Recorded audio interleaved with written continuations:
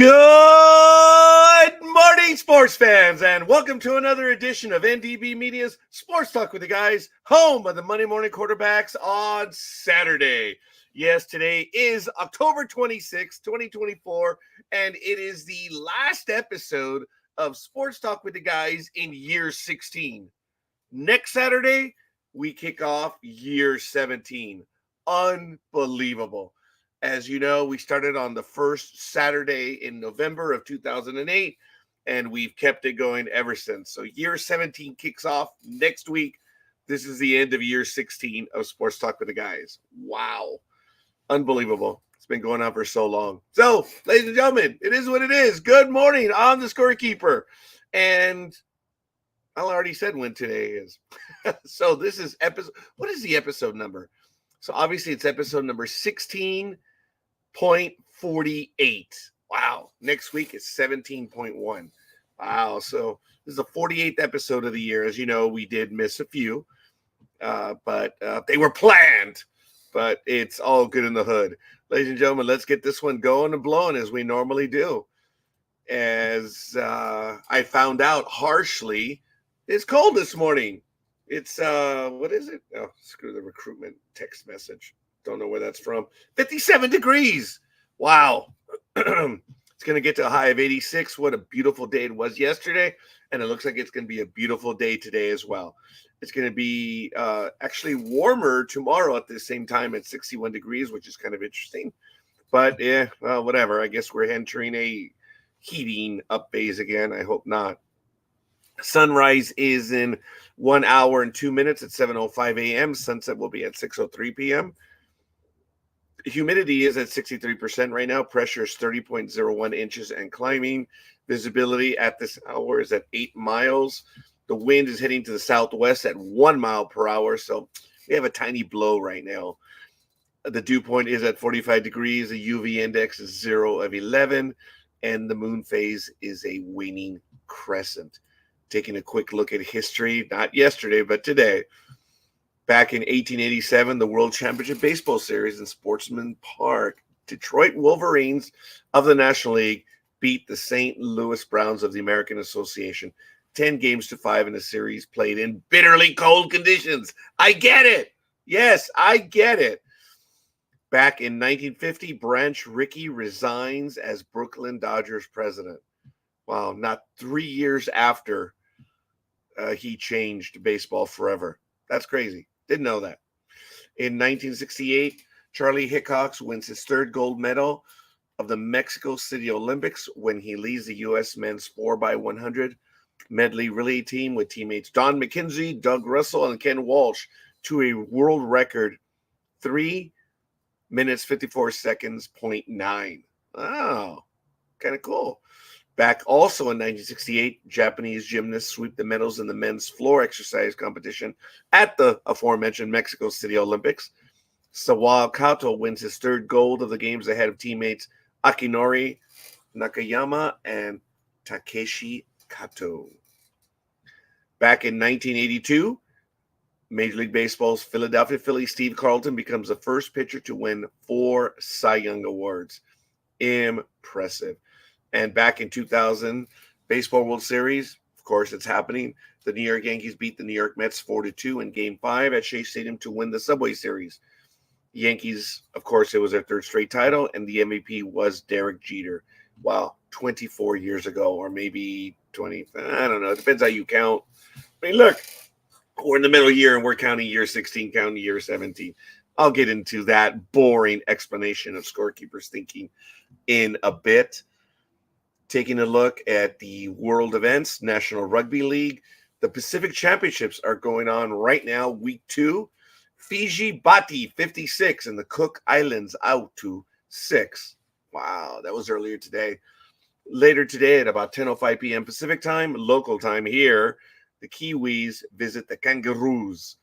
In the Women's Pacific Championship week 2, Fiji Balikula 18 and the Cook Islands Moana 6. Later today, that was on the 25th. Later today, the Kiwi Ferns visit the Jillaroos. In the internationals, round 2, tomorrow England visits Tau Samoa. And the Kiwis are going to visit Tonga 13, but that's going to be on November 2nd. So that's still several ways away. But that's actually the Pacific Championships week 3. So that's already looking ahead a little bit. So we're getting a little ahead of ourselves, and I apologize. Taking a look at the WNBA, congratulations to the New York Liberty as they took it, and glad someone was there for the parade. I don't know if it was on TV or not, but congratulations to them. The WNBA finals, of course, are going to begin a best of 7 format beginning in 2025. So congratulations to the ladies for extending the playoffs. Well, at least a championship, because I remember the first time they played, it was 1 of 3, and they've expanded. So congratulations to them. And congratulations to the New York Liberty. In ladies golf at the Maybach Championship, October 24th through the 27th in Kuala Lumpur, Malaysia, Gino Thitikul is minus 16. Ronan Yen is minus 16. Heron Ryu is also minus 16. Maja Stark is minus 14. Celine Boudier is minus 12. And Marina Alex is also minus 12. In the men's, sorry, I had that. In Zhao, Japan, going on from the 23rd to the 27th, Nico Echeverria is minus 17, 193. Justin Thomas, minus 15, 195. And Max Gray Sherman is minus 14, 196. Also, at the Simmons Bank Championship in Little Rock, Arkansas, October 25th through the 27th, Stephen Alker is minus 10, 62. Vijay Singh, minus 8, 64. And tied for third is Jason Karen, Retlef Goosen, and Thomas Bjorn at minus 7 and 65. In NHRA, going on right now, the Las Vegas Nats is going to be next week, not right now. It is October 31st through November 3rd, so that's Thursday, Halloween. And it's the Mission Countdown Championship. This is the Ford Performance Nationals, hashtag Vegas Nats, so they're obviously off. And I believe in November they will be back here. As you know, we're able to hear it live when we're doing our program here. So it's kind of cool. Formula One. We are now looking at Mexico 2024. The practices begin in 4 hours, 20 minutes, thereabouts. And taking a look at the rest of the schedule, we have Brazil, November 1st through the 3rd, and Las Vegas. The Formula One Heineken Silver Las Vegas Grand Prix of 2024 will be November 21 through 23. So that's a quick look at Formula One. NASCAR Cup standings in the playoffs. In the number 1 position, Joey Logano, number 22, driving the Ford. Christopher Bell is driving Toyota. Second, Kyle Larson in Chevrolet, and William Byron is 4th, also driving Chevrolet. On the bubble, Denny Hamlin in the 11 car, Tyler Riddick in the 45, Ryan Blaney in the 12, and Chase Elliott is in 8th place right now on the bubble. So right now, Logano has 17 points on the plus side, Christopher Bell 42, Kyle Larson 35, and William Byron 27. So obviously, if they're on the bubble on the outside looking in, Denny Hamlin is minus 27, Tyler Riddick minus 30, Ryan Blaney minus 47, and Chase Elliott 53. So where are they racing? I don't think they're in Las Vegas this weekend. I think they already had that one. They're at tomorrow at 2:30 p.m. Eastern Time, the Straight Talk Wireless 400, Homestead Miami Speedway. You can catch it on NBC, MRN, and Sirius XM. Joey Logano won the last one. It was in Vegas, the South Point 400. And congratulations to him. And upcoming races on the 3rd, we have Martinsville Speedway and the Phoenix Raceway on the 10th. So good morning and welcome to everyone. We see you guys watching the program. And we have them on YouTube, and we have them on our Facebook page as well. So if you guys want to let us know who you are, where you hail from, you're sharing the misery. Thank you. In the NHL, yesterday's results on the 25th, the Vegas Knights 6-4 over Ottawa. The New Jersey Islanders 4-3 over the Devils, and that was in overtime. Nashville 3-2 over Chicago. And Edmonton shut out Pittsburgh 4-0. Taking a look at the standings in the NHL through 6:11 a.m. Pacific time on the 26th. In the Eastern, you have the Atlantic, Florida Panthers 11th, and then you have the Lightning, the Wings, the Senators, and the Leafs coming in at 8 points. Sabres, Bruins at 7, and the Montreal Canadiens at 6. And thank you, Gridiron Girl. Appreciate it. I'm sure you'll be joining us shortly. Thank you for the love. In the Metropolitan Eastern, you have the New Jersey Devils 12 points, the Rangers 11, the Capitals 10, and the Hurricanes Islanders with 8, Penguins 7, Columbus Blue Jackets 6, and the Philadelphia Flyers coming in with 3 points. In the Western, the Central Division, you have the Winnipeg Jets 14, the Wild and the Stars with 12, the Blues at 10, the Utah Hockey Club at 9, Colorado Avalanche 8, Chicago Blackhawks 5, and the Predators 4. In the Pacific, the Flames and the Vegas Golden Knights have 11 points, tied for first. The Kings coming in at second at 10, the Seattle Kraken 9, Vancouver Canucks 8, Anaheim Ducks 7, Edmonton Oilers 7, and the San Jose Sharks. We're sorry. La Tortuga. Your team only has 2 points, but it is early, and we'll see tonight. Detroit visits Buffalo, Minnesota, Philadelphia. The Utah team visits the Kings. That's at 4 p.m. Eastern. Really? So that's going to be at 1 p.m. Pacific today. Interesting. Toronto visits Boston. St. Louis visits Montreal. Washington visits Tampa Bay Lightning. Anaheim is at the Rangers. Winnipeg's at Calgary. Florida is also visiting the Islanders. Columbus Blue Jackets at Nashville. Chicago at Dallas. Pittsburgh at Vancouver. And the San Jose Sharks visiting the Vegas Knights. And finally, Carolina at Seattle, the Kraken. That's going to be at 10 p.m. Eastern. So that's a quick look at the NHL. Major League Baseball, folks. Game 1 of the World Series. It's in the books. And it is in the history books. I kept score. I don't have my I think I left it inside this morning. I've been keeping score of all the games lately, and I do it because it's, believe it or not, a stress reliever. Calms me down when I'm watching the games.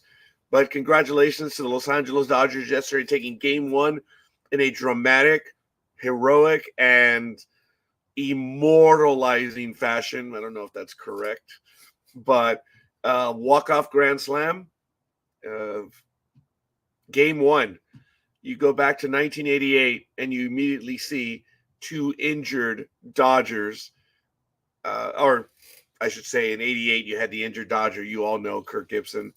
And as I mentioned in my review program, that Mr. Freeman has a bulky ankle right now.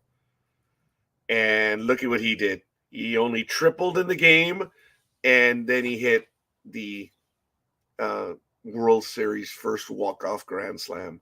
The Dodgers were behind in the bottom of the 10th, and they went on to win it. Final score 6-3. And game 2 is tonight. I think we'll go over starting pitchers and all that a little bit later. But an absolutely incredible game, absolutely stunning. Congratulations to the Los Angeles Dodgers, and congratulations to Los Angeles. Way to go. On a personal note, I'm happy it was Freeman, if anything, and as long as it wasn't Hernandez. Oh man, really, that's really my honest and humble opinion. Well, I'm giving my opinion, so it's congratulations to them. So, well, all right, folks, went around the horn. We're doing it, and you can check out the video. It's just absolutely phenomenal. And I was reading a little bit of the news this morning. There's only so much I was going to read because, of course, there's so much hyperbole and stuff. And these are the perennial hacks that are on the side that are trying to create the clicks, they're trying to create the traffic, and all the stuff. Again, mind-numbing, crushing defeat. I mean, it was a crushing defeat, but it's not a disastrous defeat. I mean, it's game one, folks. So, but I know I might be saying, oh, but it's only game two. And then I might be saying, oh, but it's only game three. The reality is it's only game one. And we'll see. But in baseball news, as you all know, Fernando Valenzuela passed away shortly before. The family is very private, so we still don't know. We may never know the actual cause, but we are saddened at the passing of Fernando Valenzuela, number 34. As you all know, one of the greatest games I ever went to in my entire life. I went with a childhood friend, Ramon, and we dared each other that day for some reason. You want to go? You want to go? I don't know. All right, screw it. Let's go. June 29th, 1990. I have the ticket. I have the national. It's up here in my collection, right here in my garage. And wow, it's impressive. I don't have the ticket for game one. Tickets a few hours before game time were starting at about $750. I'm like, nah, it's all right. There's a lot of money. It's all right. I was able to spend it with my family watching the game, and it was absolutely fun. I did not appreciate my older sister, though. She is cheering for the Dodgers, and it was funny. I forget. I think she had just arrived. She was very kind. She served food for all of us, and something happened, and she immediately tried to give me a fist bump. You are the enemy. I am not going to give you a fist bump. I think my daughter gave her a fist bump, but and my daughter surprised him because she was visiting with them earlier in the day. It was helping them, and my daughter, smooth move, went there wearing Dodger blue. She had a Dodger jersey, so when the game was going on, my older sister Rose thought that she was cheering for the Dodgers, and Chima whipped out her Yankee jersey. And it was fun. And when we went out to buy food yesterday, boy, were we getting looks because we were wearing our Yankee gear. And as you know, I wear it periodically, and I'm not afraid. I was commenting to my sisters that being here in Pomona, boy, it is Dodger Town. I mean, when we were moving in, we're like, oh, son, we are pilgrims in an unholy land. Yeah, I haven't done my Scottish accent in like forever, so I cannot replicate Sean Connery, but you know the line, we are pilgrims in an unholy land. And yeah, Pomona, oh, for the love of God, it is Dodger Town. Always has been. So kind of interesting. But when we were buying food for the family yesterday, just before the game, I'm not going to say where we were. The cashier was really cool with us. That was funny. But everyone else just kept staring. And I was like thinking, excuse me. I was thinking that I was going to end up, like, I swear to God, I was watching the guy in the back, like, don't spit in the food. Good morning, big dog. Greetings and salutations. Did anyone spit in your food yesterday? God, I hope not. Mason. I was babysitting Mason, so he might have spit in it. I don't know. Yeah, but that one doesn't count. That one's at. Why? What exactly happened that someone spit in your food? No one did. I was watching out because they weren't glaring. I think we were more of a curiosity. The older man that was in the back prepping the food just kept looking at us. I'm like, what? I'm wearing the Yankees. What's the problem? And we were a curiosity to the older man, and I just kept looking at him. I'm like, okay, all right, don't spit the food, and that's all. Who were you with? You say I was with Gmo. Oh, okay. So you ventured into Dodger territory with the Yankees uniform. Well, we were actually. Well, yeah. Los Angeles is That's what I was going to say. Because right now, as of right now, anything in Southern California right now is Dodger territory. now. The funny thing is, though, that of course I know, and I believe the big dog knows. We know who the real Dodger fans are. We see them Yeah. every day.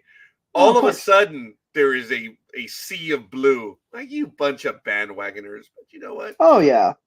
The same thing when the Lakers are getting hot. All of a sudden you see the purple and gold everywhere, and I'm like, don't jump on. We don't want you. You have some news about the NBA, right? Is it this week? The NBA started on Tuesday with 2 games. Oh. The truly hated ones, unfortunately, received their ring ceremony, and they trounced the New York Knicks. But the night game was the Lakers versus the Minnesota Timberwolves, and the Lakers won that game.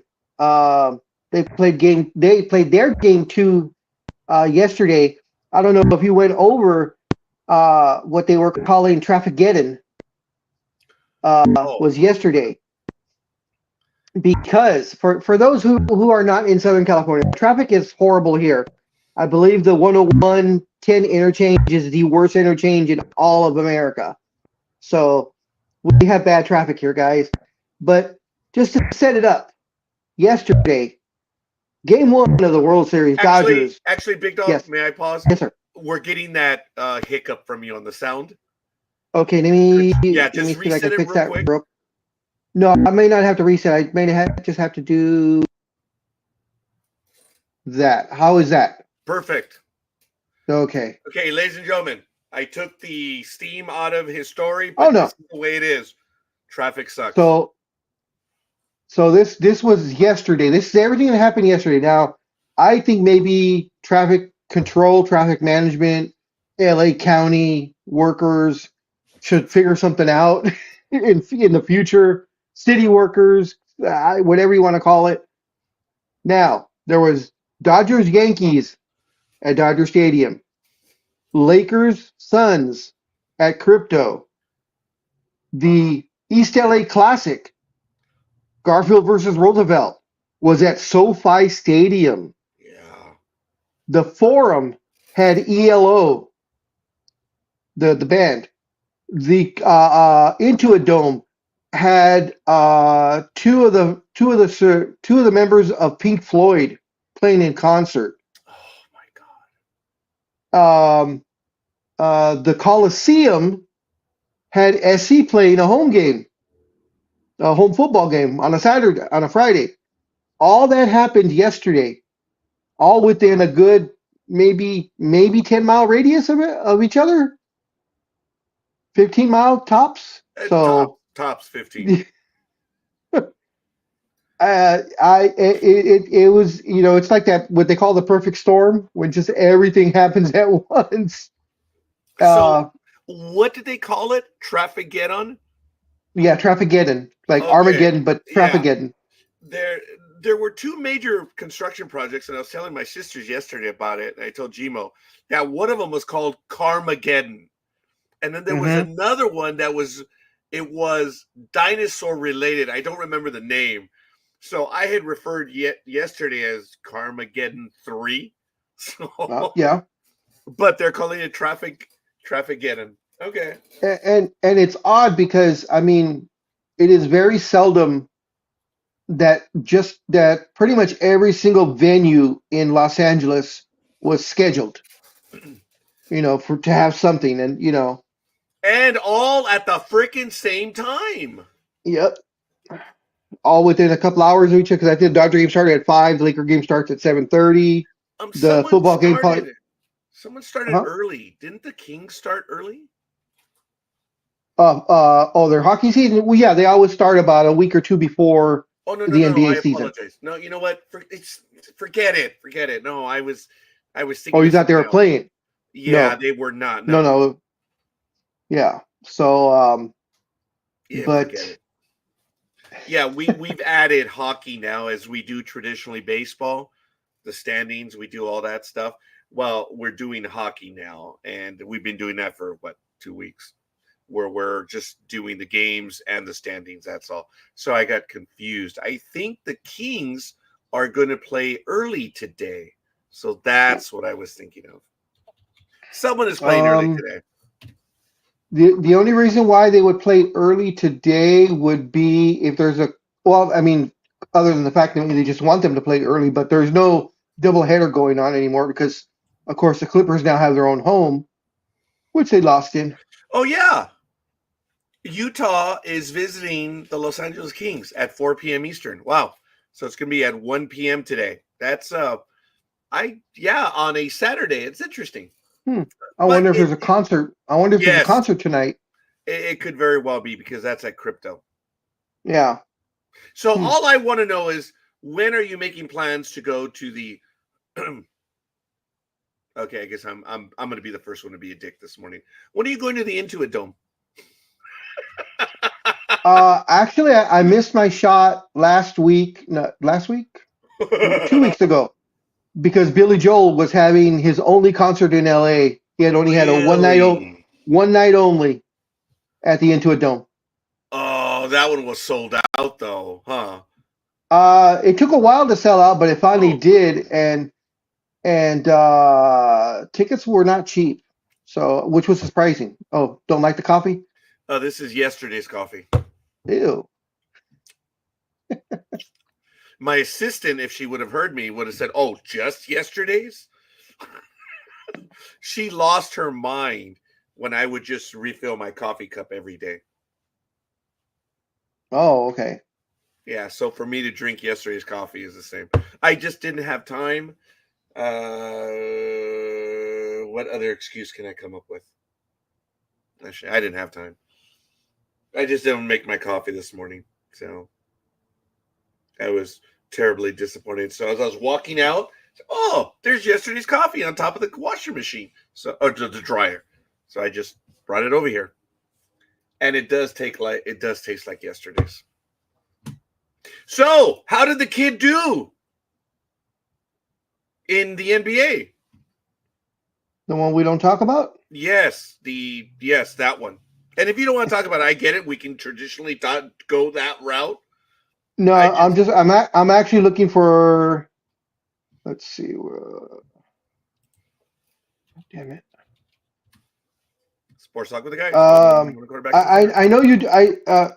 As I'm looking, I'm on a slight variation as we always do.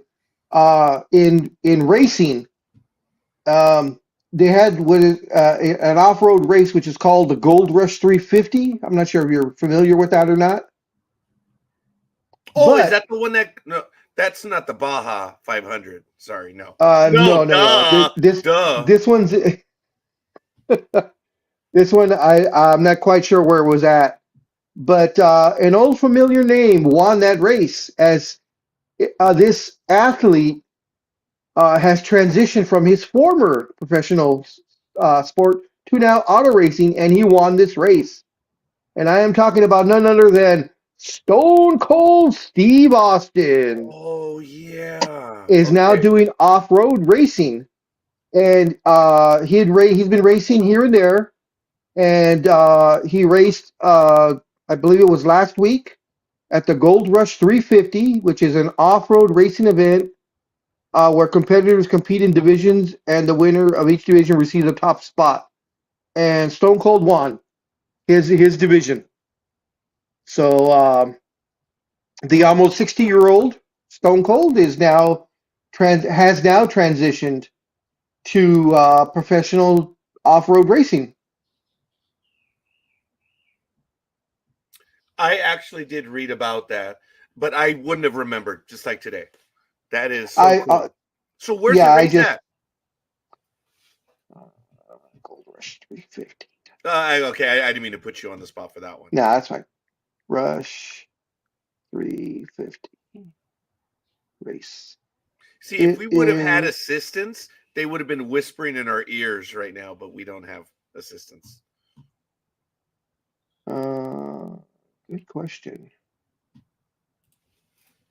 Where is the Gold Rush 350? Is that in Australia? No, it was here. Oh, the Mama. Texas. It's in Texas, right? Oh, Texas. Okay. Texas. Well, wait a minute. No, no, Uh, no. Hold on. No, no. It may not be there. Because I I would thought I figure the thought it was. gold rush would be in California, Nevada, somewhere around there. Yeah, I was thinking Nevada. I thought I read somewhere that it was Nevada. Come on, folks. You guys are always babbling in the chat room. Ah, there. Damn. Okay, so Mr. LeBron and his son. Uh, it was in the third quarter with about 4 minutes left. They finally had LeBron and Bronny play together. They actually checked in together because Bron was taking his rest. But when he came back with his son. Um, Bronny played 2 minutes, was 0 for 2, had one rebound, and that's it. And did not play at all yesterday. And it was also announced before the game that after the road trip, which they're going on starting tomorrow, I think they're flying out tomorrow, he will go down to the G League. They've already announced it. Well, they played together. The dream happened. They played together. Congratulations to them. And it's done. Now, with the fact that father and son played in the same game, they are now in a very exclusive group of uh, fathers and sons that have played together on the same team. Now, of course, Scorekeeper probably remembers the most famous ones. You mean outside of Yes. basketball? Oh yeah, Yes, yes. the Griffies, and Yes, and the Griffies were there. They took really? a group photo. Yes, they had father standing next to father and son standing next to son, and it was a group of four. But it was as you said, Ken Griffey Sr. and Jr. Who else? Raj, see if you can get this. Scorekeeper, see if you can get this one. That played together? Yes, sir. Probably not, because I know the Boones are family line, and no, I'm not going to get it. The drivers, the Earnhardts. Yes, the Earnhardts. That might be the extent of it. Okay, let's see if you can get this one. These Major League Baseball players that played together, father and son. I believe they played they played in 2001.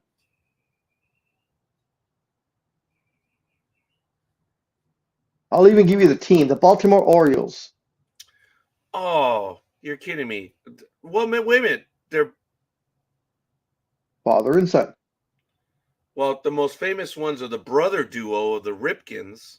No, this is father and son. Yeah, I don't know. It wasn't Scott McGregor. Palmer, Jim Palmer. No, father played for the Expos, I believe. It couldn't have been. Oh my God! I can't believe I missed that one. The Alous. No. Oh, okay, I missed it. Tim Raines and Tim Raines Jr. I actually thought of Tim Raines. I cannot believe it. I did think of Tim Raines. All right. Well, I still would not have gotten it. I would not have gotten it on the Lifeline. I would not have gotten it on the 222. No. The one that I didn't know, this one surprised me. Gordie Howe played with his son Mark Howe, and in another year played with his other son Marty Howe. Really? Yeah. That is cool. In 79-80. The Boones were close. I mean, that was family. The catcher, yeah, and then of course the Yankee manager right now, and then there was the other Boone who I think was with the commies. Okay. The other Boone, his name is Other. It's the best that I can do right now. Brett Boone. Oh, very cool. What a jerk. Is it Brett? Very good. Yeah, it is Brett Boone. Okay. Yeah, very good. All right. That's funny. I was kind of hoping NorCal Girl was in here, but She's exhausted. Michael has been using her to death. So good for them. well, she should use some sort of lubricant then, so she wouldn't be so, Anyway, never mind. Well, I don't know if it works when it comes to the voice over stuff, but the other stuff, I don't know. But congratulations. All right. Well, this one is weird. Something's fishy about this. Of course, ESPN is not reporting it because, of course, Bronny and LeBron are the golden children, the golden gooses for ESPN. Golden, but this actually happened just before, about 2 hours before the game on Tuesday. TMZ was one of the first ones to break this news, and it is that LeBron and Bronny are being sued over a 2022 car crash. It says TMZ learned that they've been sued over their roles in an alleged crash in 2022. It says court documents were obtained that Thames showed a suit was filed by two plaintiffs in Los Angeles County Tuesday afternoon, just hours before the father-son duo took the floor for the first time.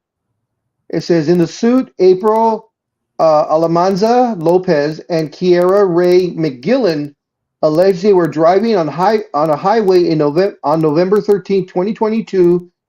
Now, this is the weird part. In Little Rock, California, when the Jameses slammed into them. It says Lopez and McGillen stated that in the docs that they sustained injuries that will require further medical attention. They also claimed that the car they were driving was damaged and lost all value due to the wreck. And it says the two are suing the NBA stars for unspecified damages. What I find weird is what the hell are they, if it's true, what were LeBron and Bronny doing up in Little Rock? Highway 138. Yeah. They were zooming across the desert. That's what I was thinking. But I mean, even so, I mean, what are these two, a billionaire and a millionaire, because the son's a millionaire because it's with his dad. What are they doing off the 138? There are a lot of scout ranches on the south side of 138. There's actually a lot of groups that I'm assuming, but you know what they say about assuming. Okay, yeah. They might have been involved in some community stuff, or I wonder which direction they were going, because remember, 138 is known as the highway of death. Death corridor, yeah. Yeah, I've been on it many, many times, and it is. I can see why. It's a highway of death. Yeah, and they're trying to improve it.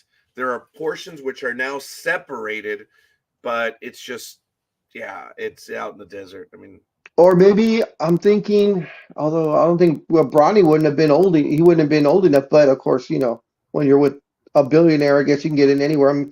I'm thinking maybe they were coming from Vegas and decided to cut across the back way to get to their place in Pacific Palisades or wherever the hell they live.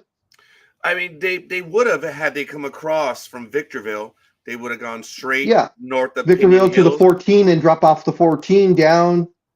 Yeah, I don't know. Because remember, from Victorville, it's a straight shot across, and then it joins up with the 138, and then the 138 goes into Palmdale. So I could see that. Where do they live? Pacific Palisades.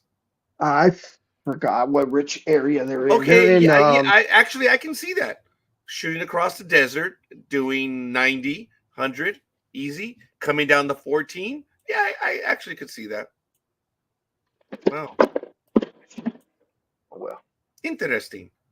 I actually and it's funny because it was all over the news station, news media, but as I said, ESPN has yet to report it, even 4 days later. I guess they don't want to piss LeBron off or something. Yeah. Generally, California has a statute of limitations. Well, actually, I can't even say generally anymore because California has a unique statute of limitations code on what is and what isn't. But I would have thought that an auto would have been within a year, but I guess That's what I it's was two thinking too. years. I guess it's 2 years. But then again, what does TMZ report? That it was recently filed, or that they Yeah, found out about the lawsuit? it says that the lawsuit was filed on Tuesday, on this Tuesday. Well, yeah, I guess it's within two. Yeah, because the accident was in November of 2022, right? Yeah. So So maybe it was a 2-year statute, they spent but all this time negotiating, and it could be. And that and LeBron and Bronny refused to, or their lawyers, of course, refused to give in. So they brought it public. well, I hope no one's hurt. That's the most important thing. And Well, like I said, according to the article, the two women said they were hurt and they still have medical problems that will, of course, need further medical attention. So, but I just find it weird, the area and the fact that, why take 2 years? oh, that I figured they were negotiating. Or maybe they didn't realize who hit them. Never mind now, That's because they were, actually that's you know, very possible. yeah, but they were driving something nice though. LeBron's not going to be driving some, Nissan Altima or anything. Oh, right, yeah, like a rental. Those smart cars. Do they fit in the smart cars? I doubt it. Oh no, no way. LeBron is 6'9", 270. So could LeBron sue because there's a product out there that he cannot get into? I don't care. Well, the United States is a very litigious country, so maybe he can. Oh my God! There you go, using big words. Thank you. No, I agree. I agree. It's just wow. I'm sorry that they were. For the love of God, that's not going to happen. I'm sorry. I was just going over something, and we're jumping ahead. But the Bears 4-2 visiting the Commanders 5-2. The suggested pick is the Bears, and that's what I said out loud. Oh, for the love of God, Oh, that's not happening. So I've already revealed a pick, ladies and gentlemen. I just read it right now, and that's not going to happen. So that's why I keep looking to my right, because I'm getting the text messages on all the picks. And I'm getting them ready because the NFL is going to start. Our stuff's going to start in about 15 minutes. Oh, yeah. I spoke to folks.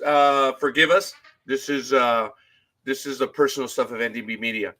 I spoke to Speedy, and Yeah. he told me that he spoke to you too as well.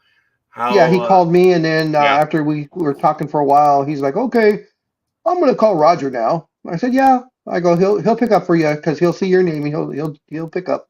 I go, No, hopefully he'll notice it." no, I missed it because I was asleep. Yeah. So I called him the next day. So Okay. it did show as a missed call, and I was like, damn. So I did. Because he called. I spoke to him on Thursday, so he called you on Wednesday, right?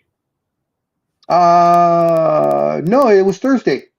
Okay, then I spoke to him on Friday then. So, yeah. Yeah, because it was. I think it should have been right after the game, or right about the. What? So I did speak to him on Friday then. I'll tell you right now. Matt called me. Oh shit, we're both wrong. Matt called on Monday.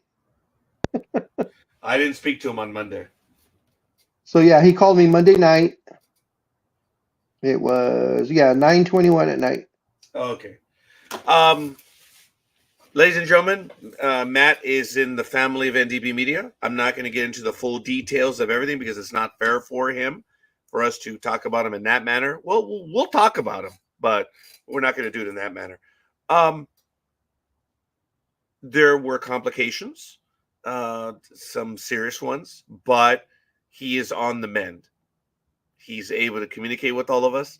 I asked him a question about when he foresees exiting the hospital, and he did mention that it was implied to him that all told, he could be out within 3 to 4 weeks. So that is phenomenal news because we worked out the timeline. He still has another procedure he's going to go under. Again, I'm not going to get into any of the lurid details, but for the most part, I think everything went well for him. There were some minor complications, and I'm sure he'll talk about that when he returns. But I'm looking forward. Guys. So he had what's called a Giants fandectomy. So they try and dig all the being a Giants fan out of you, and they can't quite get it. So they went and had to go in a second time to get the rest of it. They think they got it, but unfortunately they found a little San Jose shark in there. So they're trying to get that out too now. Oh, damn it. I'm sorry, Roger. I didn't mean to do that to you.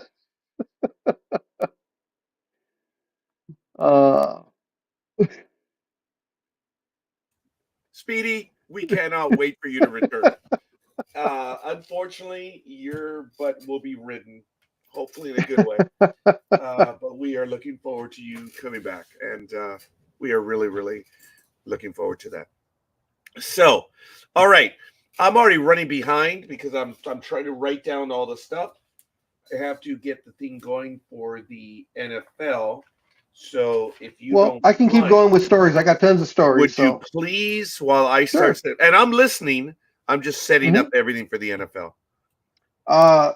Real quick World Series note. We're all wondering how, of course, the umpires are going to do, and I, of course, said the relatives of Angel Hernandez were going to officiate the World Series this year because the umpires were ranked 18th, 24th, 32nd, 37th, 49th, 60th, and 73rd out of 90 umpires. Those are the seven. 1, 2, 3. Yeah, those are the seven that are umping the World Series. The highest ranked one is 24th, which decent, above average. But I mean, to have the 73rd out of 90, 73rd place out of 90 officiate a World Series, how the hell did he get there?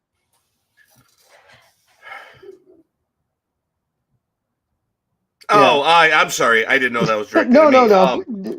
No need. I don't know. For the love of God, I don't know. And back to basketball news. Very nice. If I may comment about that,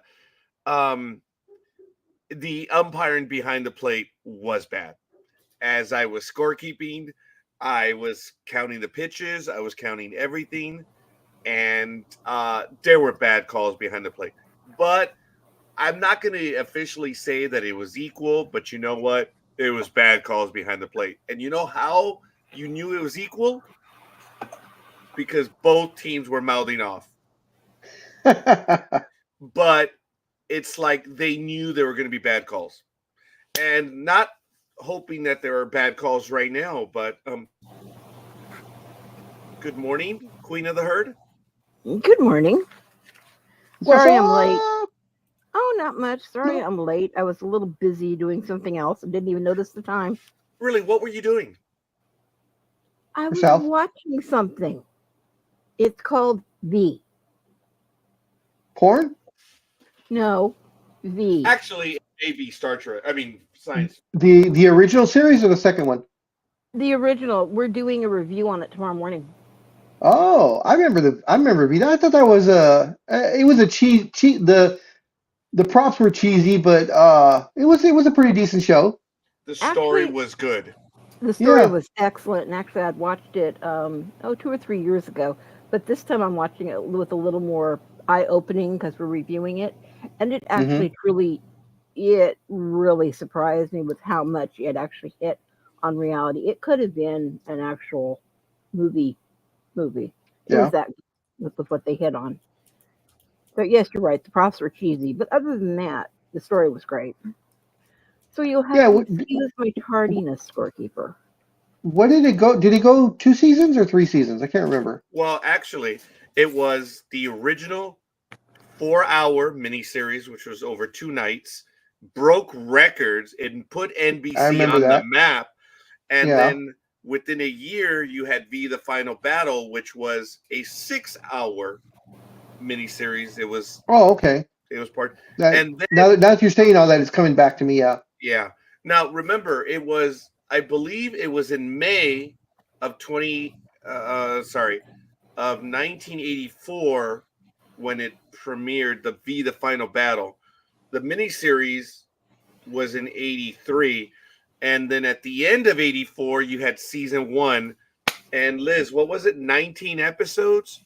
And it was canceled right before the filming of the last episode.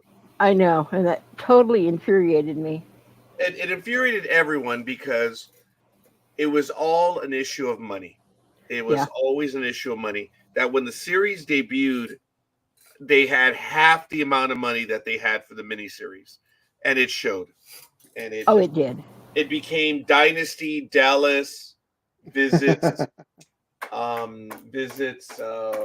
Land of the Lost. Oh, that's funny. That's actually kind of. That's actually correct. funny. Yeah, That's kind of correct. that's damn funny. Oh. Yeah, actually, I was watching the Final Battle. I know we're only reviewing the miniseries, the first one, but when you get into it, you kind of have to flow, and I have them where they all flow together. So Cool. So I only got part of that. You're talking about the miniseries, right? yeah, Yes. I was watching the Final Battle. I know we're only doing the miniseries, is what I said, and we're going to do the Final Battle on another episode, I'm assuming. But I have it where they all flow together on streaming, so it just all flowed into one another. It was like a continuous storyline. Yeah, Liz, I was just being a jerk to you because I have it on record that when you say something that's complex, and you say, "Oh, I'm sorry, I missed that," you can get the person to repeat it again. I have it on record 8 times, county engineer repeating the same stupid statement over and over. I suckered the engineer into repeating it 8 times. That's a bit much. Oh, Yeah, you would figure after maybe the 3rd time he'd figure it out. Yeah. But each time I suckered the engineer to tell the same line. Oh my God, it was hilarious. I think that one even went into my performance evaluation under productivity. Oh God. Oh my God. I mean, management was in on that one. Okay. I am still muzzled for about another. I shouldn't even say that. All I Let's can say a say year. is that the We'll say a year. muzzling. Yeah. All I can say is I am dying to tell my stories. That's all I'm going to say. I mean, is that emotion or what? Oh yeah. 33 years, baby. I am preparing to be Nero. I'm going to be fiddling away, baby. You should write a book. Yeah, or I was going to say, the Fireside Talks with the Scorekeeper. Oh, I actually have. Oh, I didn't tell anyone. I have the website. I have the website already, and I'm working out how I'm going to do it. But oh my God, I am going to be. Sorry again. I'm going to be Nero fiddling as Rome burns, folks. I told you that I'm going to be starting a political action committee. I wonder why. Oh, revenge is a dish that is best served cold. And when it's served by a senior clerk with the agenda. Oh. Anyway, sorry. I should be looking for a hit squad coming past your house. I'm sorry, what was that? Should we be looking for a hit squad coming past your house? Okay, let's look at the reality. These are civil servants. About the only thing they have is a Unistrut post. And that's going deep, folks. Okay, that is going. But I just cannot wait. I cannot wait. Yes, there is a muzzle, unfortunately, and not in a good way. But anyway, I'm sorry. I'm doing the football setup right now. I apologize. Did No that problem. set me off or what? Oh, Damn. God. I mean, that was real emotion. I think a tear's coming down. Ugh. Sorry. Ugh. So how are you, Big Dog? Was it good for I'm sorry? you? Was it good for you? Because it was good for me. I'm sorry. I'm sorry, but it was. Whew. I don't smoke, but damn. So a couple of surprises happened in opening games. Of course, the Lakers revealed that they will wear the number 44 on their jersey for the entire year in honor of Jerry West. Mm-hmm. The following day at the Intuit Dome, the JW is on the out of bounds area in a circular like decal in the Intuit Dome, and also the chair that he sat in will be placed for the first season at where he sat, which was like behind the Clippers bench, and that will remain there the entire season.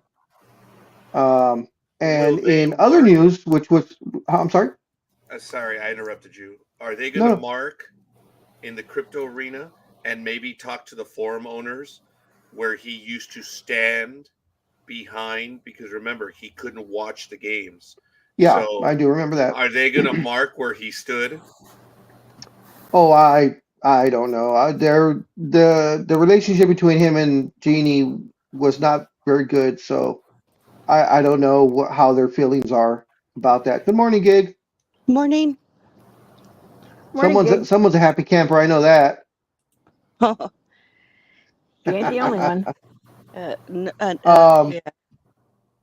and in a surprise move, which no, they kept it under wraps. The Miami Heat, in recognition, the ownership, in recognition of what all that Pat Riley has done for the franchise, named the court after Pat Riley. So from here on in, Wow.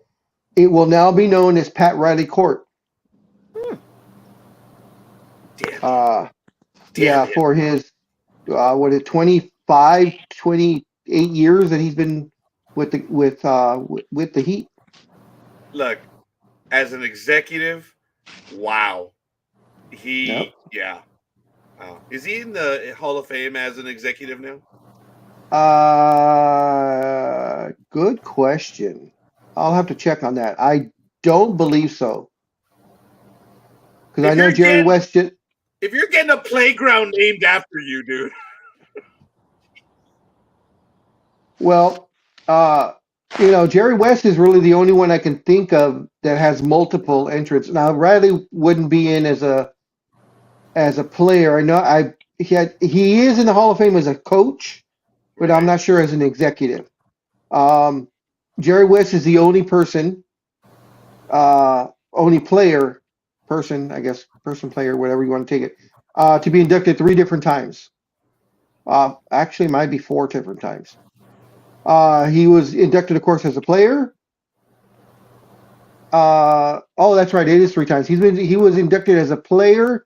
He was inducted as a member of the 1960 Olympic team, which I believe was the first gold medal that they won. And then right after his death, he was inducted in as executive. Yeah, that one should have been done before he left this rock. Yes.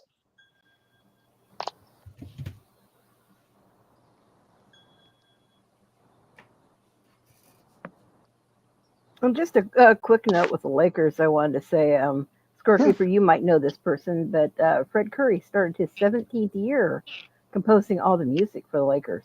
And of course, you know who Fred Curry is. Just a little bit. Why don't you enlighten the audience? That was very good. I had not made the connection, but I do know who he is. Please enlighten. He does all the soundtracks for the Ark. does all the music for it, and he does all the Cool. musical stuff for the Lakers, amongst a Yeah. lot of other things.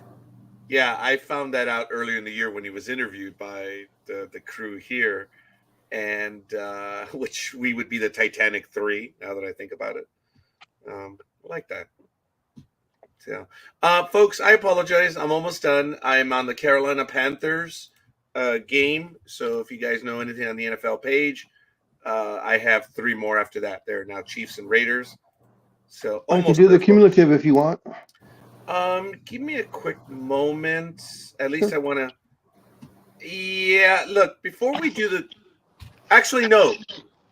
Do the cumulative, and then we'll do Thursday's games. And yeah, please go ahead. And cry. All right, guys. As usual, we go bottom to top. So, last week, of course, Speedy was incapacitated. Having his giant fanidectomy Oh, hold on. dealt Did with. you girls hear about that? Yes, I was going to ask you, did you talk to him? He was trying to get a hold of you. Oh, shut up. Oh, I did get to him the next day, whatever day it was. I did get to him. But don't go after me on air saying, "Oh, so-and-so's trying to get a hold of you." No, I'm not going after you. Just Don't passing be on the dream. message. Don't passing be on the dream. message. Don't be dream. So, anyways, of course, Speedy had other things, much more important things to take care of. I don't So know if he was. Grid heard what you said. So would you please talk about what he had done? Oh, I wasn't you going to didn't talk hear? about it, but the big Gridiron dog. Girl, you didn't hear what I had said? No. Uh, as we know, behind the scenes, we know what's going on with Speedy, but Yes. we'd rather not say it in public. So I came out and I said, what happens is Speedy had surgery that he had to have a giant fandectomy, which of course means to take the Giants fan out of him. Of course, they didn't get it all the first time, so they had to go in the second time, and they got the rest of that. But then they also found a little bit of a San Jose shark in there, so they're going to take care of them the next one. No. That's what I was implying by the complications, but Big Dog went public, so screw it, in for a penny, in for a pound. So it is what it is. Oh my God. Okay, so yes, please go ahead and do the community. Aisha right. says, "Morning, guys. I have connection problems." Okay. But thank you for the like, Aisha. Appreciate it. Oh, here, that did some a little bit more to your liking. Is that all right, God. Aisha? Not Nice. that I've ever done that in my life. But go ahead, please, Big Dog. I keep interrupting you. All right. So as I said, Speedy didn't have any picks at all. But for cumulative, he is 43 and 47, 47.8%. Elway 7 went 6 and 9, 40%. She's 53 and 54. Excuse me. Yeah, 53 and 54, 49.5%. Engineer went 9 and 6, 60%. He finally is above 500. He has been working hard. That 14 and 1 game, the week that he had really helped him out. So he is now 54 and 53, 50.5%. Lukey's went 8 and 7, 53.3%, 55 and 52, 51.4% total. Coffee went 9 and 6, 60%, 55 and 52, 51.4%. Color Maven went 10 and 6, 10 and 5, 66.7%. She's 60 and 47, 56.1%. Dream went 10 and 5, 66.7%. He's 61 and 46, 57%. NorCal Girl went 10 and 5, 66.7%. She's 66 and 41, 61.7%. Sports Sister went 12 and 3, 80%. She's 67 and 40, 62.6%. The Philly Special went 13 and 2, 86.7%. 67 and 40, 62.6%. Anime Girl went 12 and 3, 80%. She's 68 and 39, 63.6%. Almighty went 12 and 3, 80%. Big He's Dog. 69. Oh my God. Yes. Oh my God. Look at who's here. Is that the Almighty that I just talked about? Yes, it is. How you doing? I am doing just great. After those 2 weeks where y'all were screwing around with 500 and below, seems like now we've got our game on. Yep, finally. It's a tight race, my friends. It is exciting. Yep. Because now every game we pick means life or death. So Yep. So Almighty went, as I said, 12 and 3, 80%, 69 and 38, 64.5%. Gridiron Girl went 13 and 2, 86.7%. She's 69 and 38, 64.5%. Scorekeeper went 13 and 2, 86.7%. He's 69 and 38, 64.5%. And I went 13 and 2, 86.7%. I am 70 and 37, 65.4%. And of course, Gridiron Girl was the only great prognosticator this week and picked the Rams because, well, Coffee picked it, but that's only because it was a home game. But the Rams, I'll say it, the Rams shocked everyone and won 30 to 20, I believe. Something like that. It was yeah, 30 30 to 20. I'm not sure if I was so shocked about it, but it was still, I mean, the Vikings may be on the downturn right now. We'll have to wait and see. Yeah. I mean, that Detroit game took a lot out of them. And now the Rams, I don't know. I mean, I'm not saying they're out of it, but, you know, it just seems like. Anyway, that's enough. Oh, I also, apropos that you said that Scorekeeper was at 69%.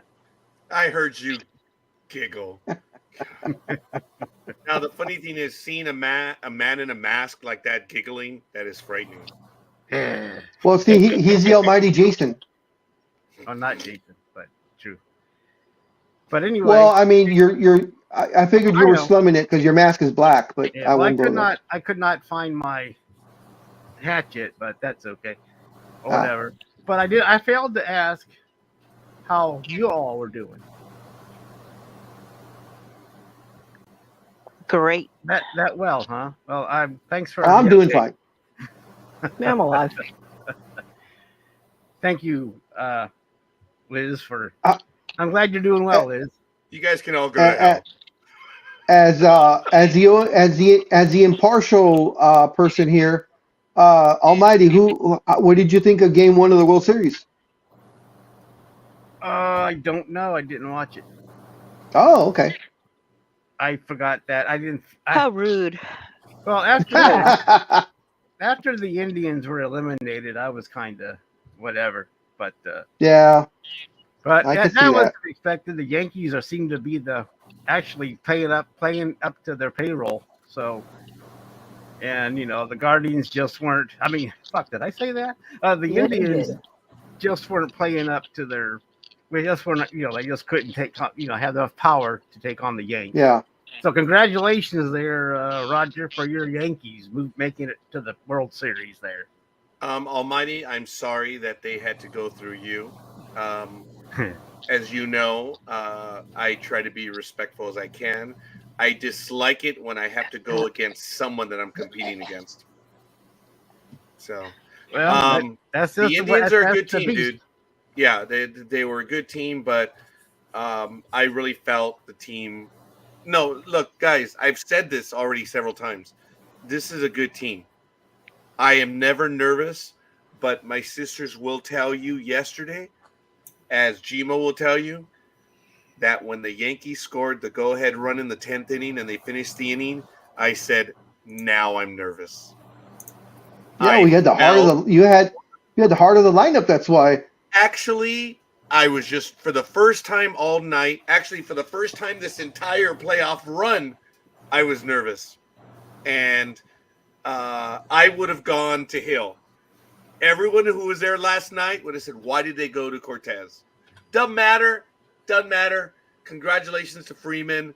Dude, the moment he hit it, I could tell by Oh. the angle. I was like, Oh yeah.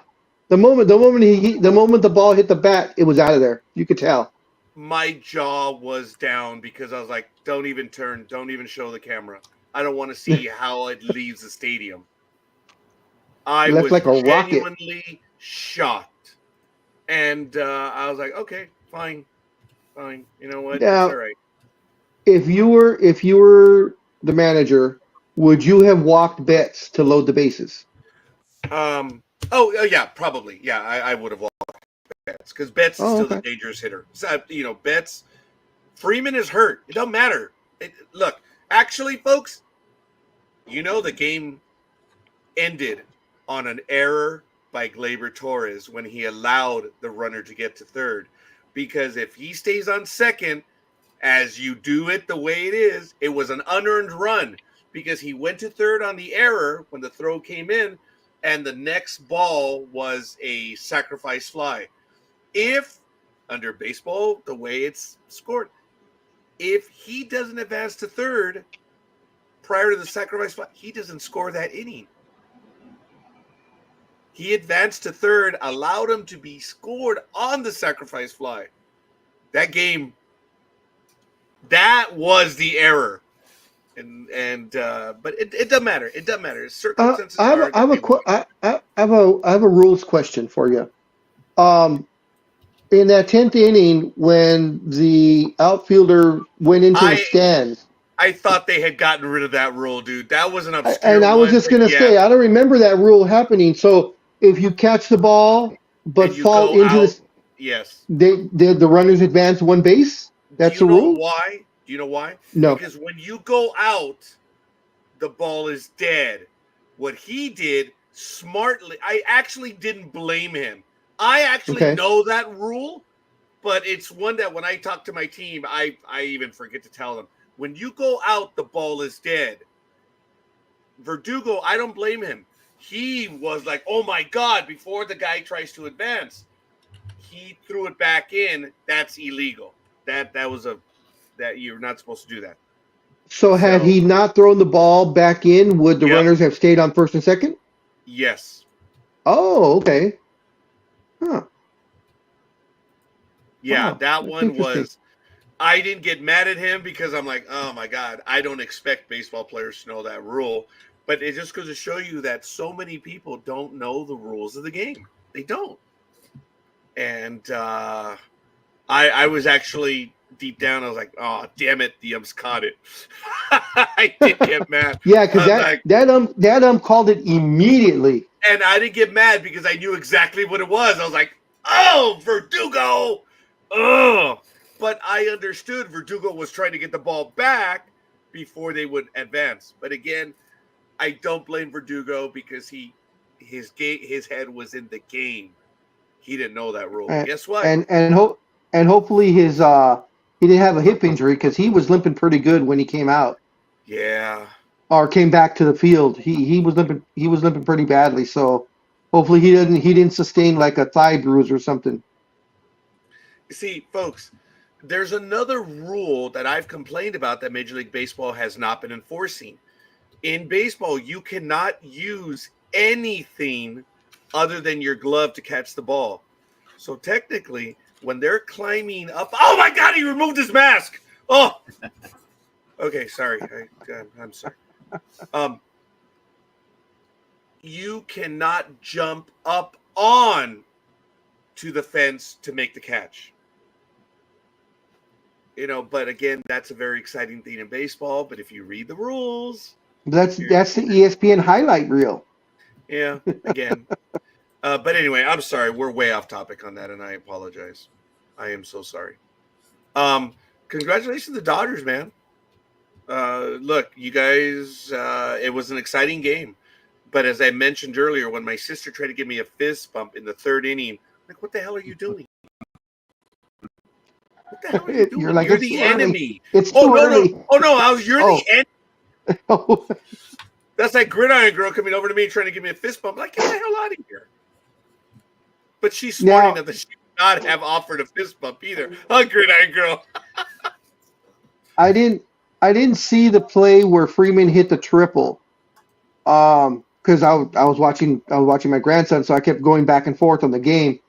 But since I know you watched the whole game, had Freeman not had a bad ankle, could it have been an inside the park? No, Okay. unless it was a super speedy guy. No, I'm not La Tortuga. I'm just saying a super speedy guy. I mean, you can never say, because if you got a speedster, that changes the desperation. Yeah. You never know. But looking at it straight out, no. And I hear his pregame preparation for that ankle. They said he gets there 4 hours before game time, so the Aw. trainers and such can start working on his ankle to make sure the swelling and the pain stay down. All right, there she is. I fist pump with Elway 7 all the time. Just okay, my siblings, whatever. But it's a true story. You see? I mean, she really tried to fist bump me, and I'm like, what the hell are you doing? I'm like, no, you are the enemy. You know, NorCal girl, that comment, it's very hard for me to stay tight-lipped. You better. I know, because I know they're your sisters, so I can't say anything. Yeah, you're funny. All right. Why don't you continue, please, with the or you did the standings, did you not? Yes. Okay. And we talked about the Thursday game. We did, yes, as a matter of fact, which was, hey, you know what? Congratulations to the Rams. Stafford Yep. is healthy, and having Stafford do well is good for the NFL. For the And they needed that. They needed that game big time. All right, ladies and gentlemen, are we ready? Yep. All right. So, Hi, I'm Anime gonna Girl. have- I'm sorry. Good morning, Anime Girl. Forgot to acknowledge.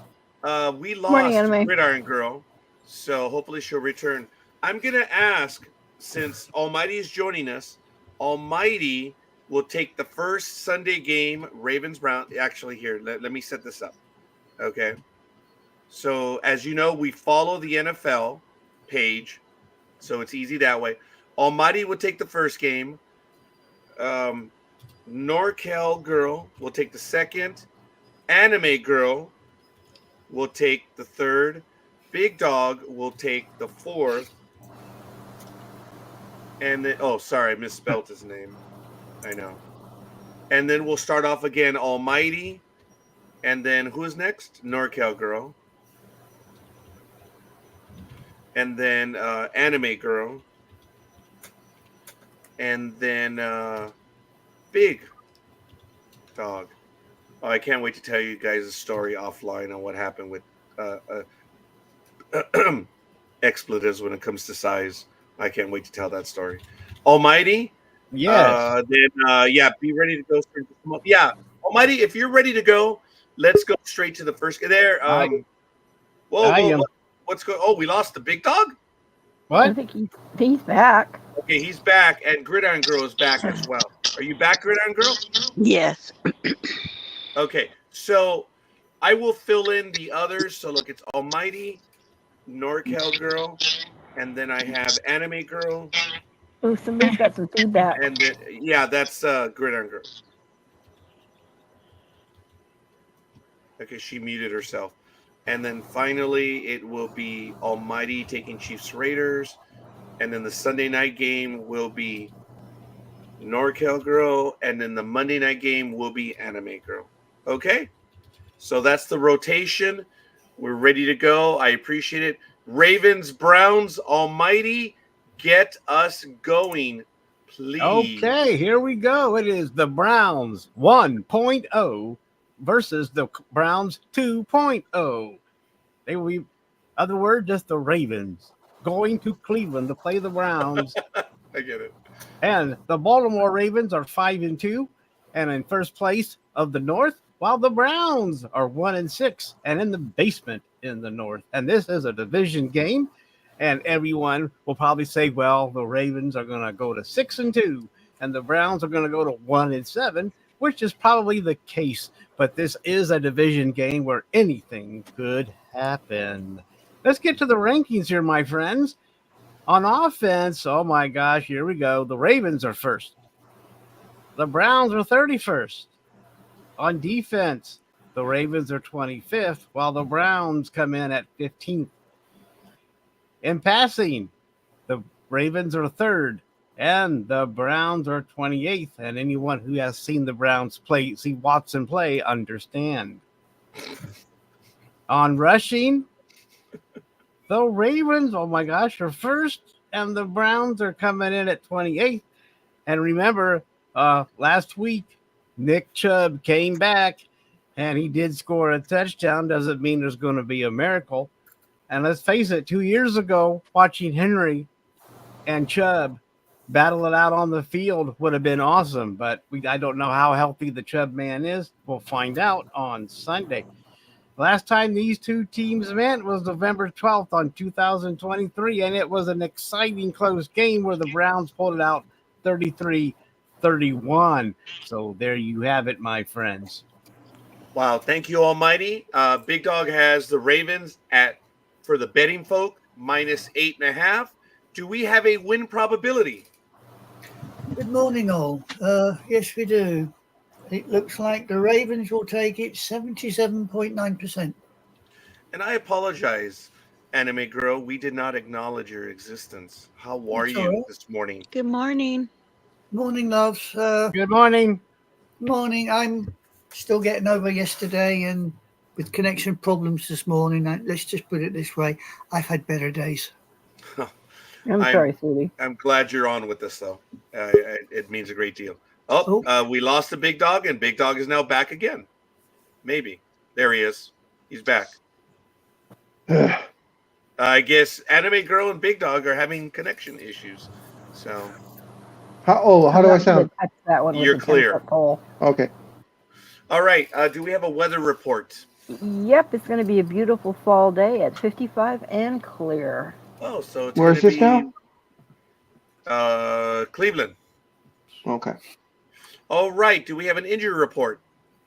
Yes, we do. The Ravens have Tampa, the cornerback, is out with his ankle. Ali, the running back, is also out with an ankle. Ismail, the tight end, is out, but that is undisclosed. Of the two teams, the Ravens have got the larger injury report with quite a few on injured reserve. The Browns, Willis, the tackle, is out with his knee. Hicks, the linebacker, is out with his elbow. Ford, the running back, is out with his hamstring. Hickman, the safety, is out with his ankle. And at the moment, I've got Watson, the quarterback, is on injured reserve with his Achilles.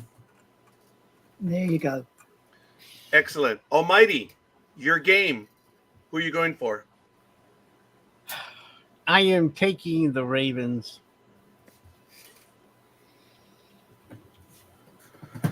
Okay. I'm going to go on screen. Anime Girl, who are you going for?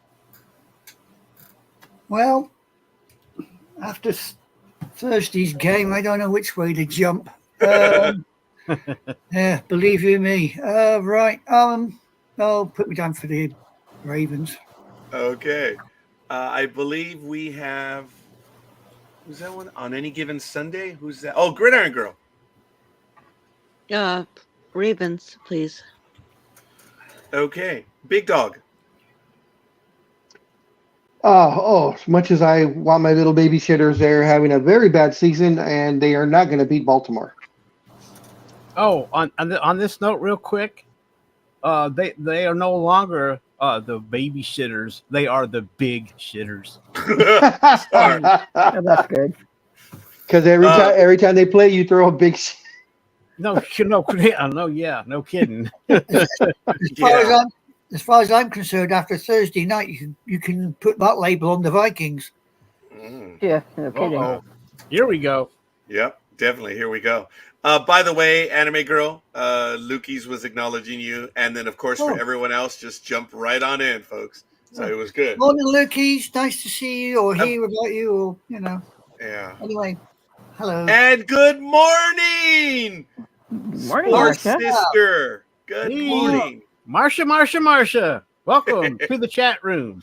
Oh my God, Marsha. I don't know if you know this, but internally we fought over me calling you Marsha on the other net. I got so much grief from the other co-hosts. Like, dude, I don't know if she likes that or not. Like, oh my God. We talked about that for weeks. So, Richard, good job, dude. Oh, and by the way, Richard didn't even know any of that because I called her Marsha. No, I was unaware of this. Yeah, and it was controversy. yeah, it was stupid. So that's why I thought it was funny that you said that right now. I'm like, great, that was awesome, and she does like it. So I apologize. I'm off base. Here we go. I'm gonna go with the Ravens, as is Lukey's. So Lukey's and scorekeeper, and then Elway 7. You're kidding.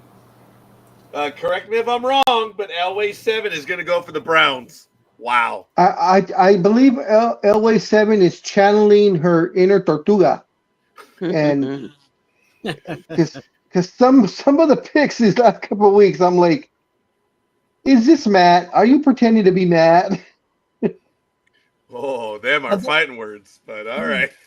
I'm beginning to think that La Tortuga and Elway 7 are psychically linked because they. I have no comment.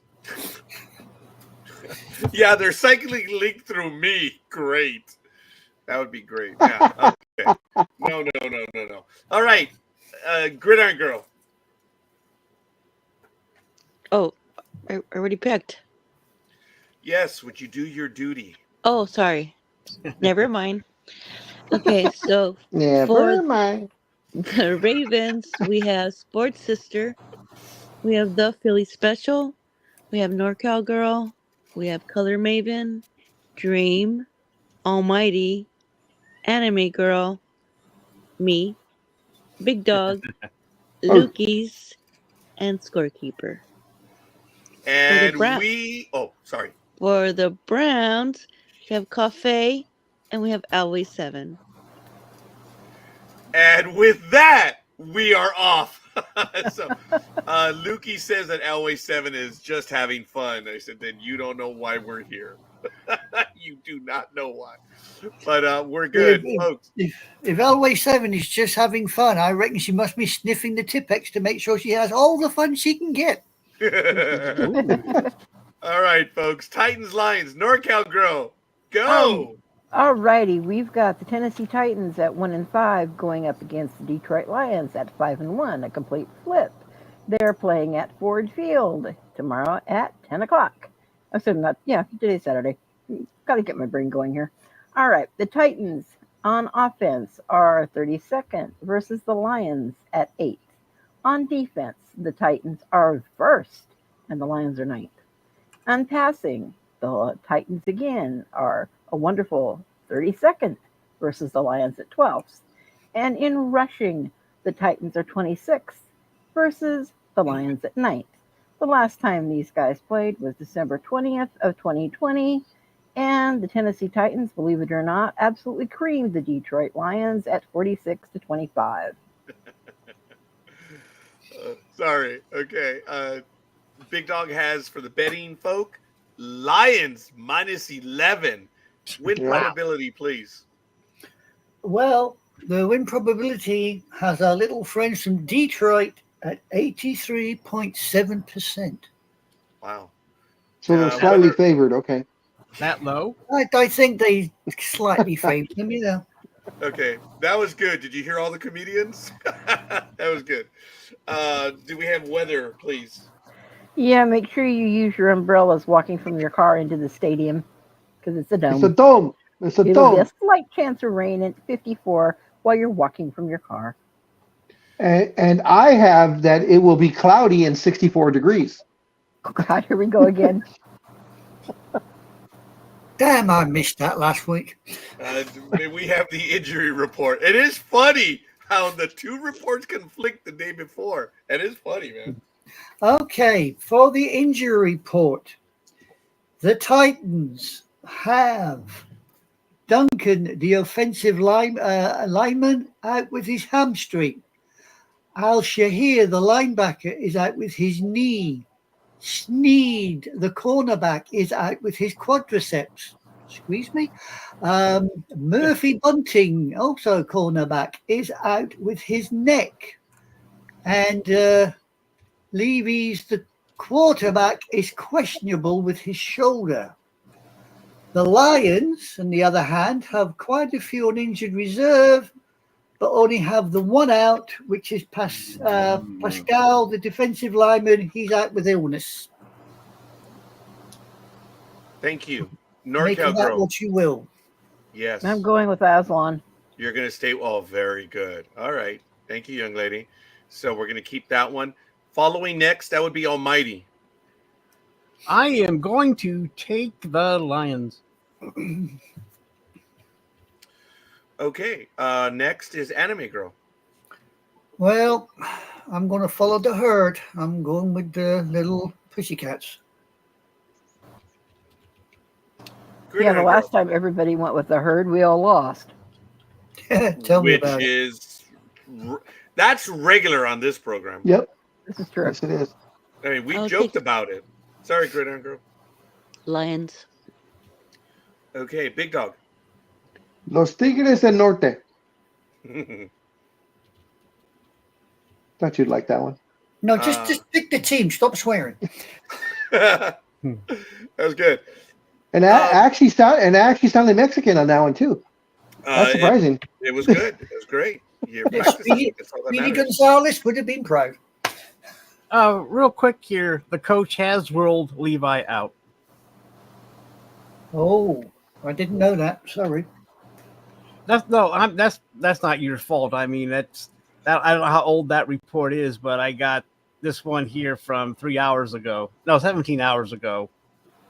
It says Tennessee Titans coach Brian Callahan hasn't yet ruled quarterback. I'm sorry, I misread that. He's not ruled out, but it seems like that shoulder, no matter what, if he plays, that shoulder is still going to bother him. I'm sorry, I had bad report there. I'm very sorry about that, my friends. No, no need to apologize. I've done it myself before now. There's no problem with that. Roar! Staying with the Lions, Marsha Middleton says, which is good. And thank you, Marsha. Marsha, you can always join us on air as well. Remember that. The code's in the forum. Sorry. I would like to hear that roar in person. Marsha, and Marsha. And I want you to hold up a box of Frosted Flakes. That's good. All right. Lukey's Elway 7 and scorekeeper will be going with the Lions. Marsha is going to stick with the Lions. And I think we have them all. Go ahead, Gridiron Girl, please. All right. Titans, we have nobody. And for the Lions, we have everybody, which we'll start with Coffee, Sports Sister, The Philly Special, NorCal Girl, Color Maven, Dream, Lukey's, Always 7, Scorekeeper, Almighty, Anime Girl, me, and Big Dog. Okay, let's get to the next game. Colts Texans, Anime Girl. Vamos! Vamos. Okay, here we go. We have got the Colts sitting in 4-3, taking on the Texans at 5-2. This is at NRG Stadium in Houston. Now, what's the scores on the doors? Well, let's have a look. In offense, the Colts are 12th, while the Texans are 9th. In defense, Colts are 29th, while the Texans are 7th. In passing, the Colts are 16th, Texans are 8th. And in rushing, the Colts are 12th, and the Texans are 13th. The last time these two teams decided to knock heads together was September 8th, 2024, when the Texans squeaked a little win, 29-27.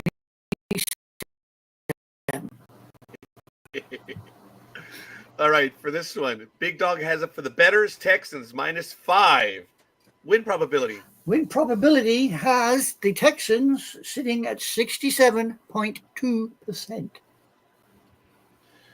Right. Weather, please. Make sure you have your seeing eyeglasses when you walk to the dome because it's going to be 84 degrees and foggy. I have that it will be rainy and 79. Oh, God. They're off by 5 degrees. Injury report. Injury report. Right. The Colts have Avery, the defensive end, out with his foot.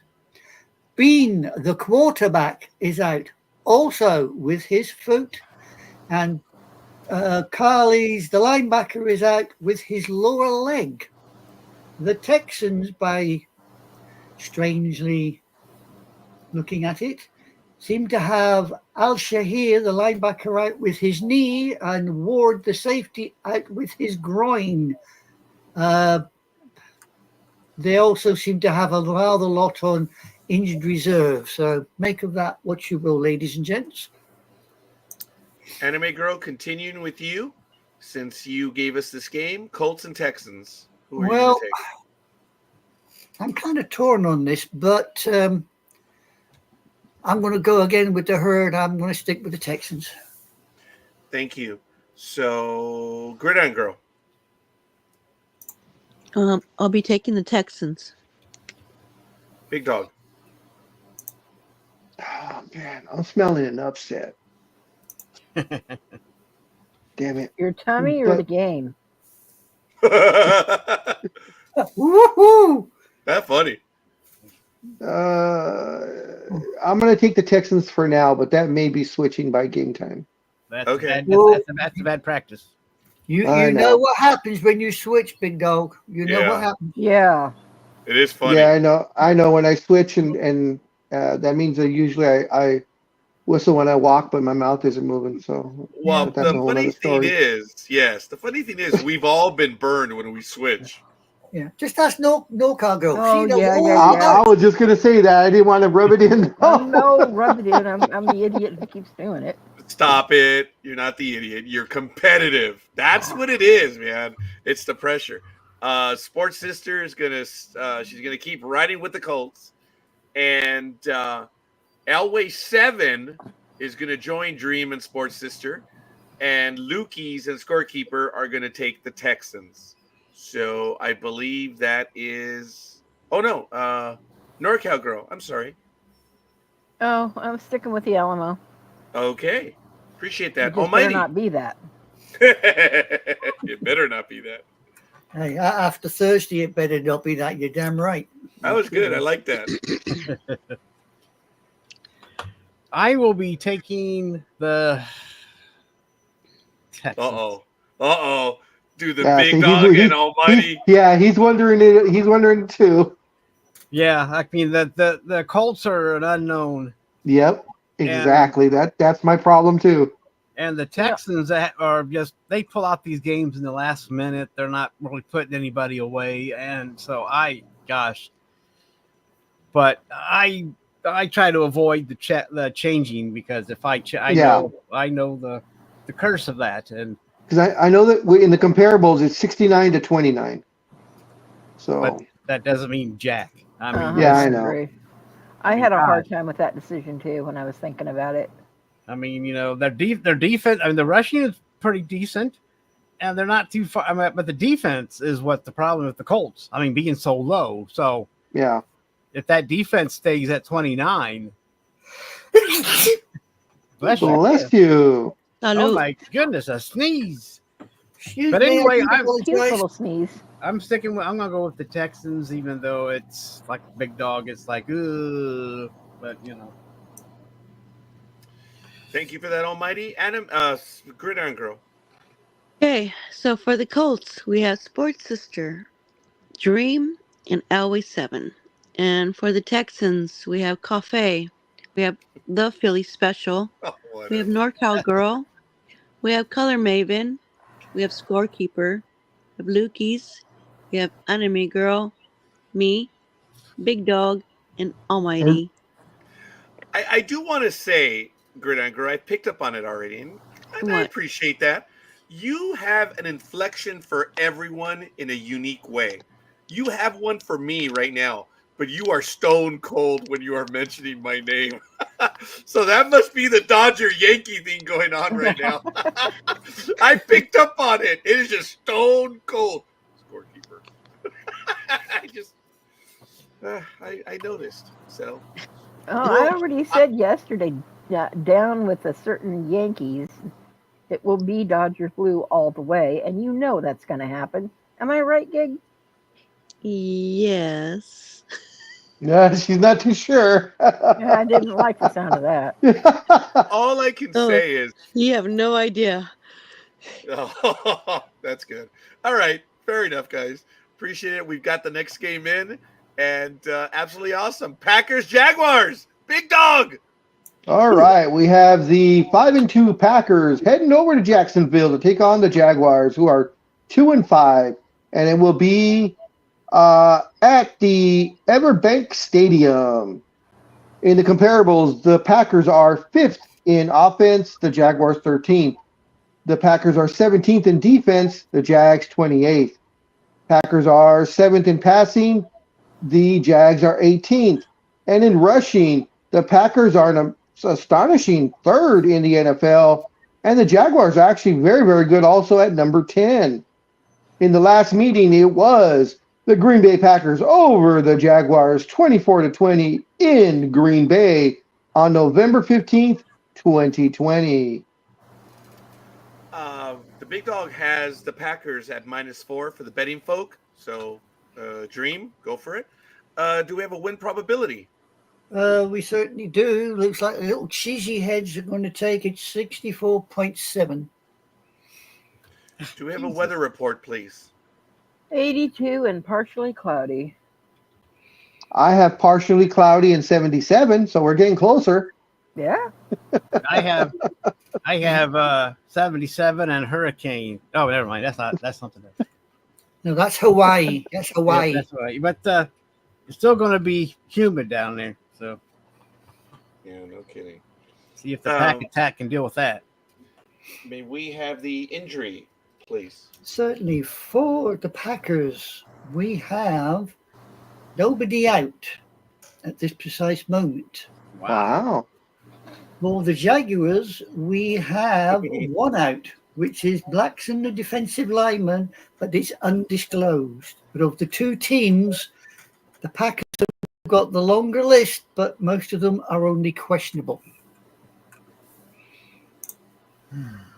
All right. So, big dog, this is the one assigned to you this game. Who are you going to go with?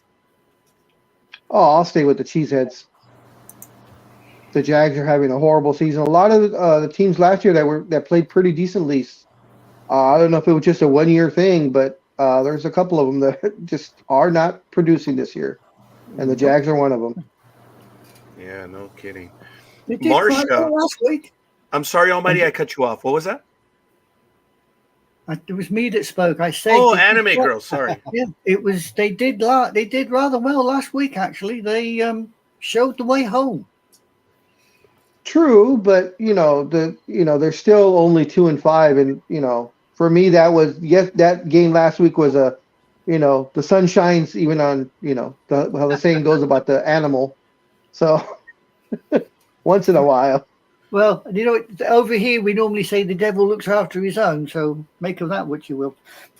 I don't know if Almighty's offended well, by that. the clean version of what I was thinking was even a blind dog finds a bone every so often.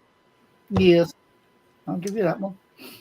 Marcia says, I think, though, the Jaguars won last week. The Jaguars will Yes. struggle still, and the Packers will take it in a close game. Okay. Lukey's and Elway 7 are going to take the Packers, as will the scorekeeper. NorCal Girl, are you going to stay with the Packers? Yeah. Okay.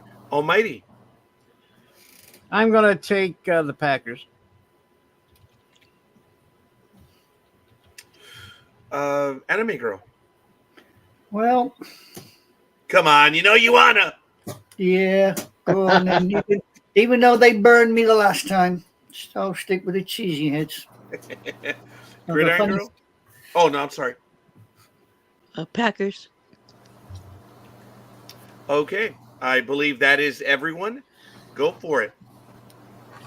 Alrighty, for the Packers, we have Sports Sister. We have The Philly Special.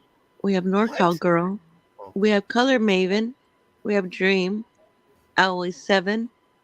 Lukey's. Scorekeeper. Damn. Big Dog. Almighty. Anime Girl. And me. And for the Jaguars, we have Cafe. I heard it that time. This time I listened, Oh, so did and I. boy, It was clear. Oh, big time. the voice dropped and it got monotone. Yes. That's why after the third one, I was like, damn it. I was like, I missed that. Oh, I missed the normal one. But all right, that was good. I like it. Next game, Cardinals Dolphins, Almighty. All right, here we go. The Arizona Cardinals, with a 3-4 record, are going to Miami, that has a 2-4 record because Tua was out for a few weeks with his concussion. But Tua will return for this game. So here we go. We got the stats here. This is crazy, but don't take this offensive number seriously for the Dolphins at this point. But for the Cardinals, they're 11th. The Dolphins are 27th. But like I said, Tua is coming back. On defense, well, the Cardinals are 27th, and the Dolphins have that number 2 defense ready to go.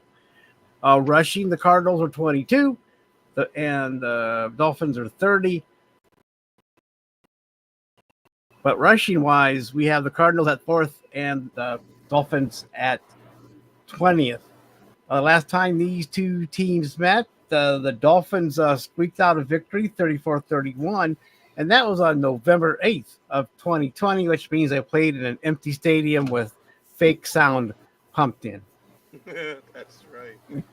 Okay. Big Dog has the Dolphins at minus 4.9 for the bettors. Win probability, please. Oh, change that to 4.0. Oh,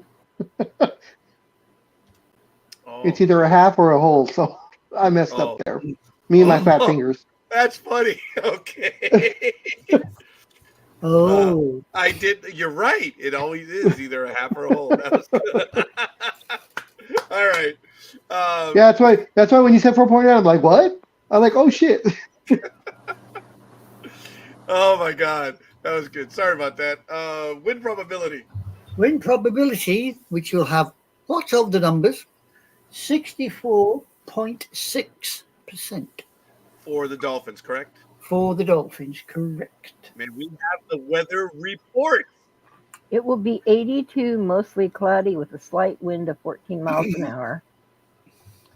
Wow. I have what was it again?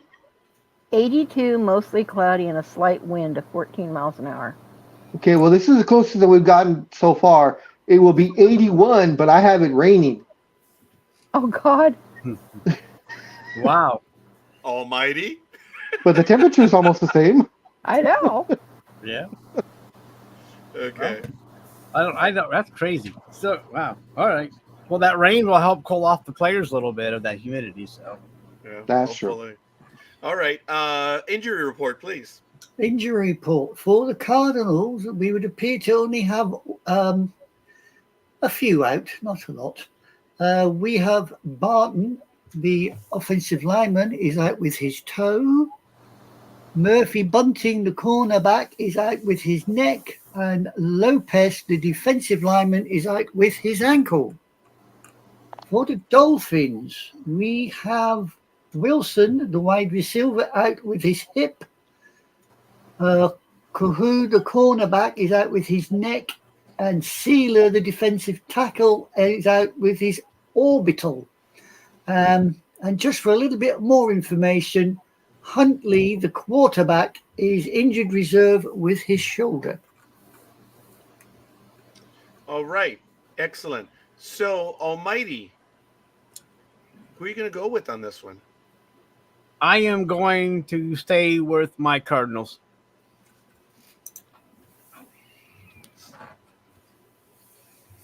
Sorry. Okay, Almighty's got that one. Anime Girl.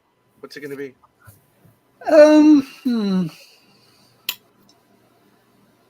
I was going to go with the fishy people, but after looking at the injury report, I might stick with the little red birdies.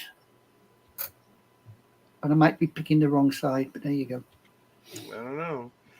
I don't know about that. Oh, she's taking the Cardinals. I might have to change my. Never mind. I'm just kidding. Oh, the revenge of La Tortuga. I don't You know. may be you may be the almighty, but I can walk on water, so be careful. I know. Yeah. Well, I am being careful, but the Cardinals. I mean, they go week to week. You don't know if they're going to play well or not, but.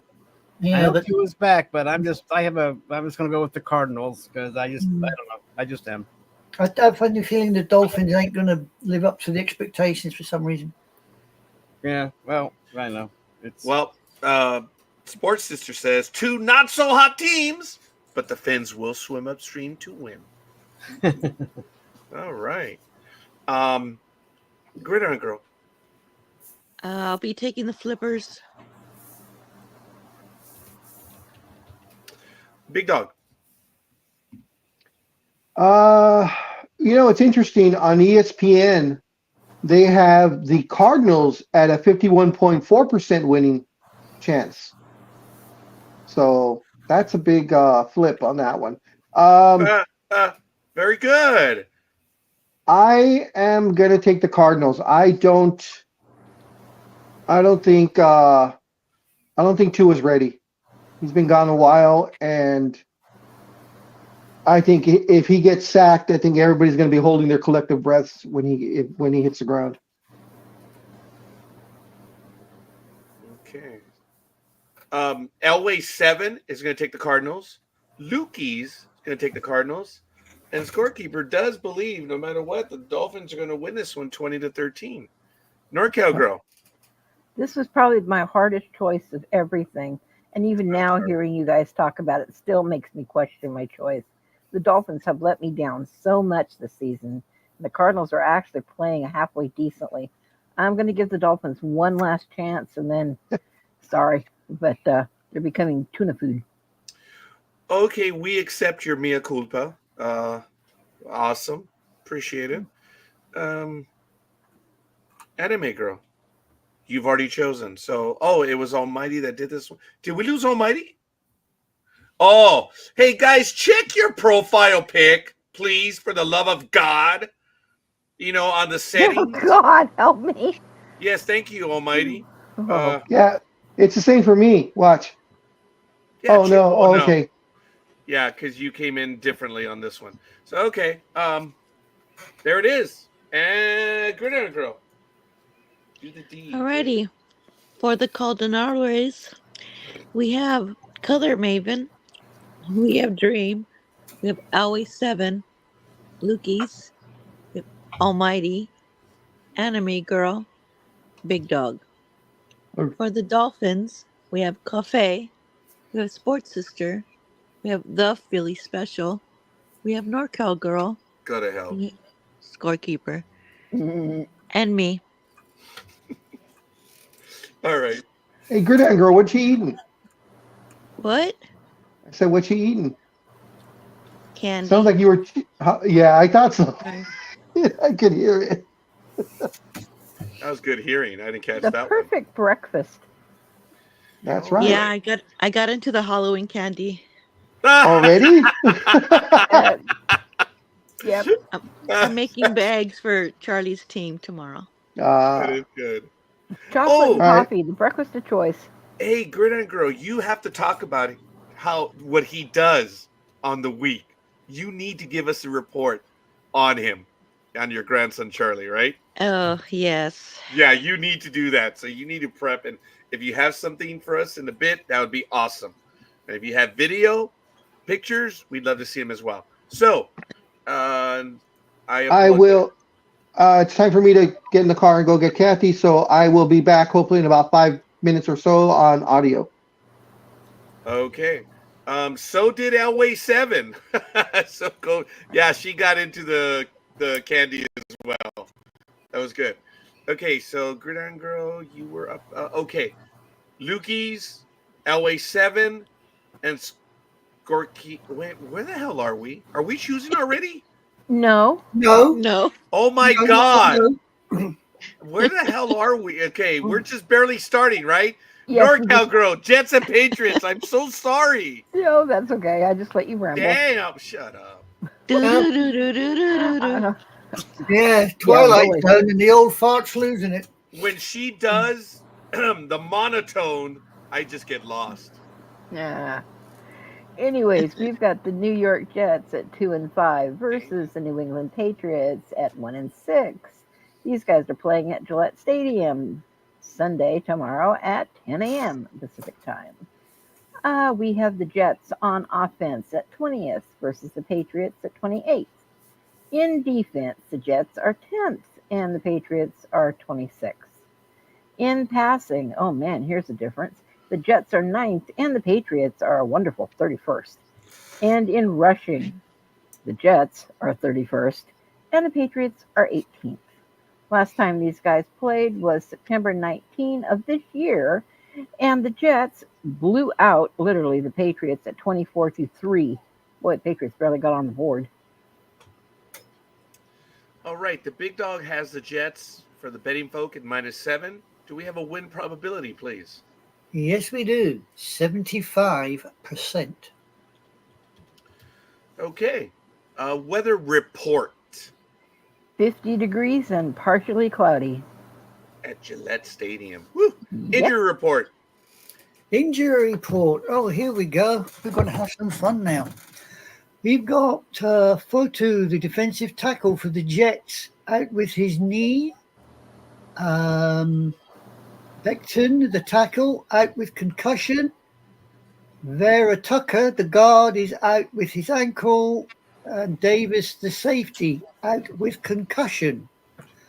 For the Patriots, we have Robinson, the guard, out with his ankle. Smith Schuster, the wide receiver, out with his hamstring. Polk, wide receiver, out with concussion. And of the two teams, the Patriots have the slightly longer injury report, but the Jets have more on injury reserve. So make of that what you will. Nothing about our favorite tinfoil man. All right. Sounds good. All right. So, NorCal Girl, game Well, assigned to you. I think we're going to have the cheerleaders playing for both teams this time. But I'm going to still go for the Jets. All right. Thank you. Sports Sister says there is so much crapola going on with the Jets, but I'm picking them anyway. LOL. All right. Almighty. Well, both teams may start out with the word new in their title, but it's still the same old crap as we just read from Marcia. But they're playing for the basement once again. But it's taking the Jets because I think Aaron Rodgers and as Anime Girl put, tinfoil man will be able to overcome the Patriots and pull off a win. And that way the Jets fans can simmer down and start saying stupid things like, oh, we're going to the Super Bowl. But so far, as you know, Aaron Rodgers has been a disappointment, and he's not being the savior that everyone has put upon his shoulders. Yeah, it was easy. Dude, he's playing to his capacity or his age. I don't know which. Anime Girl. Right. Much like Almighty has said, tinfoil man, let's see who he can blame this time. I'll stick with the Jets, but I've got a funny feeling tinfoil man just might go blame the defensive coach or somebody else this week. He blames everybody else when they lose. What a team player, right, Anime Girl? Oh, he's about as much of a team player as a skunk is in a confined space. Oh, my. Oh, wow. Wow. Now watch this. Gridiron Girl? Who are we going for? The Jets. Oh my God! I thought you were going to say Patriots. You Any did other predict year, them. she might have done. No, you did predict their one win, didn't you? Who's one win? The Patriots. Patriots. Oh, I don't know. I think you did. I think you did. I was mad at you that day. Okay, Among others. then I'll take that. Just take the credit there, good eye girls. Like, yeah, I All right. sure did. Damn it. So yeah, And I did it again. yeah, I did it Yep. again. Yeah. Yep, the crystal ball was working that day. All right, Brittany. Appreciate that. Okay, Lukey's and Elway 7 are going to take the Jets, and the scorekeeper believes the Jets are going to take it 27-13. Sadly, Tinfoil Man will be on that side. So, Big Dog's back. yes, and we are Jets and Patriots, Big Dog. Everyone except for Coffee, He's taking who? the Jets. Yeah, much as I don't like Mr. Rogers anymore, unfortunately, that neighborhood, it looks like it might get a win finally. Okay, that's good. Yeah, I like that one. Okay, so Gridiron Girl, please go ahead and do what you do. Alrighty. The Jets, we have Sports Sister. We have The Philly Special. We have NorCal Girl. Hey. Oh, Color Maven. Dream. Lukey's. Always 7. Almighty. Anime Girl. God. Big Dog. Oh, scorekeeper. And for the Patriots, we have Coffee. Scorekeeper has You did predicted that on a score purpose, of didn't you, Gig? 27-13. Yes, and I thank you for that, Almighty. So that is good because I'm certainly not going to get it out of Gridiron Girl today. So I don't blame her. You keep moving the bloody board, I'd be upset with you as well. that was funny. I said, like, if I'm going to get the monotone, I might as well exact the price. Anime Girl, Falcons, Buccaneers, you're up. Yes, I know. It's my name. Stop using it. You're wearing it out. Yeah. Okay. Before we start, I think NorCal Girl has something to say and she got interrupted. Oh, sorry. Carry on. No. I was just commenting on Gig. I actually did that on purpose. Skipped over scorekeeper and went straight to you. Yep. Okie dokie. Are we ready? Yes, Okay. my queen. Are we sitting comfortably? Okay, children, we shall begin. We have the Atlanta Falcons playing the Tampa Bay Buccaneers at Raymond James Stadium in Tampa. Ooh, isn't that nice? The scores on the doors. Shall we have a look? In defense, the Falcons are 6th, while the Buccaneers are 4th. No, that's in offense. My mistake. I apologize. In defense, the Falcons are 19th, and the Buccaneers are not kicking the backside out of being dead last. They're 31st. In passing, Falcons are 4th, Buccaneers are 5th. And in rushing, the Falcons are 14th, while the Buccaneers are 7th. The last time these two decided to knock 7 bells out of one another, the Falcons took it to the Buccaneers 36-30. All right. The Big Dog has the Falcons for the betting folk at -2.5. Do we have a win probability for both 4 and 3 teams? We do.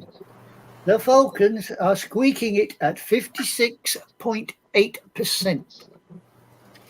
Wow. Do we have the weather reports? Almost the same thing as what was with the Dolphins and the Cardinals. 82 and mostly cloudy. You haven't put in the win probability, scorekeeper. Oh, What yeah, a that's right, you shock. didn't. We have a win probability. We do at 56.8% for the For who? Falcons. For the Falcons. For who? You'll get for who in a minute. You think you are a dyslexic bloody owl? I suppose. All right. May we have the injury report? You certainly can. Oh, For the Falcons, we have, unfortunately, just one out. And that one person is Anderson, the linebacker. He's out with his knee. The Buccaneers, on the other hand, unfortunately, they have Smith, the safety, out with concussion, followed by Evans, the wide receiver, out with his calf. Gaines, the defensive linesman, is out with his calf. And Thompson, wide receiver, out with his shoulder. And they have a lot more on injured reserve than the Falcons. But make of that as you will, ladies and gents. Wow. Thank you for that. I do want to... okay. Go ahead. Anime girl, who are you going to go with? I think this is pretty much up in the air. I mean, I'm going to try it with the Bucks, unfortunately, because the last time I picked the Falcons, they let me down.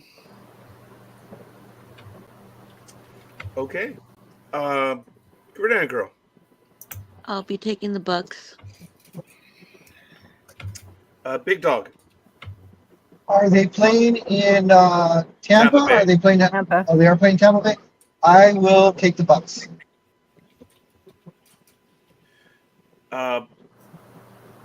Marsha. I just like to hear the pirate cannon blast. Sticking with Tampa. All right. So, Lukey's will take the Falcons. Elway 7 will take the Buccaneers. And I do believe they're going to edge them since they're at home. 27-24. Scorekeeper takes the Buccaneers. NorCal girl. I'm taking the Bucks, but if they don't get their buck out of their you know where, I'm kicking them to the curb. These guys have not been doing what I thought this year. Wow. I'm impressed. Almighty. The last time these two teams was this year when the Falcons won. And if the and this is for the division, if the Falcons win this game, they will have a pretty good command for first place here. The Buccaneers missing their two primary receivers kind of concerns me. This game depends on if Mayfield throws his interception or not. And I am taking the Falcons because every time I take the Buccaneers, they lose. So I'm going to take the Falcons. Okay. Bless you. That's Thank you. Wow. Are you okay with the missing receivers, Grenade girl? Oh, yeah, I'll be taking the Bucks. No, what it is she's sneezing the Yankees out of her. Oh no, Now, yeah. Ugh. and speaking of the Buccaneers, I was able to find this Browns Mayfield jersey surprisingly cheap. I don't know why, but it did not cost me as much as a regular NFL jersey, so I had to snag it up. Wow, NorCal girl. Okay. You're making some big decisions for the rest of the season based on this week's results. Okay. All right. So that pretty much has everyone, I believe. Grenade girl, go ahead, do your monotone best. I mean your best. Alrighty. For the Falcons, we have the Philly Special, Whatever. Color Maven, Lukey's, Oh, Almighty. For the Buccaneers, we have Cafe, Sports Sister, NorCal Girl, Dream, Always 7, invoice has doubled. Scorekeeper, 27-24, Anime Girl, me, and Big Dog. Oh my God! Thank you for that. All right, let's go. Big Dog, I know you're driving. Are you able to? If not, I'll just switch you up with someone else for right now. No. I no. In fact, you might lose because my phone is dying. It's such a crappy phone that it doesn't hold the battery life anymore, especially when I'm on live. NorCal girl, can you take this one over? If not, I'll go ahead and take it. Yeah. Okay. Which one is it? It's going to be the Eagles Bengals. Okay. Hang on. 2 If seconds. not, I can. No, I can do it. Hang on. I'm sure you can do it, but I was wondering if you could, Yes, I'm football just game. pulling it up. Give me 2 seconds. All right. One, We have. two. Oh, shut up. I already am there, so shut up. Okay, so we've got the Philadelphia Eagles at 4-2 versus the Cincinnati Bengals at 3-4, and they're playing at Parkhurst Stadium on Sunday, another 10 a.m. game. And the Eagles on offense are 19th versus the Bengals at 10th. In defense, the Eagles are 5th. The Bengals are 24th. And in passing, the Eagles are 27th versus the Bengals at 6th. In rushing, the Eagles are 6th and the Bengals are 27th. Last time these guys played was September 27th of 2020, and it was a tie. Say what? Yeah, 23-23. Yep. All right. Big Dog has the Bengals for the betting folk at -2.5. May we have the win probability, please? We do. It looks like the Bagels are going to take it 56.8%. Okay. Weather report. 57 degrees and clear. Like the percentage. Awesome. Injury report. Oh my. Uh-oh. Uh-oh. Right. Well, I don't like hearing that. for my favorite Dodo team, it looks like they've got a few out. They have Ross, the wide receiver, is out, undisclosed. Goddard, the tight end, is out with a hamstring. Scott, the running back, is out, undisclosed. And Beckton, the tackle, is out with concussion. For the Bagels, we have one out, which is Scott, the safety. He is out with a hamstring. The Eagles have got the bigger injury report and a few more red dots on injured reserve than the Bagels. All right. Thank you. NorCal Girl, Sports Sister just announced in the chat room. Uh-oh. I'm going to switch to the Bengals in a bit of an upset. So knowing that, NorCal Girl, you're taking us. Every time I switch from what I've written down, it screws me in the patootie. I know I shouldn't, but I'm still going to stick with the Eagles. I have a really bad feeling that the Bengals are going to win. Wow. Okay. Yeah. All right. Almighty, you wanted to jump in there. Well, it's not an upset for the Bengals since they're favored like 2.5 points. Yeah, they are. So I mean, it's not really going to be an upset, but that's really, they're the favorite, but yet everybody is taking the Eagles. That is, well, it's kind of even right now, isn't it? So yeah. But I mean, if the Eagles are still if it wasn't for Barkley, this team would probably not be doing as well as they are, and they are trying to keep up with the Commanders. And the Bengals need to do their big comeback. I'm taking the Bengals in this one because I think they're ready to go. They need this one, and they usually come back.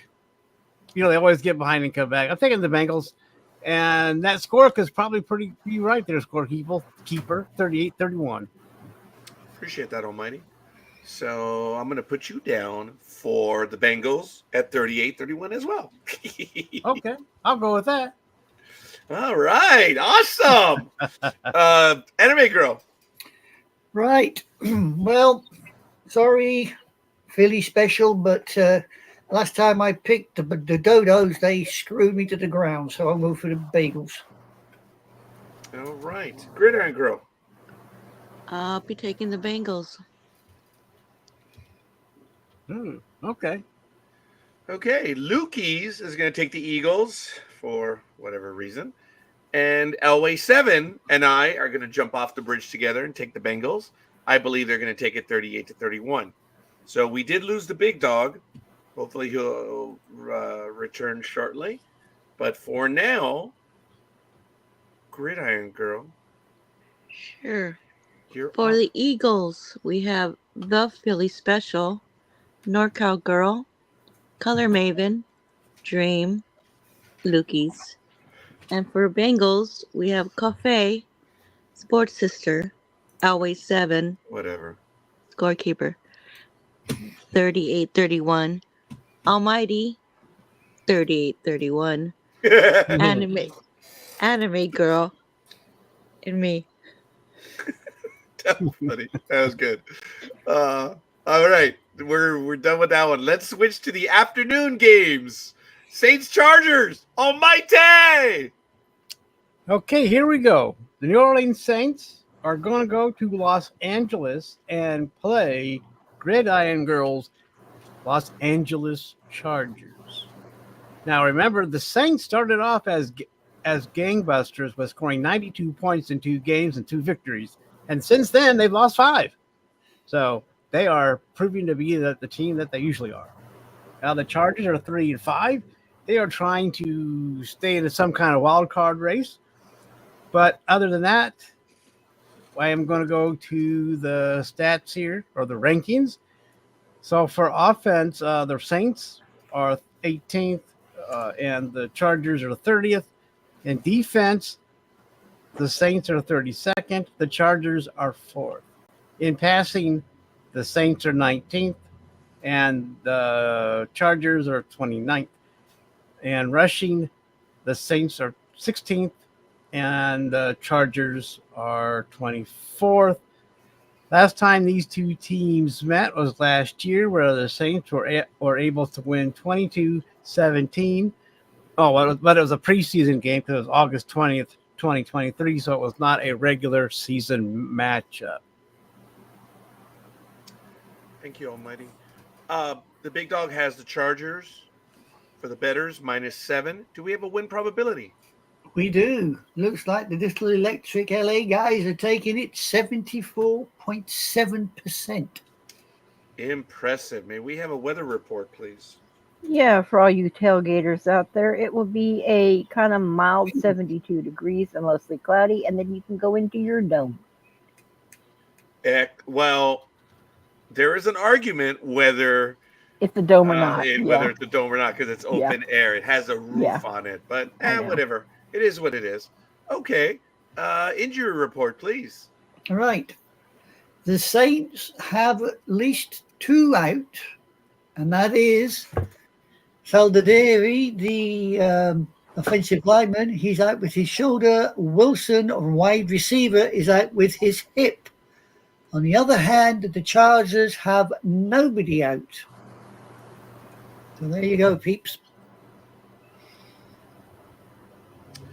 Okay, Almighty, this is your game.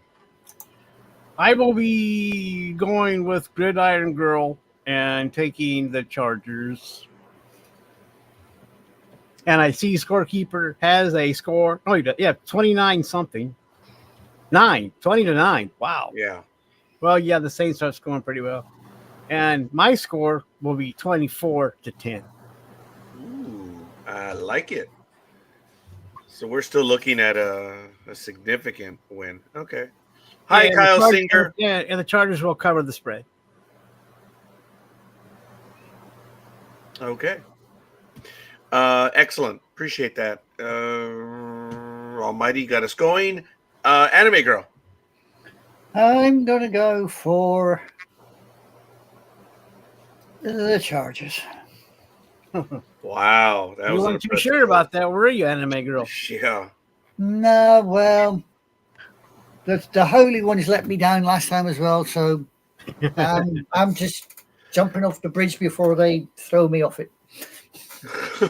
Sorry. Well, that's a good way to go. Yeah. Marcia says, hoping the Saints are due for a little comeback because they certainly have not. They've been marching forward to slaughters, man. Yeah, All they right. ain't marching to Georgia, that's for sure. Ooh, very good.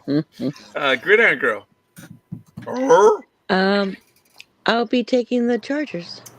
Why? Because I love them.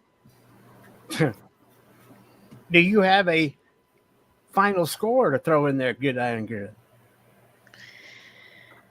Oh no. No. We asked if you have a final score, points. Yeah, not gonna share. Okay. Fair enough. Yeah, I suppose. All right. Elway 7, Lukey's are going for the Chargers. Scorekeeper is going for the Chargers. They're going to win it 20-9. I'm calling. We shall see. NorCal Girl. Oh, I'm sticking with the Chargers, and why don't you put me down for 27-3? Ooh, Wow. blowout time. Nice. Nice. Oh, they're really liking you now, Gridiron Girl. Whatever. Okay. All right. Hey, it is what it is. Good. Not, yeah. Congratulations. All right. Well, that's the second game the big dog has missed. Hopefully, we'll get him back soon enough. Why don't you do what you do, Gridiron Girl? Sure. Alrighty. So for the Saints, we have Sports Sister and Dream. And for the Chargers, we have Cafe. We have The Philly Special. We have NorCal Girl, Color Maven, Always 7, Lukey's, Scorekeeper, 20 to 9, Almighty. We have 24-10, Anime Girl, and Gig. Oh, I'm sorry, NorCal Girl. Yours was 27-3. But no matter, I want to thank you for that. You're welcome. Thank you. All right, we have another game in, and we're gonna go to Bill Seahawks, NorCal Girl. Alrighty, we got the Buffalo Bills at 5-2 versus Seattle Seahawks at 4-3. They're playing at Lumen Field on Sunday at 1:00. We have the Bills on offense at 16th versus the Seahawks at 7th. In defense, the Bills are 20th versus the Seahawks at 21st. In passing, the Bills are 17th. The Seahawks are number 1. And in rushing, we have the Bills at 15th versus the Seahawks at 25th. Last time these guys played was the November game of November 8th of 2020, and the Buffalo Bills took it 44-34. Big Dog has the Bills for the bettors favored at -3. Win probability. The Bills are at 59.4%. Weather. A lot of rain. 56 degrees and 99% rain. Wow. Injury report. Injury report. The Bills have 2 out. Bernard, the linebacker, is out with his ankle. Samuel, the wide receiver, is out with his pectoral. Watch your language. No, I know, it's disgusting, but there you go. And for the dear old sea slags, because I really hate little buggers for losing the last time, Holani, the running back, is out with his ankle. Thompson, wide receiver, is out with his shoulder. And of the 2 teams, the Sea Slags have a bigger list and more people on injured reserve. But be that as it may. All right. Excellent. NorCal Girl. Oh, I'm sticking with the Bills. Is there any question to that one? No. But thank you. All right. Almighty. I am going to stay with the Bills.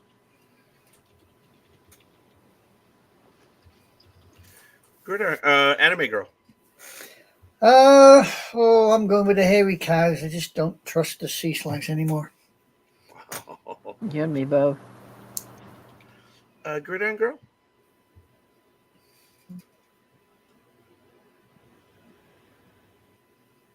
Gridiron Girl. Did she mute herself? Buffalo. Oh, well, we didn't hear you. Sorry. But thank you. Sports Sister says, yeah, staying with the Bills. All right. Elway 7, Lukey's are going with the Bills, and Scorekeeper says the Bills are going to win 30-24. So, excellent. All right. Gridiron Girl. Alrighty. So for the Bills, we have Sports Sister, we have The Philly Special, NorCal Girl, Dream, Always 7, Lukey's, Scorekeeper, and he's picking 30-24, Almighty, Anime Girl, and me. And for the Seahawks, we have Cafe and Color Maven. All right. Papa Sox. says Gridiron Girl was muted. Ha ha ha. So he's good. Mm. My final Um, score for the Bills and the Seahawks will be the Bills 24-17. Ooh, awesome. Alrighty. Okay, yes, alrighty indeed, almighty. Ooh. So, You're anime, a I poet know. and you didn't know it. I still don't know it. Excellent. Anime girl, you're up. Bears, Commanders. Bears Commanders. Oh, well, here we go. Okie dokie. We have got Chicago, the Bears, taking on the Washington Commodes at Northwest Stadium. Now, let's have a look at the scores on the doors. The scores on the doors are in offense. The Bears are 29th, while the Commodes are actually 3. They're third. In defense, the Bears are third, while the Commodes are 18th. In passing, the Bears are 26th, while the Commodes are 13th. And in rushing, the Bears are 29th, while the Commodes are second. Last time these two decided to knock heads was October 5th, 2023, when the Bears doubled up on the Commodes 40-20. Big Dog has the Bears for the betters at -3. Do we have a win probability? We do. We have the Bears at 57.8%. Ugh. All right. Do we have a weather report? 58 and clear. Injury report. Injury report. Okay, for the Bears, we have Brisker, defensive back, out with concussion. We have Gordon, the defensive back, out with his hamstring, and Sweeney, the tight end, is out with undisclosed. Rippon, the quarterback, is inactive with a coach's decision, just for people's information. For the Commodes, we have Stromberg, the center. He's still out with his knee. Coleman, offensive tackle, is out with concussion. And that would appear to be it for the Commodes. Oh, sorry. Daniels is on a questionable with his ribs, the quarterback, Daniels, for the Commodes. Just so everybody is aware. He will be doing the walkthrough today. Okay. Anime girl. Who are you going for? Well, to me, this was one of these throwaway games. It's really who's going to turn up on the day with the injuries and everything else. I'll go with the Commodes.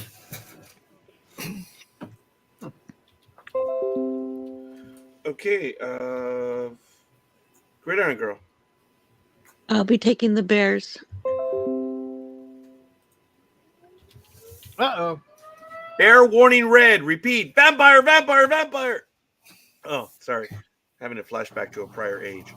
I don't know if you got out of my coffin. Elway 7 is taking the Bears. Lukey's is taking the Commanders. And Scorekeeper says the Commanders are going to win this one 23-21. So we shall see. NorCal girl. Oh, I'm sticking with the Commanders. Indeed. Thank you. Sports Sister says staying with the Cuddly Bears. Almighty. Before this season started, I said the Commanders could finish first or at least second. And I remember the big little snarky hoof that I got from Storekeeper when I said that. So everyone laughed when I said the Commanders could be the team to deal with. But it's still early. But they're playing the Bears now. And I am going to stick with my Commanders. They were going to win this game 28-23.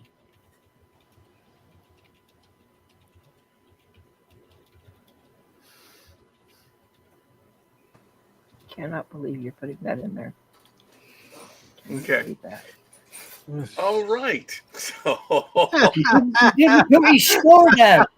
The hell's goalkeeper. I like it. I like it. All right. Oh, wow. That was good. Well, you're always laughing at me anyway, so I mean, it's nothing new. It's a Yeah. dome. Good morning, Engineer. It's a dome. Okay, does the Engineer have a choice for the Bears Commanders? Or is he Jay, gonna get your submit them butt in later? here. Yeah. They want you in, Jay. So Yeah, stop communing with the grass and get your butt in here, boy. maybe someone can send him the link via Facebook, and hopefully he'll come in and join us. So he says, "Good morning, everyone." Yes, civil engineer. I mean, talk about a misnomer. Civil engineer. I mean, come on, man. Yeah, that's right, baby. That's right. LOL, LOL, LOL. Or is that LOL to the third power? Anyway, Gridiron Girl, do what you do, please. Sure. For the Bears, we have Sports Sister, Dream, Always 7, and me. For the Commodes, we have Cafe, The Philly Special, NorCal Girl, Color Maven, Lukey's, Scorekeeper, 2321, Anime Girl, Almighty. Scorekeeper laughed at me at the start of the season. Bullshit. Oh, wow. Wow. I was Tell there. it like it is, girl. I was there. You didn't- Oh, thank you. That was even better. I thought you were just going to say BS. Yeah. That was good. I like it. My score was 28-24 on that, too. I'm sorry, Almighty. Yeah, That's he missed fine. that. That's I fine. apologize. 28-24? Yeah. Why not? Hey, sorry. Okay. Hey, we got to put this. Yeah. So, Hey, Do I you like want me it. to do I the like it. Panthers? oh, I didn't see that one. Marsha Middleton. Okay. Got to go. Keeping the rest of my picks. Thanks, all. Great show. Appreciate that, young lady. Thank you, Papa Marsha. Stocks says, see ya. And DC in the house. Woo-wee. Wow, we're getting a lot of comments from Papa Socks. Thank you. Yeah, And so send him the link, he says. DC all the way. Yeah, to what's his face? To Jason. Yeah, to Engineer. Okay, if you don't mind. Who wanted to do the Big Dogs game? I can do the Panthers if you want. Aw. Why don't you go ahead and do the Panthers? I'll be useful to you once in a great while.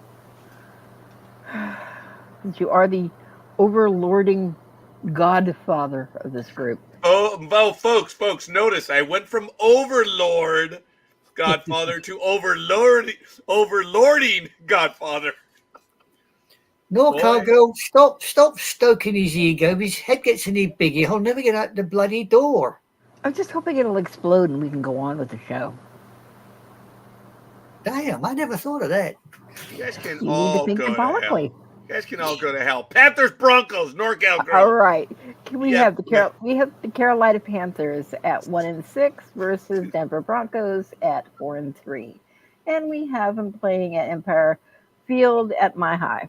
And right now we have the Panthers on offense at 26th and the Broncos at 23rd. For defense, we have the Panthers at 30th and the Broncos at 8th. In passing, these guys are almost tied with the Panthers at 24th, the Broncos at 25th. And in rushing, we have the Panthers at 21st and the Broncos at 11th. Last time these guys played looks like it was almost a Thanksgiving game, November 27th to 22, and the Carolina Panthers won it at 23-10. It was Thanksgiving weekend, but Yeah, that's thank what I you for thought. that. Oh, is that what you thought? It Yes. sounds like the Thanksgiving game, but whatever. Thanksgiving Papa Sox, weekend. whatever. Papa God. Sock says that sounds scandalous to the Panthers. Okay. Well, may we ask for the betters? Broncos at 10.5. Win probability. Win probability is Little Wild Ponies sitting at 83%. Wow. Do we have a weather report? 76 and cloudy. Wow. Do we have an injury report? We do. Looks like the Panthers, in case of who's going to be playing and who ain't. Their list is a mile long. But at the moment, the only people I got out is Johnson, the wide receiver, with his ribs. Robson, the safety, out with his knee. Scott, the safety, out with a hamstring. Big Dog's back by the sounds of things. And for the Broncos, we got Blackson, the defensive lineman, out undisclosed. And that appears to be it. Okay. Papa Sock says, I know nothing of Bo Nix or Bryce Young. Yikes. All right. So, NorCal Girl, what's it going to be on this one? Oh, decisions. I think I'm going to try to go with the Broncos. It'll probably bite me in the butt, but... Okay, you're going to do... I have a programming note. I would like Anime Girl to handle the Cowboys 49ers game, please. And I'm going to ask the Big Dog to handle the final Monday night game as opposed to Anime Girl. No problem. Thank you. Thank you for returning, Big Dog. So those are just the changes I'm going to make. Okay. Well, let me ask this question: would Big Dog rather do with the Raiders game? All right, let's move. Let's move Big Dog to the Raiders, Chiefs, and then Almighty will handle the Steelers, Giants. Thank you. Appreciate it. I try to get them, but I try to keep an order too. So I'm glad it worked out. Okay, let's continue. NorCal Girl is going to stick with the Broncos. Almighty, Panthers, Broncos. Bo Nix seems to handle the offense and be able to play in the NFL. Bryce Young has no clue what's going on. So that's all you need to know about those two quarterbacks. I will be taking the Broncos, of course, taking this one 24-13. 24-13. Thank you. Papa Sock says, yeah, Sean Payton rocks for Denver. You might be right, NorCal Girl. Okay. Anime Girl. Well, for me, there ain't no choice here. I'm going for Little Ponies. Okay, Gridiron Girl. Oh, yeah, okay. I'll take Denver. Thank you. Big Dog. Much as I don't like them, I will go with the Gilded Ponies. Elway 7, no shock there, will remain with the Broncos. Lukey's is going to go with the Broncos. And Scorekeeper says that the Broncos will win 23-10. So, that should be everyone on this one. Gridiron Girl. Okay. Panthers, nobody. For the Broncos, we have Coffee, Sports Sister, The Philly Special, NorCal Girl, Color Maven, Dream, Always 7, Lukey's, Scorekeeper, Almighty, Anime Girl, me, and Big Dog. Papa Sock says, I'll go for the Little Ponies. Sounds scandalous. Yes, it does and is. I like it. This one is also the curse of when no one picks the other team. Yeah. Yeah. Yep. I didn't want to say that. I think that's what, the second one this game? Yeah. Could be. This week, yeah. That might not be the only one. There may be one more like that. All right. Well, Big Dog, if thou'st wouldest, we would appreciate it if you handle the Chiefs and the Raiders. All righty, folks. We have the 6-0 Kansas City, world champion Kansas City Chiefs heading to Las Vegas to take on the Raiders. who are 2-5. They, of course, will be playing at Allegiant Stadium. In the comparables, the Chiefs are 21st on offense, the Raiders 22nd. In defense, the Chiefs are 6th. The Raiders are 13th. In passing, the Chiefs are 20th. The Raiders are 15th. And in rushing, the Chiefs are 19th and the Raiders are 30th. In their last meeting, which was Christmas Day, it was a Christmas miracle as the Las Vegas Raiders beat the Kansas City Chiefs in Kansas City 20-14. Will history repeat itself? That is a no. But sorry, I don't know. The Raiders do have the Chiefs number the past few years, about the past 3 years. Yes, So, and I've gotten every upset right. Scorekeeper says no to this one. I'm not feeling it. I'm really not. But that's okay. That's my personal opinion. Will history repeat itself? Dude, the Raiders have had their number, no doubt. But we'll see if the big dog wants to go with the Raiders. But right now, the Chiefs are 9.5 for the bettors. What is the win probability? Win probability is this is going to be another little bighorn because they're going at 80.2%. Okay. Weather reports, please. Well, I think I'm going to let Engineer do that one if he's got it. You're going to let Junior do that one? I don't have it, actually. You know, okay. Engineer! Morning! Morning. Hey, you sneaked in the bottom there. Nice to see you as well. Morning. Let me Almost. move him up a little bit. There, he's at the top. You know what? Forgive me. I'm going to move him right here. There it is. There you Sorry, go. good on, girl. There he is. Sorry. Now I can see him.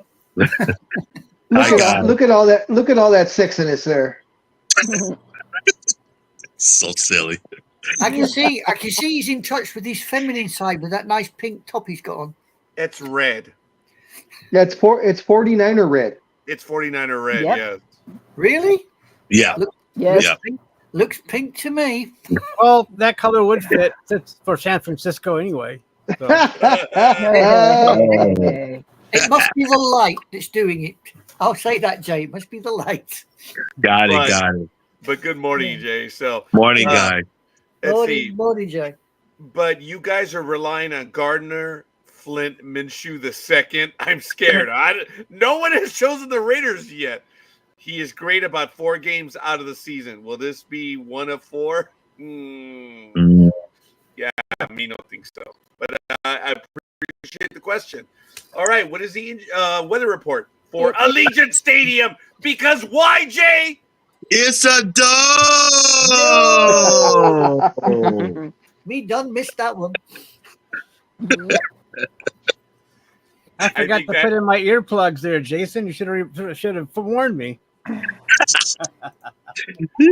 was good. Want to make sure everyone knows it's a dome. That was great. Good to hear that from you, Jason. Wow. Yeah. All kidding aside, Jay, we know you got a little bit of tumult. We also know there's some big changes in your life. But let me tell you, we have missed you. A lot. Dude, a lot. Miss you, guy. Papa sucks. I missed the dome reference. Okay. Oh. Since Jay is here, I'm going to rely on Jay and Big Dog to tell this story. But Jay, if you're part of this family now, dude. And a lot of people learn the language as we go along. So, Jay, why don't you educate why it's a dome? Another phrase, as you just said, tell me why. I will tell you why. Oh, very good.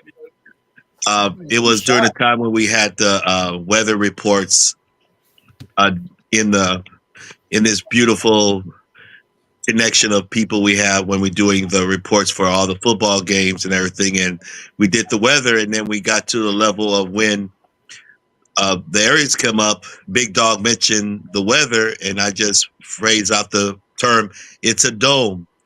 And it just came out so eloquently that we just kept on saying it whenever there was a location that had a dome. We both pretty much said it together. It's a dome. And lo and behold, that just came up and just kind of kept a connection every time we do the weather report. When it's a dome, that's how we say it. Me Okay. and Big Dog. It's a Now, That's right. dome. now let me add to this Of because it was course, Big Dog. Oh, go ahead. no, I was just gonna say, and of course, I bastardized it because, I put a little different flair to it. So I was going, no dome, no dome. When there's Yes. not a dome. And Yes. that's why I asked Big Dog and Engineer to tell the story. But it got out of hand when we're talking about a dome stadium, and I asked for the weather report. So these two characters slammed me, and that's where it really took off. Because Yeah. before I'd ask for the weather, these two characters were screaming, "No dome, no dome!" The dome. Yes. or it's a dome, and it was really cool. So yes, that is part of the language. But it was Jay and it was Peter that got that one going. So a little bit of backstory. We all have our phrases. That's why I went Yes. to them. So that was great. May we have the okay? Go for it. Let's get it done. NorCal girl, may we have the weather report, please? Just told you it was 86 degrees and it's outside, and Jay already told you it's a freaking dome. And I have sunny and 78. In Wow. a dome. Wow. Okay, In a here dome, we go in with a the dome. differences again. Out of the dome. Out of the dome. Oh, that's a new one. Okay, you say you have sunny. Mine's saying a slight chance of rain showers. No, I have sunny, no clouds, no nothing, completely clear, and 78. This is Oh, great. Well, you know why Norco Girls got the slight showers. It's probably because the Kansas City are going to do a rain dance to make sure they win. Oh, they better. Papa Sock says, gotcha. Thanks. I will follow up to remember to myself. Location, location, location. Yes, that's what it is. When I say it got out of hand, I don't mean that derisively. It's just, it's out of control with us on the It's dome. become our and no dome. catchphrase. It has actually yes. become one of our regular ones during football. No Yeah. doubt about it. And then when we talk other sports and there is a dome involved, it does come into play. But injury report, please. Injury report. Yep, there's an injury report. Oh, Looks like the Chiefs are having a lot of fun here. yeah. Yeah. We have Cup, the tight end. He's out, undisclosed. We have Dana, the defensive end, out with a pectoral. Sneed, the cornerback, is out with his quadriceps. And Smith-Schuster, the wide receiver, is out with his hamstring. Now, for the Raiders, Parnham, the guard, is out with his foot, and that would appear to be it. But the Raiders have the larger of the two injury reports, with a lot more on injured reserve than the Chiefs. Okay, that's important that Crosby is active. That is important. That guy is a terror. But doesn't matter. Big Dog, this is your assigned game. Who are you going for? Well, you guys didn't catch the news, but the Raiders signed a new quarterback because, of course, we have none. He's relatively unknown. His name is Brady Tom, and he's going to be suiting up. So we'll see how that goes. All kidding aside, I'm going to go with the Raiders. Damn. I know they're going to screw me over because every time I don't pick them, they win. The 2 times I didn't pick them, they won, and the 5 times I did pick them, they lost. So I'm going to get screwed again, but I will have faith. Okay. You answered it, but I had to say, tell me why. But you did already. Yeah. I know how you feel on that one, Big Dog, because every time I pick the Cowboys, they lose. When I don't, they win. So I'm giving up with them. Okay, let's do a little bit more of history. Why did Tell Me Why originate? Because I think someone went off on a rant, right? and then you were like, "Oh, tell me why," right? I think it was something like that, Jay. Yes, exactly. Or what? Does anyone have revisionist history there somewhere? Well, just with Speedy's picks mostly. Ah, there you go. Oh Yeah. That's right. I'm Speedy, sorry. yes, right. Gridiron Girl, you are so right. The revisionist Yes, history you're is right. correct. Yeah, you're right. When those picks came up and I just kind of phrased it, tell me why, because of they were off sometimes. But he Look, wins Oh, sometimes too. it was the speaking of 11-0 team versus the 0-11, and Jay's like, "Tell me why." Why? Big dog. I was going to say that's why the Vikings lost, because at the very last minute, Speedy picked the Vikings. Yeah. He was the final. That was the final pick. Really? It's his fault. It's his fault. Yes. Oh my gosh. Okay. All Yeah, right. you're the only one that doesn't mind. Yeah. Okay. Yeah. That is true. Okay, That was fair enough. crazy. Gridiron Girl, what's it going to be? A Kermit's team. What? Oh, Kermit. Kermit's very good. Okay, I like that. Okay, so on this one, Elway 7 and Lukey's are going to go for the Chiefs, and Scorekeeper says the Chiefs. I don't feel it this time. That's why I don't see Yeah, I the know. upset. I'm the lone outlier. And dude, it's good. I do want to say, Big Dog, everything you just said is true to the best of my recollection. If you think about the Big Dog being in first place all alone, the Raiders By have one kept single you- game, and it's the Raiders that are going to bite me in the ass. Well, we'll see. But that is interesting. So Scorekeeper says the Chiefs are going to take it 24-17. NorCal Girl. Chiefs, no question. No question. Okay, staying with the Chiefs. Sports Sisters staying with the Chiefs. So, Almighty. Uh-oh, here we go. I am going to take the Chiefs, and it's going to be 24-20. Ooh. Okay. You think it's going to Well, be that close? the Chiefs don't put anybody away. I mean, they play around with their food like the Eagles do. So, I mean, the thing is, all we're waiting for is the Eagles. I mean, the Chiefs to find their way into the playoffs, and that's when they catch fire and just blow everybody away. But right now, we're just playing around until they get to the playoffs. In other words, they're just phoning in their wins, and they could really care less. Right. Whoa, wow. Jeez. And with the gamma luck that I have, Mahomes, who has 6 TDs but 8 interceptions. Wow. Okay, so far this year, with the gamma luck, he's gonna go like no interceptions, 5 touchdowns, and he's gonna throw for like 450 yards. Oh with my luck. Then you're going to wake up. Well, that puts the score at what, 45-17? To nothing. To nothing. By the way, we do have one standing rule that I am going to honor. Big Dog will not be going down alone. Speedy does. It is well, yeah, that's it's true. understood. Yeah. It is. Okay. That one. That's unwritten. That is. That one is. That's why Well, I'm adding shit. Now Speedy. that Speedy's on there, now I might have to switch. Oh. And also, the unwritten rule is that Speedy always roots for his A's. That's true. Very good.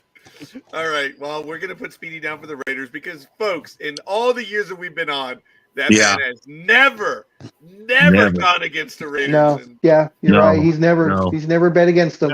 Nope. Right. Gotta give him credit for loyalty. Dude, yeah. He is willing to go down with the ship. Oh, yeah. Yep. And today's episode is Titanic 3. I did say that earlier. Speedy. Yep, no doubt about it. Thanks, Papa Socks. Okay, so NorCal Girl, you're sticking with them. Almighty, you're going to go. Okay, Anime Girl. Oh, I'm going with the Chiefs. Ain't no way going near the blimmin' Raiders. Okay, fair enough. Jay, Engineer. I'm going to Chiefs also. even though they beat up on our 49ers, but 49ers should have won that game. I agree 100%. Nah. Okay. Yeah. So I much as I love the Niners, I knew they were going to lose. I'm sorry. You did not. Yes, I did.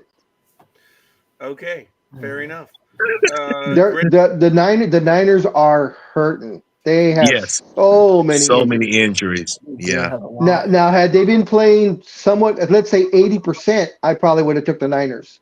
Yeah. But yeah. with all those injuries, I was like, oh. Yeah. Yeah. Injury bug for 49ers this year is no joke. Yep. No, it's not. They are definitely hurting. Yeah. We're safe way into the next game, so it's perfect timing. Yep. Yeah, no kidding. Oh, yeah. Jay, did you want to take that game? No, it's it's Anime all Girl. good. I'm here Okay. to listen and everything. So, no, keep everything going like it is. Okay. Well, thank you for that. Papa Sock says Raiders trying to raid. Yep. More like they've been sprayed and raid. I don't even. Oh, very good. They've been sprayed with raid. That's funny. All right, Gridiron Girl, please. But So- like all cockroaches, they never go away. Yeah, exactly. That's 3 in a row, folks. Very good.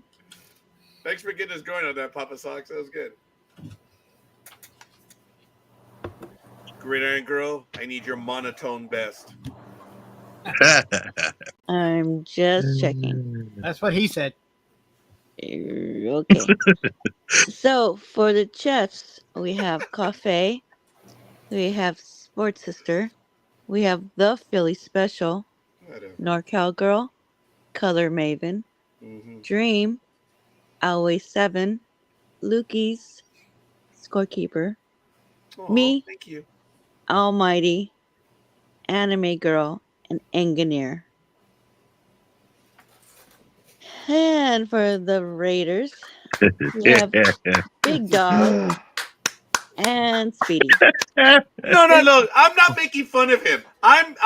Dude, he's sticking with his convictions. I'm applauding. I'm not mocking him.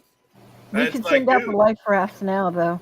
I would love to go with the Raiders, but I'm not feeling the upset this time. I am proud of the fact, you guys know, over the last 3 years, I've called the upsets. I'm not feeling it this time. So, it's just, yeah, because everyone laughed at me when I went with the Raiders against the Chiefs. Well, see, it all depends on how the 13th man calls the game. You're right. Yeah. Tell me about it. Yes. Lord have mercy. As they say, Amen, he's going brother. to tell you why. Yeah, exactly. Well, Just like you told me on that Minnesota Rams game with the face mask. Lord have mercy. Oh, yeah. you see, and folks, elegant proof. If you're gonna have instant replay, okay, that's why I'm against instant replay. You're just picking and choosing when you want. No, Exactly. either you have it or you don't, and that's why I am against instant replay on stuff like that. Exactly. All right, Period. thank you. I missed you, engineer. Because I've been alone lately. So let's go to the next game. Cowboys, 49ers, Anime Girl, the power from across the pond. Okay. Now look at that. Lord have We mercy. have got the 3-3 Cowboys going up 3 and against 4. 3-4 49ers at Levi Stadium. Let's have a look at the scores on the doors. Wow, look at that. And the offense, the Cowboys, 25th, 49ers, 2nd. On defense, Cowboys are 12th, 49ers are 16th. In passing, Cowboys are 11th, 49ers are 2nd. And in rushing, Oh God. the Cowboys are dead last. Dead last.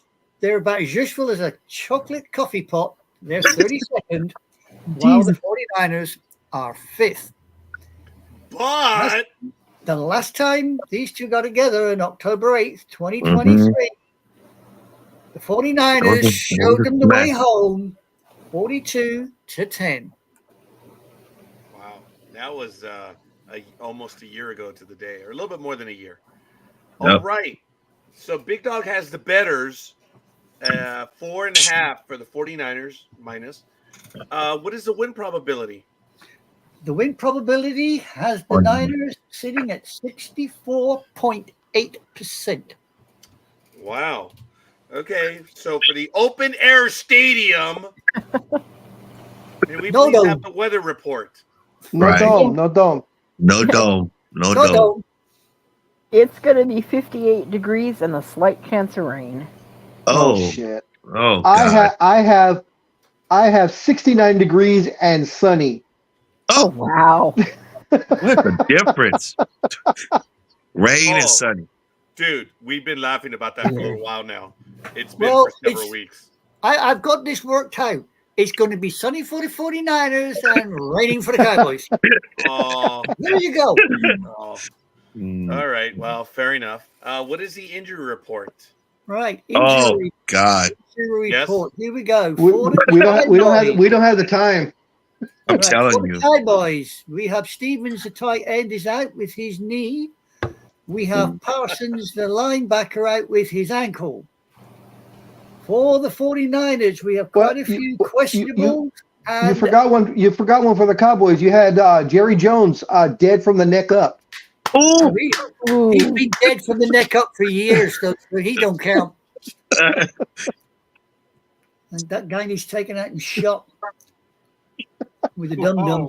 Right, for the 49ers, we have a few questionables, quite a lot injured reserve, but officially we only have Jennings, the wide receiver, out with his hip. We have Givens, the defensive lineman, out with his groin. Moody, the kicker, is out with his ankle.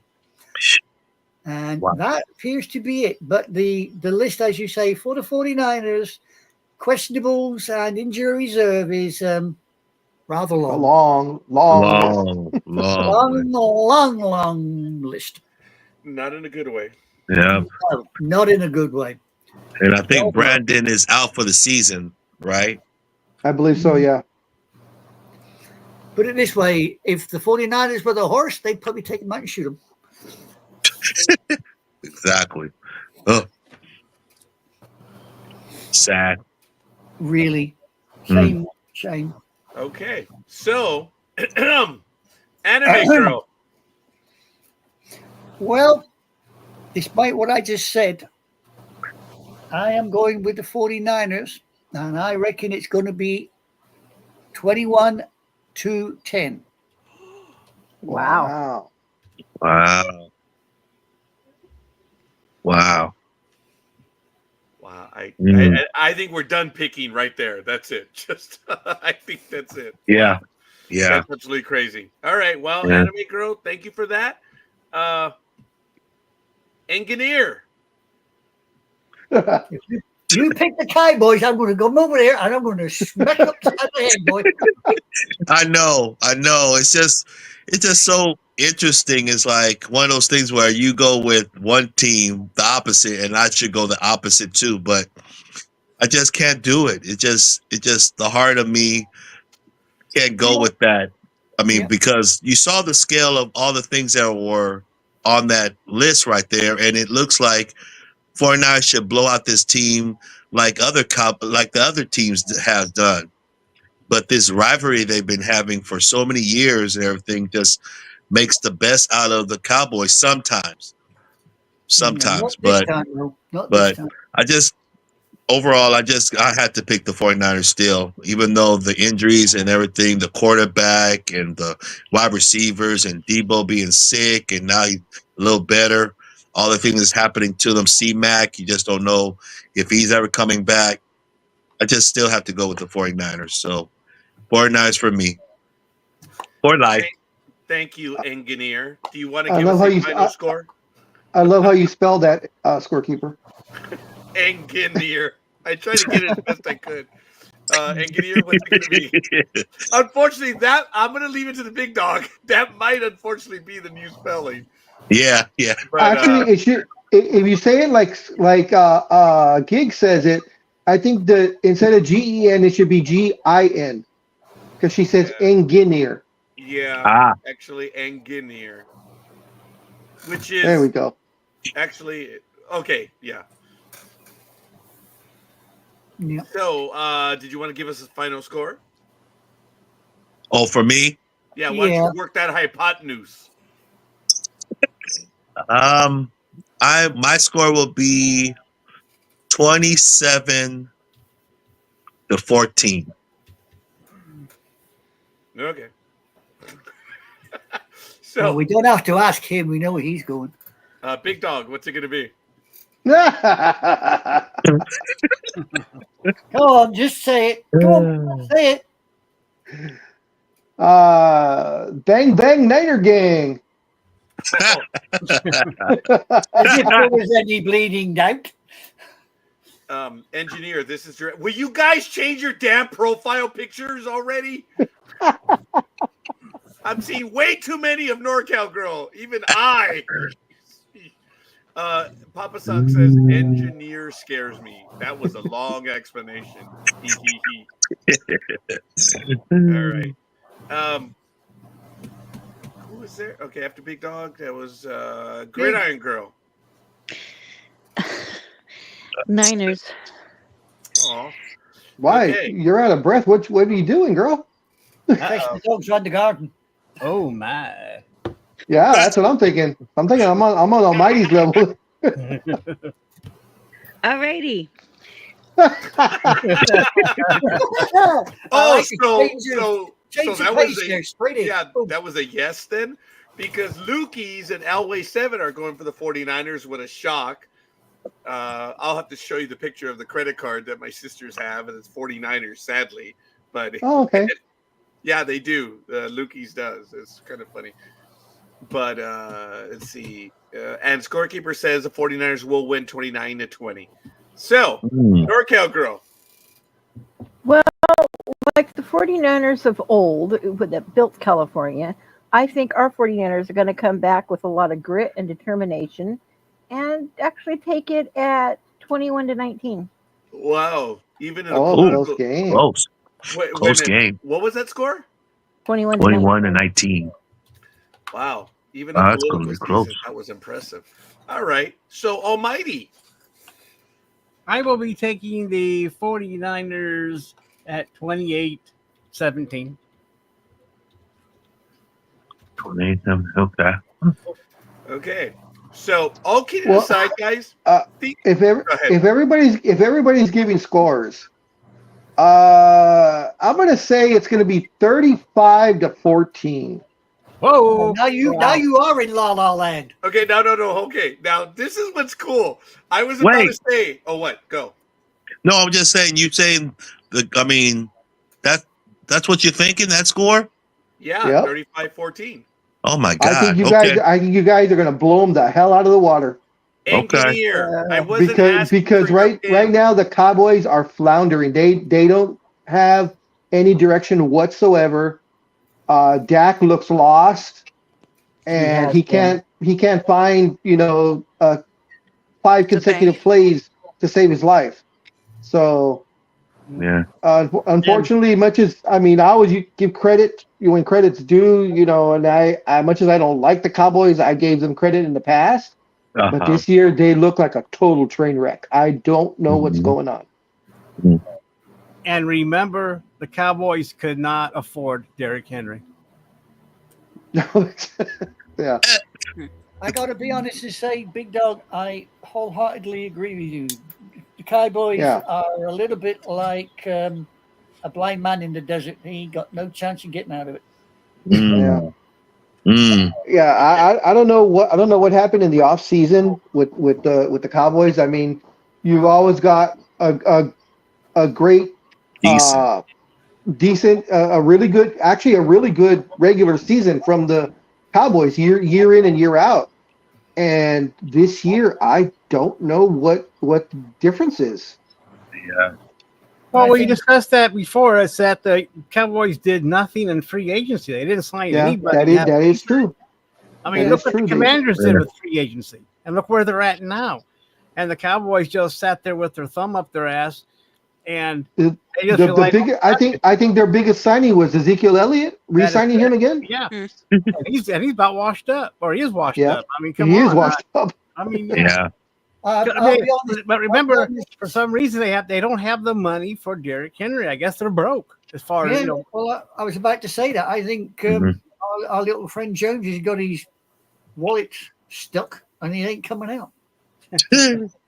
He just doesn't want. He just doesn't want to open up the wallet. He's got the money. I mean, Mm.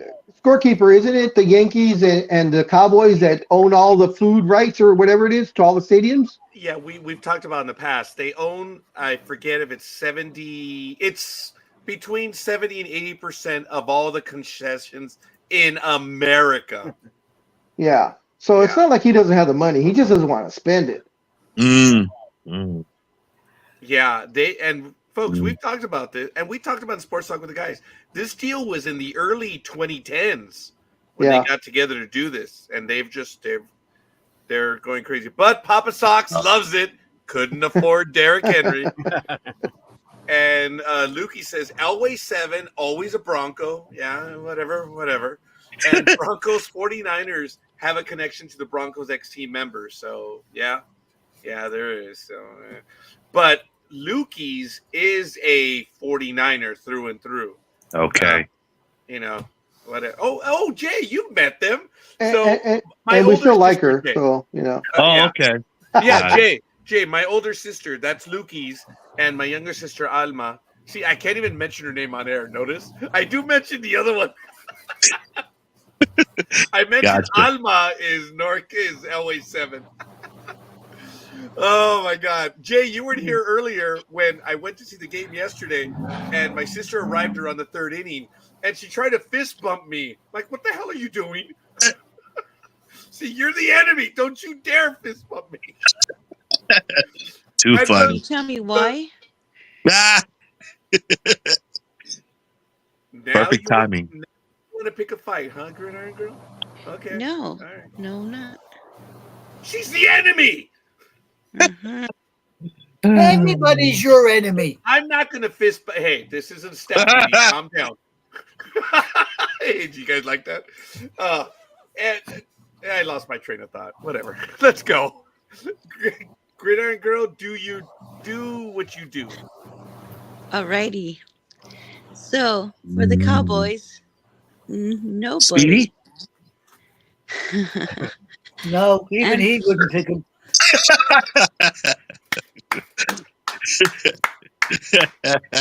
That was good. And for the 49ers, we have Cafe, we have Sports Sister, we have The Philly Special, Whatever. we have NorCal Girl, we have Whatever. Color Maven, we got Dream, we have Lukey's, Always 7, Scorekeeper, God damn. Anime Girl, Engineer, Big Dog, me, Almighty. I love it, folks. I love this. This is Saturday morning. This is Sports Talk with the Guys, home of the Monday Morning Quarterbacks on Saturday. Ladies and gentlemen, we have one more Monday game. It is on ESPN. Giants Steelers Almighty. Here we go. Where are we? Oh, here we go. One more. So here we go. There we go. So this is the Monday night game, and there's just one this week, so we don't have to have a split screen or keep switching back and forth to see what the hell's going on with everybody. Well, we have the 2-5 New York Giants going up against the Pittsburgh Steelers. They're 5-2. It's Monday night, and it's 8:00 here on the east on the east side of the country. And we got the Steelers surprisingly at 5-2 for some people, but they are actually winning and actually giving the rate and staying up there. And the Ravens are trying to catch them. As far as these rankings go, offense, the Giants are 24th, the Steelers are 17th. Defense, the Giants are 14th, the Steelers are 11th. Passing, the Giants are 21st, and the Steelers are 23rd. Rushing, the Giants are 22nd, and the mighty Steelers are 8th. and you would wonder how the Steelers are 5-2 with some of those, passing offense of 23rd. But anyway, we also have to know that Tomlin has went with Russell Wilson starting last week, because the first half of for a while there it was Fields, and the reasoning is that Tomlin wants to see which quarterback will get them to the Super Bowl. Neither one. And that is what Yeah. Tomlin is doing. And the only difference, and of course Russell looked a little rusty there for the first half, and then he caught fire, and the Steelers pulled away. And you could also notice that there's a couple times where you knew Fields would take off, and he would still be running right now, and instead Wilson threw it in a complete pass. Plus last time these two teams met was on September 14th, 2020, and the Steelers won by 10, 26-17. I want to comment, Jason Ortiz, thank you. You're smarter than all of us. He is saying start 2 of these 4, Sutton, Pittman, Wando Robinson, and Jalen McMillan. Thank you for sharing that, Jason. Thank you for visiting with the program. And let's get to continue with the picks. Big Dog has the Steelers for the bettors at -6. What is the win probability? Win probability is Pittsburgh 70.2%. Woohoo! Not 1, not 3, but 2. What is the weather report, please, or reports? It is 60 and partially cloudy. Woohoo! Okay, Do I we have another one? have 66 and cloudy. Yeah. Well, at least we're right on the cloudy. Pretty cloudy. Yeah, yeah. Oh, partially. No Anyway. dome. No dome. That's right. No dome. Injury No report, dome. please. No dome. Right. Well, for the Giants, they only have one out, which is Coughlin, the linebacker, but their list of injured reserve and questionable is almost as long as the 49ers. Pittsburgh Steelers, on the other hand, have got about 2 or 3 out. We have Scott, the running back, is out undisclosed. Johnson, wide receiver, is out with his ribs. And Averett, the cornerback, is out undisclosed. Also, the kicker for the Steelers is where is he? Wright. He's on injured reserve with a shoulder. He isn't out, but he's on injured reserve. So just in case they have to kick the ball, now you know. Thank you for that, anime girl. All right. So, Almighty, who are you going for? I am still going to be taking the Steelers here. It will be 24-17. Okay. So, anime girl, what's it going to be? I reckon the Steelers, no problem. I think they might even take it 8. I think the Steelers might take it 30-10. Oh, okay. That's Whoa. Whoa. That is yeah. The Steelers are not known for scoring a lot of points, but they'll be happy to hear that. yeah, they will. Okay. But there's a symmetry to what we're all predicting. It's at least by a touchdown. So, Engineer. I'm going with Steelers, and it looks like we're going with the scoring kind of a rhythm right now. I would say Steelers 17, Giants 7. Ooh, there is. That's a probably more rhythm like there. it. Yeah, I'll stick Good to call mine. there, Engineer. You see, I went to the power of 10, Jay.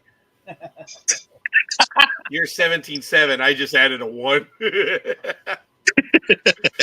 to the numerical numbers. That's all. So, I like it. Big Dog. This one's a no-brainer. I'm going with Terry Bradshaw and company. Mhm. Good. Very good. Do you wish to hazard a numerical a number? Okay, I'll go 17-10. It's along those lines. That's funny. It's good. Okay. Gridiron Girl. I'll be taking the bumblebees. All right. Oh, okay. I get it. Okay. Lukey's Lukey's will be taking the Steelers. Elway 7 will be taking the Steelers. And the scorekeeper says they're gonna win 27-17. The Iron Curtain. NorCal Girl. I'm going with the Steelers. I'm gonna say 21-10. This is cool. You know what? In the hold on. We're starting 17.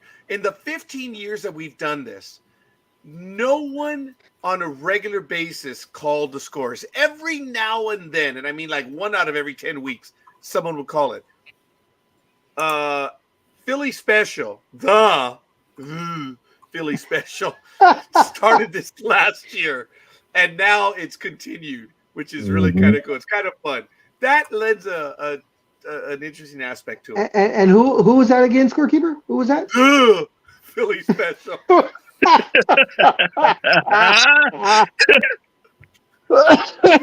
I'm sorry, ladies and gentlemen. Apparently, I'm having trouble with my accent today. I am slurring my speech when I don't feel well. So, Gridiron Girl, get it done. Alrighty. For the Giants, we have Sports Sister. And for the black and yellow Steelers, we have Coffee. I'll be back, guys. All right. Okay. We got Coffee. We have the Philly Special, NorCal Girl, Color Maven, Dream, Always 7, Lukey's, Almighty with 24-17, Anime Girl with 30-10, Scorekeeper, we have 27-17, Engineer, we have 17-7, Big Dog, we have 17-10, and we have me. Little old you. And ladies and gentlemen, that is it. Wow, this one took almost 2 hours. But folks, it is a lot of fun. I know that we're missing a few. So for those of you that didn't call your games, if you want to send them to me now, please go ahead. If not, please update them on the site. But we're going to continue. I need a few minutes to update it. As always, like the post once you see the update. But bear with me, but I got to get this done. So, Big Dog, you have the con. NorCal Girl, you're the OOD. So let us continue. Let me get this done. All right. Raj, had you, before I got on or while I was gone, did you guys talk about Fernando or no? Very briefly, so no. Okay. Wow. That wasn't me. No, I think that was NorCal Girl. I think her neighbor's cutting the grass again. Oh, well, she muted It's a Saturday thing. Yeah, I tried to do that real fast. It's real bad right now. You're good, kiddo. I appreciate the effort. I don't think that was a lawnmower. Only you. Oh, boy. Okay, time out. A flag has been thrown on the field. Okay. Yeah, ain't a yellow. No. A flag is thrown out. The red flag is thrown out of the field. Almighty, would you please clarify what you think it is? Well, I can't because of the new censorship laws here. Here we go. There we go. While pick you're up the flag, no flag. While you're updating this, we'll keep with baseball. The auction that I talked about earlier this month with the Shohei Ohtani 50-50 ball, that auction finally ended, and the 50-50 ball sold for $4.392 million. That includes the buyer's premium. It shattered the record paid for a baseball or any other sports ball for that matter. The previous high was Mark McGwire's record-breaking 70th home run ball from the 1998 season, which, of course, Todd McFarlane paid $3 million for in 1999. Ohtani is the only baseball player, of course, 50 home runs, 50 steals. The ball was consigned to Golden Auctions, and it marked one of the most anticipated modern game-used memorabilia auctions in recent memory.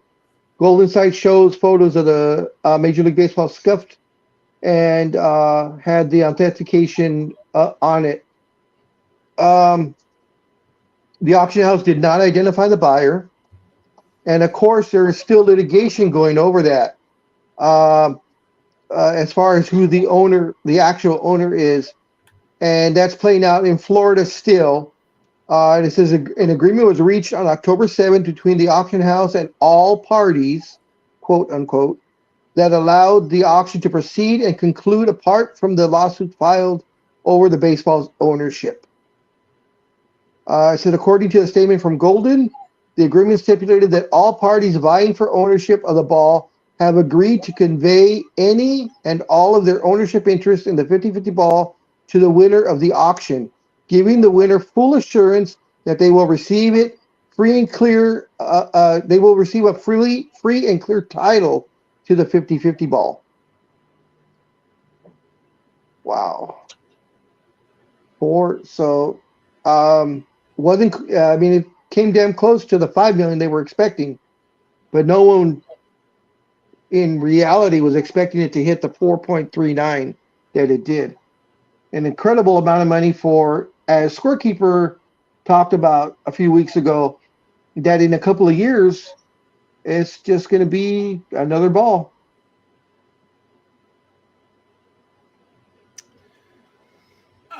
Unfortunately, it is, but I don't know if I want to backtrack, and I'm not trying to badmouth anyone or anything. It's not good for them, good for them that they caught it, and there's money that's someone's gonna be well off on this. But Papa Sox, thank you, appreciate. Thanks for spending your time with us, and yeah, folks, there's a lot of stuff going on the network today. Check it out. 4 programs today on the network at ndbmedia.net, starting with Sports Talk with the Guys. There's a lot going on today. So check the calendar, folks, and the announcements on the webpage. But anyway, Todd McFarlane was made fun of because of all the money that he spent to get those baseballs during the home run. And I really felt bad because everyone ripped him because of what happened shortly thereafter. The whole steroids thing that came into play and whatever. And Todd McFarlane said, I would do it again. And remember, Big Dog and I remember clearly, they went to every stadium so that you could see them. And Big Dog and I went to Anaheim Stadium, and they were there. And yes, there was a bit of a taint. Actually, it was a significant taint. Yeah, I know. I should have. But McFarlane didn't charge anyone to see his collection. He shared it with everyone. So what you're saying is that you can see his balls for free. Actually, yeah. Yes. And of course, since Scorekeeper was so eloquent, you could see the taint on the balls. Oh. I didn't think about that. Yeah. Damn. That must hurt. Oh boy. Hey, it is what it is. Sports Talk with the Guys. So, damn. Way to sneak that in there, Big Dog. That was very good. Actually, everyone on the comments. That was really good. That was all 3 of you. So, it's really good. But what I meant was the whole thing of Ohtani getting the 50-50. It's already gone, guys. It's already gone. And it's an incredible thing that he ushered in the 50-50 club. There's no doubt. Come on. But it's gone. It's already over and done with. It is a wonderful individual accomplishment. And he's the only one ever to do it. That stands on its own. But next year, the year after, they're not going to be talking about him being 50-50. It's going to go. Canseco's. But go ahead, Big Dog. I was just gonna say that to me the reason why it went for so much, the 4.392, whatever the hell the number was, I think it was, the Gen Zers that have the money, or the Gen X, not Gen Xers, the Gen Zers or the Gen Zeros, and what it was, as they say, FOMO, fear of missing out. That drives the price up. They're able to afford it, and they got it. Engineer, I don't know if you heard what we're talking about, the Otani 50/50 ball. It sold at auction. The auction is over, and it sold for $4.392 million. Gosh. The most paid for any ball in any sport ever. Wow. Just like that. Yeah. Gosh. And of course they are fighting for the ownership of the ball, because some 18-year-old kid who had his hands on the ball, you could see the video that him and the guy who said he's the owner were fighting for the ball, and he was able to wrestle it away from the kid. So the kid turned around and sued him and said, I'm the owner. I don't care if he has the ball. I'm the owner of the ball. Wow. And of course, we all laughed. Yeah, everyone knows that 9/10 is the law. So Yep. he has it. It doesn't matter if he has how that saying goes. You know what I mean? It's Ownership is ownership. Yes, 9/10 of the law. 9/10 of the law. Yep. So, folks, it's interesting what's going to happen, because there's actually going to be a ruling on this. Yes. But I'm not going to say that there's an unwritten law or it's just understood, but it's he who ends up with it is the one. Is the owner. This happens all the time in every sport. Yep. It's the one that claims it is the one that wins. Yeah, that's correct. If he wanted it so bad, he should have kicked. He would have been more aggressive and kicked some butt. But Yeah. And the funny thing is they've extended this hearing, I guess, because it was supposed to be the decision was supposed to be made before the auction ended. Oh. And now the auction is over, and I guess before the auction was over, I guess they both came to agreement saying, we'll let the auction end, and the guy's going to get the ball, and I guess the 4 million, whatever, however much it is going to be put in trust or something, because it's going to take a long time. Yeah.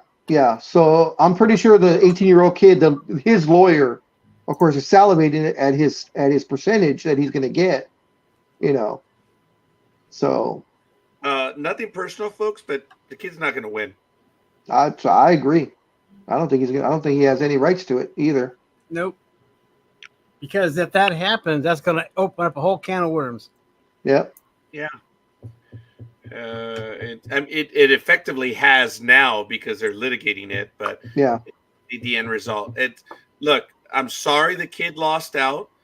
Look, I've lost out to baseballs, and I'm sure Lukey's is like, yeah, you idiot. There was a baseball game we went to, and she says, you put your bear claw in the way. I said, okay.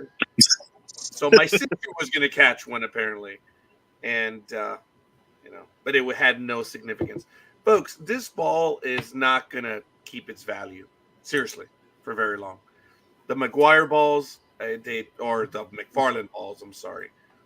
I don't know how much they're worth, but they're certainly not worth the $3 million that he paid for the 70 one. It's not that the record's going to be broken. It's just that it's just not going to. Yeah, so, I agree. But that's okay. It takes nothing away from the accomplishment. It's there forever, guys. Right. Who has done that? No one. Right. Except if you consider Nintendo Ken Griffey baseball. I did it. I did it in 1998, and I did it with Ken Griffey Jr. I think it was 70 and 70. So toma. So, in the real world. Folks, I have been getting some messages that I am racist. And that really? and that I am hating on Shohei Ohtani. Wow. And I'm like, No, because you're saying that the record that the ball's not going to be. That's no, stupidity. because of Stupidity on their part. everything that I say about Shohei Ohtani. It's kind of like the thing that's going on with Star Wars right now. If you don't say anything positive, you're a bigot. Mm. You guys know what I'm Yeah. talking about. Yeah, I know what you're talking about. And it's like, no, it's a bad story. You're a bigot. Or you're a sexist because you can't. Forget about because that. you can't get over the lead female character. It bothers you. It threatens your masculinity. Yeah. So the perfect answer to that is, thank you very much for your opinion, Mr. Richard Cranium. I will acknowledge the comments from time to time, and they're not even hurtful because I am not. And I just the institutional hatred, and I got 4 messages over the last 2 weeks from nobodies. Seriously, they are nobodies. That thank you for listening, but because and folks, I have done my best to be just generic on this guy. I cheered for him when he was with Anaheim. You heard me. Yep. But it gets people angry when I say, "Oh, he's hurt again," and he is. Everyone talked about the great year he had this year. Yeah, he's America's DH. Big numbers. Wow. Aaron Judges were better. I know what you mean there, Roger, because I've been accused of being a white colonial. Oh, wait. No, never mind. Wait. Don't bring our staff meeting conversations to the No, we've never had that conversation. But that was good, though, Almighty. Dude, you have, over the years, you've told me you've gotten a lot of from people over the years, dude. What's that? You've gotten a lot of crap over the years from people. Oh, yeah. Yeah. It's hard. It's not easy being white. For the love of all that is right. And here we go. Oh boy. It was good. Folks, I have to step away for a few moments. Everything is posted. Please update. And if you're on right now and you want to get me your picks, please send them to me via message. Other than that, my final so if you don't like him, then you're a racist. Okay, I guess. Yeah, exactly. And I don't dislike him, but I am against all the hyperbole that everyone is calling him the greatest player ever. I'm like, oh, you know what? I have a Unistrut post that I haven't used lately, and I'll be more than happy to share how good that steal is. But beyond that, ladies and gentlemen, look, it is what it is. And Almighty may have a story about Shohei that I have not been able to fact check yet, but he posted in the did you send it to me or did you send it to the chat? What story? About Shohei Ohtani. I don't think I didn't. Oh my God. Oh no, it's Lethal Migraine that sent it to me. Okay, I did. Yeah, like I said, I didn't. I never. Yeah. Okay. What was it about? The old man and me. Last year's coffee it's got to go. It's got to be expelled. Okay. I'll be back. I don't care for him being overrated. Yeah, I don't care either. It's just I get tired of people who are just, oh, he's the greatest player of all time. I said, no, he's not. Because if his career ended right now, is he a Hall of Famer? No. So, but see, by me saying that, I'm a bigot. Like, whatever. You guys can go. Oh, thank God. I was about to mute myself, and I'm like, that's the wrong button. You can go.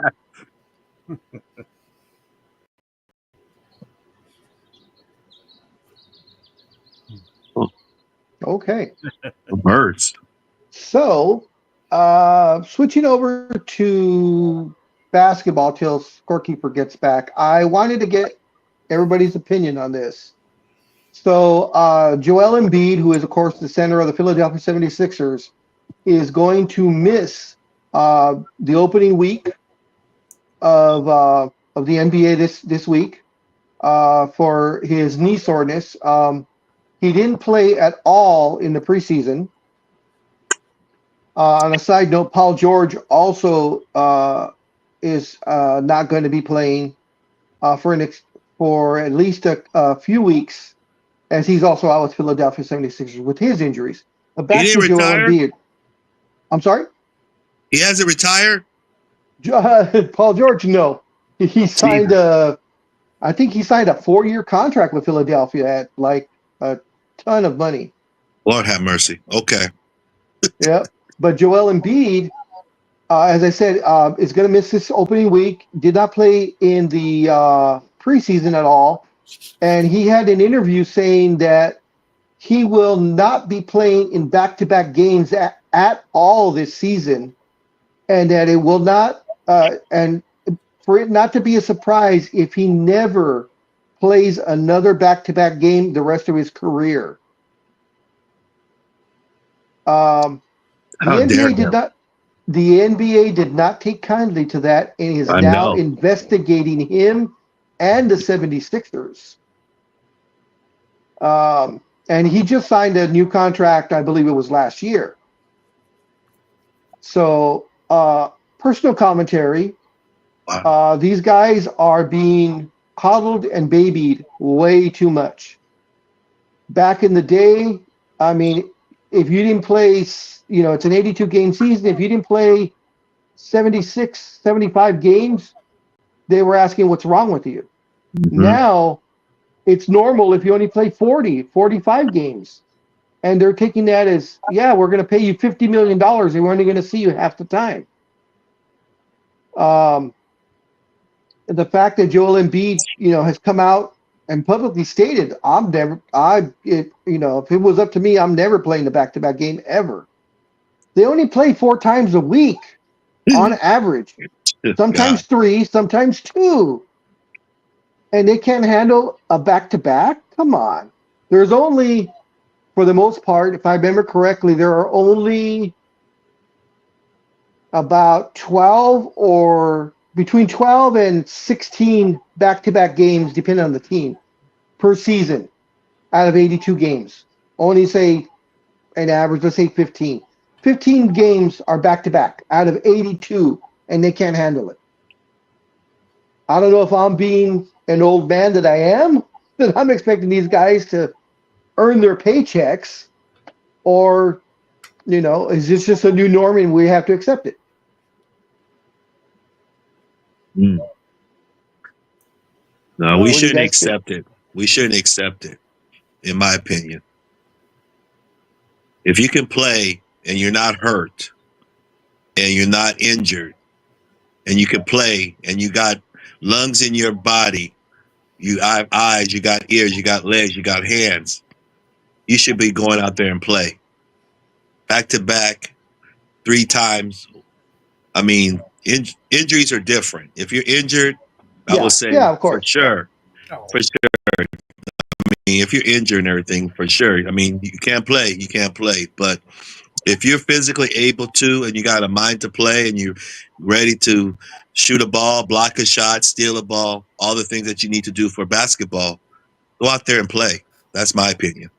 Especially if I'm paying you $45, $50 million a year or more. Or more, yeah. Yeah, I agree. I mean, the way I look at it is, if basketball is your sport and you've got a team that's willing to lay out money for you because you can play the game well, then it's beholden on you to make sure that you live up to that team's expectations. And unless you're injured, get your butt out on the court, show the world you can play. Well, sitting on the bench, that ain't, you're not paid as a bench warmer. You're paid as a player. Exactly. Yeah. I think Scorekeeper's back. He There you is. are. Oh, he's eating a banana. He's become a minion. Got his potassium. Yeah, he's become a minion. He's become a minion. No, Now he can hear us. He's starting a banana. So- Which is what he's trying to do. Yeah, I almost aired. I almost consumed the banana on camera. Mm. Oh, we would have loved to seen that. You would have definitely been called a minion for life after that one. there is a coworker that was caught doing that when that picture was shared around the department. It was bad. Guy was just having a banana, and they got him perfectly. And I was like, Oh, Lordy. yeah, that picture lived on after the employee was retired. So, scorekeeper, while you were gone, I was talking about basketball. So Joel Embiid Peace out. see ya. Thanks for Bye. joining us. See ya. Thank you, Lukey's. Thank you, Elway7. She's giving everyone a fist pump. Yeah, I give it back to her. No, Yeah. no. Yes. Big Oh, dog. stop being an old stick in the mud. Big dog, Joel Embiid, please. Okay, your opinion. So Joel Embiid missed this entire first week of NBA basketball, opening week. He also did not play at all in the preseason. He then gave an interview, and this was confirmed by the Philadelphia 76ers, that he will not play any back-to-back games this year, regardless of injury or not. Even if he's healthy, he will not play a back-to-back. They then interviewed Joel Embiid, and he said, if it was up to me, I would never play another back-to-back game the rest of my career, and I will do my very best to make sure that happens. The NBA did not take kindly to that interview or the answers from the Philadelphia 76ers. They have now opened up an investigation on Joel Embiid and the Philadelphia 76ers about keeping him out of games, even if he is healthy. Your opinion, sir? Well, you're about to clarify the rules that we've talked about a little while ago, but the NBA, unlike other leagues, understand their star power. This has been a rule that's been in place for decades, and you'll correct me if I'm wrong on that. But the NBA knows how much fans pay for the tickets. Mm-hmm. They know the premium that the NBA charges. And again, there is a rule that I'm referencing that you will educate us on. I am glad that the NBA is doing an investigation. I can't believe that the NBA is doing more forget traveling. But they're doing more rule following than other leagues. And I'm not going to travel for much longer and imitate Shaquille O'Neal by my statement here, but good. I'm glad, because there are rules in effect right now, monetary rules. And if they're going to actually flout it, they should make it 5 times the violation. Yeah. And you know what? It should come out of the player's salary. On a statement like that, it should come out of the salary. So, Shaquille O'Neal, Barkley, and I forget who else went on record saying, dude, the league is not that physical. Exactly. They themselves said that. So, hey, good for him. I'm glad he made the statement. But guess what, homie Claus? Someone's going to have to pay for that. And for you to believe that you're that good and that great, dude, Joel, I really thought you were a better person. But people pay good money to see you play. And you just gave them the finger. That's not cool, dude. That's not cool. That's my opinion. And it's not even like you can guess if there's a back-to-back game going. I mean, he may not play the first, but play the second. So it's not like if you want to pay money to see, the number one guy on that team, and it's a back-to-back game, you're like, well, is he going to play the first one? Is he going to play the second one? We don't know. So I can't shell out the money, and then, he doesn't show up. I'd probably ask for a refund, especially if I knew he wasn't hurt. Yeah. So what are the rules? What are the rules in the NBA officially? And knowing that they've talked about load management as well. Yes, and the rules came out the last couple of years because of that load management, because so many teams were doing it so often. So if a superstar is going to be out of a game for rest, you have to that team has to contact the NBA and let them know. I believe it's a week ahead of time, because a lot of these teams, the premier teams are on TV, and of course you want your stars to be seen. So if they're not going to play, most likely they don't get put on TV, which of course takes away from that team's revenue. Also, because they get paid by X amount of games that they're on TV. And also, if you're sitting out the player and you're saying it's because of an injury, you have to provide medical proof to the NBA for holding them out of games. And you can't just say, "Oh, well, his knee hurts." No, he has to have actually been seen by a physician and a report made, and that report has to be sent into the NBA for proof as to why he's out. So they're taking this load management and premier players missing games very seriously, as they want these guys to play as many games as possible. Which, oh my God, you want them to get paid and work at the same time? Oh, unheard of. Fucking babies. Language, Timothy, language. I'm sorry. Engineer? Effing children. Engineer, did you want to add your famous line there? Tell me why. Stay away. That's an exaggeration, but it's good. Now, what are the rules that the NBA had in place for 20, 30 years about having your players? Okay, I'm being dumb about it. The NBA has had rules for decades now that your players have to play. For the most part, yes. Because back then there was no such thing as load management. You just played. If you're healthy, you play. That's just it. I mean, if you're a star, if you're one of the top 8 guys on your team, if you're healthy, you play. I'm not actually sure if it was an actual rule itself, but there were repercussions back then, probably up until the 2000s. That you would, your coach would. One way or the other, he's going to get his money out of you. Let's put it that way. If you're not going to be playing, they could suspend you for conduct detrimental to the team, which has been done before. Where you don't get paid because you didn't feel like playing that day. Abdul Sharif Rahim, I believe, had that happen to him a couple of times, where he just didn't want to go out there. So they said, "Okay, fine, we're not paying you." Oh, but it's in my contract. It's also in your contract to play. Yep. And the players union could not protect him. He lost his money. Yeah, maybe they should start doing that some more then. If you don't play and there ain't no reason for you to play, find the buggers. Take that money off them. It's real easy to go after a malcontent. It's very difficult to go after your star player. Yeah, that's true. But I agree.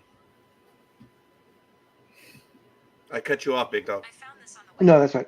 And Joel Embiid, of course, is their number 1 player on the team. So, but it's well known that he's had knee problems. And fine, if you're gonna load manage the hell out of him, this season, don't have him come out in an interview and say, "I'm not playing back-to-back games at all this season. And if it was up to me, I'd never play another one, the rest of my career, and I'm going to try and make sure that happens, that I never play another back-to-back ever." You know why? The second he put his mic down, if I was his agent, I would have slapped him. Say, "What are you doing? Can't say that." Yeah. Under the Phil Jackson regime with the Lakers, Phil Jackson did have load management back then. I think the rule was that if you played a Thursday night game or something where you played an evening game and then you had a day game following, I think that he would rest the veterans, right? Yeah, if it was towards the end of the season, if you had like say a Thursday night game and then you had a Saturday afternoon game, he would either play them very lightly or he would let them rest. Yeah, but I think they still got in the games because even Yeah, Phil yeah, they still said, got in. They just play very light minutes. yeah, And usually if that game was, pretty much what they used to call a gimme, where you could already put the win down, ahead of the calendar, you know. He Phil was great at that. Phil knew how to rest the players during the season where it didn't look like he was really resting them. right. So but that's the genius of Phil Jackson. That's what all the top tier coaches, managers, that's the way they do it. They know how to do it during the game.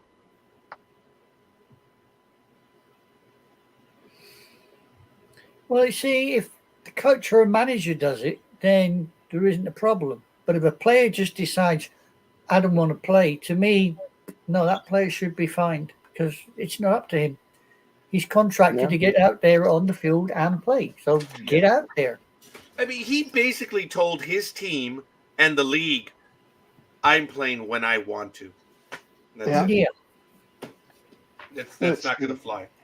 And he's getting paid. Let's see what he's getting paid.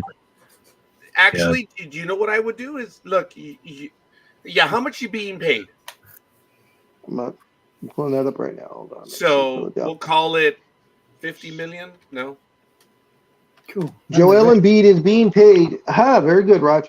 He's being paid $51.4 million this year, $55.2 next year, and he's only 30 years old. Okay, let's call it 51,400,000 divided by 82. That's $626,929.26 per game. Per game. Thank you, sir engineer. I apologize. Per game. So if he wants to take a day off, no problem. So if he, based on what he says, how many days is that per week? Or how many opportunities would that be? That's probably about 18 games, right? Thereabouts. Why don't you do it this way, scorekeeper? So 51,400,000, and he only played 37 games last year. Oh, okay. All right. So divided by 37. 51 million. That's crazy. 400,000 times. Oh no, divided. Oh. Divided. Engineer. I don't want to hear it. My calculator. I don't want to hear it. Divided. Actually, it would be. It'd still be divided by 82 times 37. That's only 23,192,682. So you're saying he played 37 games. If all the other games were off, he would only be paid 23 million of the 51 million. I agree. Yep. If he says he wants days off, Merry Christmas, pal. It's about respect. I'm sorry. Oh, okay. I might get some comments about that. That one is deservedly so. I admit, I scorekeeper was stupid on that one. Okay. Well, what I think is. Go ahead. I was just going to say, you were talking about, not wanting to play all the games, and it just reminds me of how the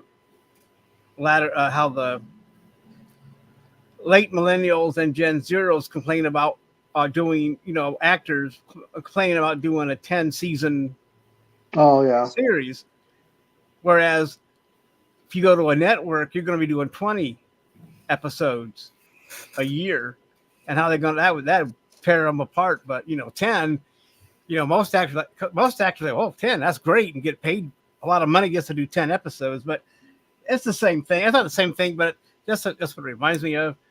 But they went back to that, not wanting to play back-to-back games, but he's getting paid all that money. And so if he wants to do that, he should be willing to take a pay cut, right? To get paid for the games he plays instead of like, I don't want to play all these games, but he won't take the pay cut. And and I know that the NBA has these rules that, if you're not hurt, you get out there and play because they don't want people, tanking is part of that rule, right? Big dog. Yep. Yep. So, Yes, it is. or resting their players because they know they got a playoff spot sewed up. But you know, if you're getting paid, okay, real quick, one more time. If you're getting paid a lot of money, get your ass out there and play. We had a 2-minute comment coming from Almighty, and he did the best one of just bottling it, even better than me. All I would say, guys, is this. You know I am pro player when it comes to stuff like this. You get the most money you can. That's why I was being a little disrespectful on the respect line, but you know what I mean. I don't have a problem with how much these guys are getting paid. If I were them, I'd want it as well. But this is where Joel screwed up. I'm not doing this. I'm not doing this. Dude, I'm sorry, but being a 33-year senior 30. clerk, 33 years senior clerk, you never tell management. Look, even Jay might be smelling it a little bit. But Jay, you will never be my supervisor. That's the only thing I can tell you. So he's gone quiet. But no, I seriously, brother, we'll talk off air. There'll never be an opportunity. All I can say is that, dude, shut up. Shut up. When you say that, you yourself open yourself up to retaliation. Yeah. If you would have been quiet about it, sorry. If you would have been quiet No, about go ahead. You would have gotten away with it. But no, you had to be a dick and you had to thumb your nose at everyone. There's something to be said for honesty. There is. But dude, the attitude that you have, you're thumbing your nose at the fans that pay your salary. Mm-hmm. That's not cool, dude. I think the word I would say is he feels entitled. Yeah. Yeah. Seems like a lot of people out there nowadays just feel they're so entitled to say what they want to say, feel that how they want to feel. And they're just entitled to thinking it's okay to say whatever they want to say. And everyone kind of had to accept it. But with this situation, I think he should have just been quiet and just kept it to himself. And you feel that way, fine. But don't tell the whole universe out there that you're feeling this way and you're demanding it and saying that you're going to, I don't care what you say, I'm going to do it. It's very stupid. Yep. And to make matters worse, I mean, for Philadelphia, I mean, like Philly Special, who is a Philly fan, a Sixer fan, I feel bad for him because Embiid is being paid $51.4 million this year, and Paul George is being paid $49.2 million this year. And Paul George is going to be out for at least 3 more weeks. And we know he's definitely going to be on load management all year long. So I think between the two of them, out of possible 164 games, I think you'll be lucky to get 75 out of both of them in totality. Whoa. Wow. I mean, we all know Paul George and his injuries. I mean, he's been here with the Clippers for how many years, and he decided to go, and he hasn't played a full season in God knows how long. You know, though, if I may add to Paul George, I think that's been bad luck for Paul George. I don't think Paul George had the attitude of his buddy. Yeah. I think Paul George has just been hurt. He's an older guy now. You treat him differently, in my humble. Unless I'm wrong, guys. Paul George has not been a jerk about it. His buddy has. The one that went from Toronto to. I have personal animosity against Paul George, though. I'll take what you say. Oh, that's right. He was going to be a Laker, right? Yes, and he strung us along until he got Kawhi to LA to the Clippers. Yeah. He strung us along. He strung us along till Kawhi got to the Clippers, and then he went, "No, I'm not going to go." But after that, all the free agents were already taken up. They had already signed with other teams that we could have signed. Yeah. He pulled that number. So screw him. Okay. Somebody on here's got some feedback. Is it me? Is it me? I don't know. Somebody's got it. I keep hearing it every so often. So Well, somebody's when got you feedback. speak, it's not you. Let me see. No. I will mute my. Well, do you hear when I say something? No, not you. Is Oh. it How about me? me? Yep, Oh. there you go, big dog. No, No. I think it was Gig, me. say it again. Me. Oh my Yeah, god. I'd say the dog feedback's pretty much you, Gig. That was I'd go for funny because every time we do a sound test, her dogs bark. It's funny.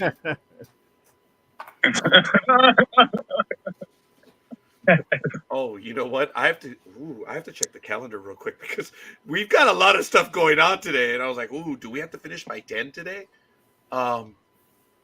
Probably. No, okay. No, we're good today. We're good today. Actually, yeah, we are. I'm nervous because sometimes we have a program going as early as 11. Uh-huh. But today, folks, guys, I guess we had some cancellations after all. But today, it's going to be sport. Oh, no. I think we still have another one. Folks, today, Sports Talk with the Guys is opening. Then we have Star Trek Lower Decks, which I probably am not going to be able to make. I already told Michael I wanted to do this. I'm not going to be able to make it. Oh, Lord, Right after Michael that- is debating whether he's going to be able to make it or not, too. Okay, well, we've got to settle that then. Okay. Yeah. After that, I believe You guys can't climb the stairs to go down, or what? I can't roll down. Okay. Some due to legal entanglements that I have. I can't roll down because I'm a bigot for some reason. I can roll down because I'm fat, so I roll really easy. You don't roll, you bounce. Oh, Funny. I was smiling. I believe Jamie has a big interview tonight. She does. She has Yeah. Elizabeth Saunders from. From. Wow, man. That's actually a really cool program, I gotta admit. And and then I'm going to be doing a program late tonight at 9:30. So we have a lot. We have 4 programs today, folks. Oh, you're going to be on tonight? Yeah, I'm going to be on at about 9:30. Okay. Yeah. So, and folks, I don't want to admit it, but I think paranormal and other stuff is going to be coming to NDB Media very soon. Probably starting in November. We're going to be doing curious and unusual facts, things like that. Will there be some paranormal? Yes. Will there be cryptids? I don't know. But I've done 3 paranormal programs this year, and the ratings are through the roof. Oh. Yeah, I watched one. It's like, damn it. Oh, Nick. Did you guys see the interview with Nick? Oh, man. Yeah. He's Yeah, I watched awesome. it. Nick is awesome. And Nick might be joining us on a somewhat regular basis. So I'm just saying that we're probably going to be having some paranormal stuff on Mondays. So we'll see. About time. But okay. All kidding aside, other than that, guys, we have a lot of stuff going on. Check it out on the network. On Sunday, we have our Trekking Across the Universe. We're going to review the mini-series of V tomorrow. And we may have a guest later on Sunday night. Probably not. But then we have Mark Sheba on Monday at 2 p.m. Eastern. He's from The Voice. It's crazy. There's a lot of stuff going on, guys. So check it out. So anyway, it is 10:09 a.m. Pacific time. Sports Talk with the Guys.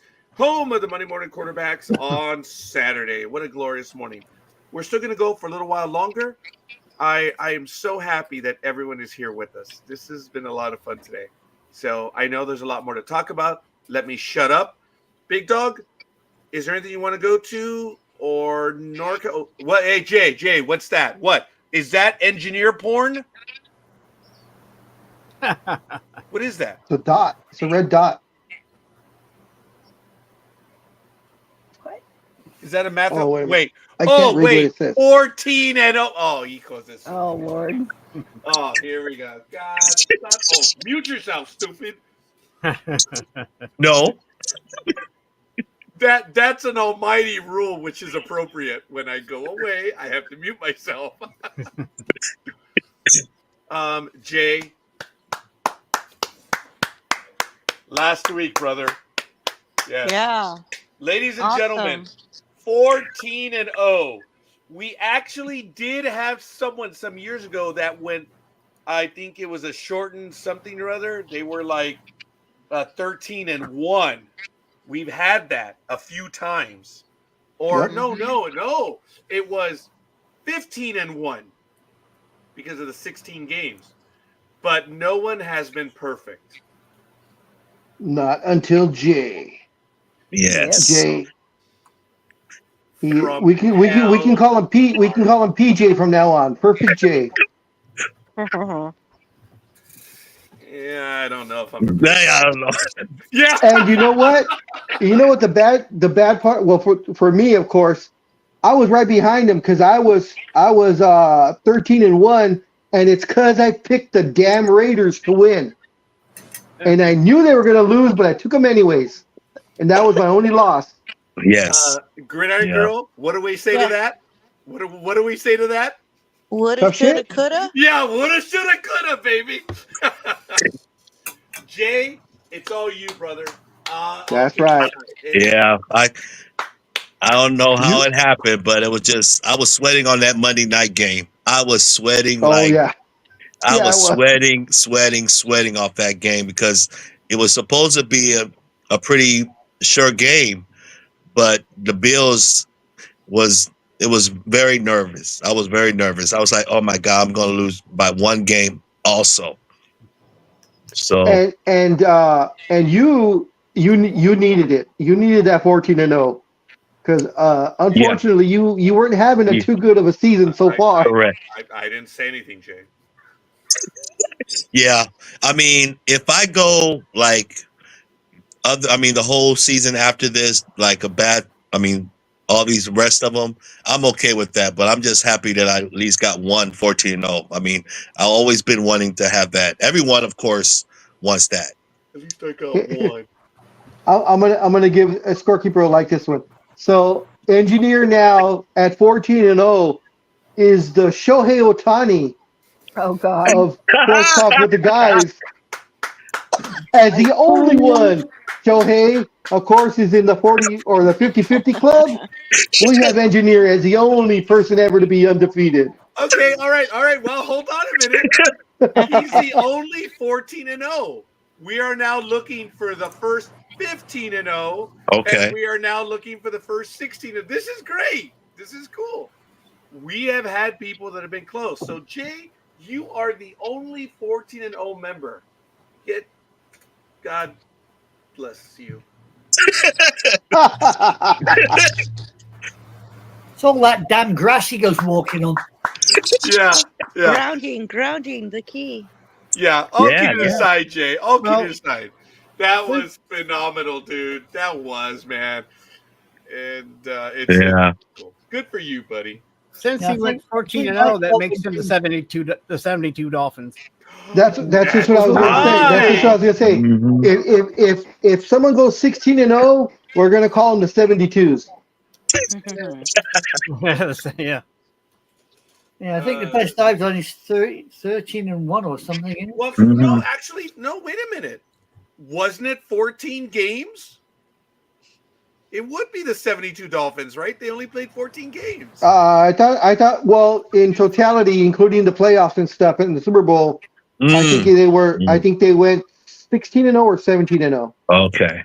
Well, that is Regular correct. I guess season I only. was going by the regular season. Yeah, I but- was too. Yeah. Yeah, that's why. Because you're right, if you go by 17-0 would include the regular season, then you have to include the Patriots Yeah, because the from Patriots, just a few years ago, Yeah. Yep. and then of course they lost. Giants. yeah, they came close. Oh, that's right. They were also.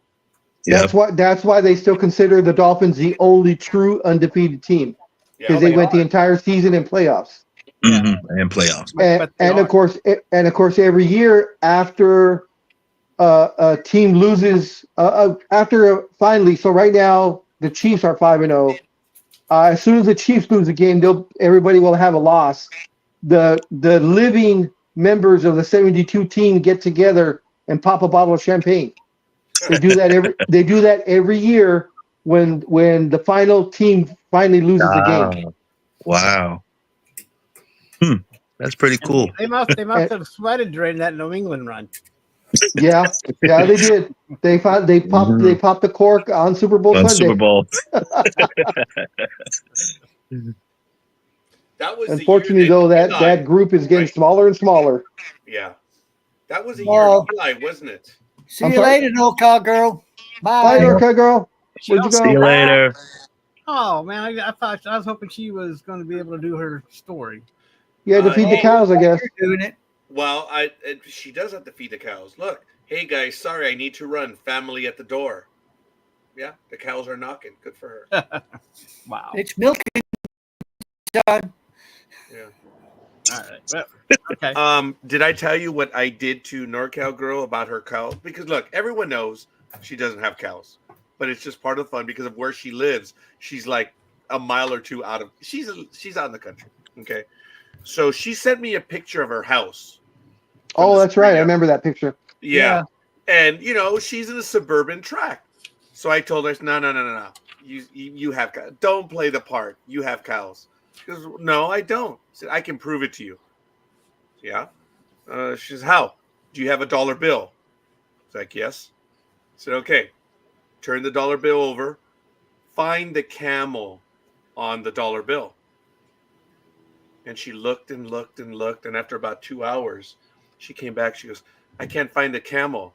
I said, it's behind the pyramid, stupid. Just like the way the camels are the way the cows are behind your house. She was a little unhappy with that one. Because she showed the picture of her backyard, but you could tell on the side of her house there was more backyard to the house. But you couldn't see it. So I told her from the very beginning, I said the cows are over in the corner. You just moved them in the corner. Oh, she was listening. She was listening. Almighty, do her stuff. Again, scorekeeper. That was The funny. cheerleaders. Oh, very good. Yeah, we will get to that. So then that was good. Folks, it is 10:17 a.m. We're going and blowing on a Saturday morning. Jay, you're closer to the west side than most of us. Did you travel yesterday? Oh, God. From about 1 p.m. to 10 p.m. on the west side? Not around the area of the tornado of activities. No, I was more on the other side, kind of closer to the 91 freeway and all that area. But Smart man. I did hear about the tornado of events that happened all yesterday in Los Angeles. The 5 events. No, see, you're calling it 6. You're calling it tornado. So I heard it referenced as Trafficageddon. Oh, that's a good one. Mm-hmm. Trafficageddon. Yep. I had not heard about that, and I was telling my daughter that there were 2 major projects that we worked on. Remember, Jay, over the last decade? Mm-hmm. One was Carmageddon, and I forget what the other one was called. It was something like a dinosaurs. I forget what it was called. So I told my daughter, I said, based on what's going to happen today, this is Carmageddon 3. My daughter laughed. Yeah. Gridiron Girl, did you go out yesterday and engage with the sports fanatics? No, I did not. Why is that, young lady? Well, I worked in the morning, which is like 2.2 miles away from my home. Okay, number 1, you work, and 2.2 miles. Okay, be a jerk. Go on, continue. So when I got home, well, I did a pit stop to get some adult beverages. And then I went home and watched the game. And listened to the radio. I watched the game up until the 6th. Oh, and what happened? I got nervous, so I shut off the TV and I came to listen to it outside. And I thought she was going to say adult products, but So were you jumping and screaming when Freeman hit the home run? Oh yes. Sure Neighbors did. probably thought somebody was getting murdered, but yeah, she was screaming. Oh no, there was fireworks going off. Believe me. Oh, the fireworks I heard. went off. They went off for about, what do you think, Gridiron Grove went on for about at least 30 minutes Yeah, yeah. it after was- the game. I mean, Yeah, after the the minute the game. Grand Slam hit, we heard the fireworks for at least 30 minutes. Mm. Yeah. Oh, yeah, yeah. LA was celebrating bad. I mean, in a good way. They were celebrating big time yesterday, LA. Oh yeah, it was scary. Very scary. It was loud. It almost felt like the 4th of July yesterday. Wow. Wow. And I'm kind of disheartened by the fact that the football game was yesterday because it overshadows Oh the yeah, fact. with SoFi. We haven't even Yeah. talked High about school. that yet. Oh, and who we high haven't school. talked about it. The mighty Garfield Bulldogs once again take it for like the last 7 years in a row. Nice. And I am alumni. Nice. 84 Bulldog right here. Wow. So 84? Lukey's, 84, yes, ma'am. yeah, All right. Lukey's was I'm a cheering. mule. 84. What? Who's a mule? Wilson. Who? Wilson on the hill. Wilson. So Yeah. you're a Wilson ass? Okay. Yeah, I'm an ass. Oh God. Hey, she opened up with calling in the mule. That is the worst. Although no, I think a Rough Rider is even worse because that's the Roosevelt. But I already know why they did that one. That's for Roosevelt. Roosevelt, baby. The Rough Riders, man. I Those know. are some dude, the Rough Riders were mean, dude. Okay. Since we are in the same age group, Gig and myself. Gig, back when you were in high school, who was Wilson's rival? Do you remember? The Hawks, the Crows, the what? Who was your rival? Dorsey. We were doing Dorsey High? Okay, Dorsey, all right. High, Did you guys have any interactions where, trying to get the better of each other? the players, yeah, of course. Okay, well, Always. Big Dog's alluding to Roosevelt Garfield. Okay, Right. the stuff that Roosevelt Garfield do has made national news. Oh yeah, I'm Yeah. quite aware. Yeah, Oh, I have a lot of friends there too. Yeah, When it got pretty bad when they I was. killed the dog, or what? They killed the animal, right? That was they killed the bulldog. That was like yeah, that 2 was years. bad. That was like 2 years before I got there. So I would have been like in the 7th grade at the time. But They killed the mascot. Yeah, because our mascot, of course, was the Bulldogs. So they kidnapped That's going them. too far. Yeah, they kidnapped the Bulldog, which had happened before, but of course they always returned them. But that year they decided they wanted to be cruel, and they actually hung the Bulldog, and they hung him in front of the front doors of the school, so that when they showed up in the morning, the dog was just hanging there. Well, Roosevelt has also destroyed. Well, it hasn't been proven, but Roosevelt also destroyed property at Garfield. Yes, they destroyed the gazebo, which was the original gazebo from when Garfield opened up back in the 1920s. That's And BS, they toppled the gazebo to the Yeah. ground. In retaliation, which of course was never proven either, but someone poured oil into their swimming that's pool. right, the new swimming pool. Yeah, the Oh, new my swimming pool. God. They poured two 52-gallon drums of motor oil into the pool. Someone poured grass killer on the football field, They had and they also painted the inside of the auditorium at Roosevelt that year. That was in retaliation to the gazebo debacle. So.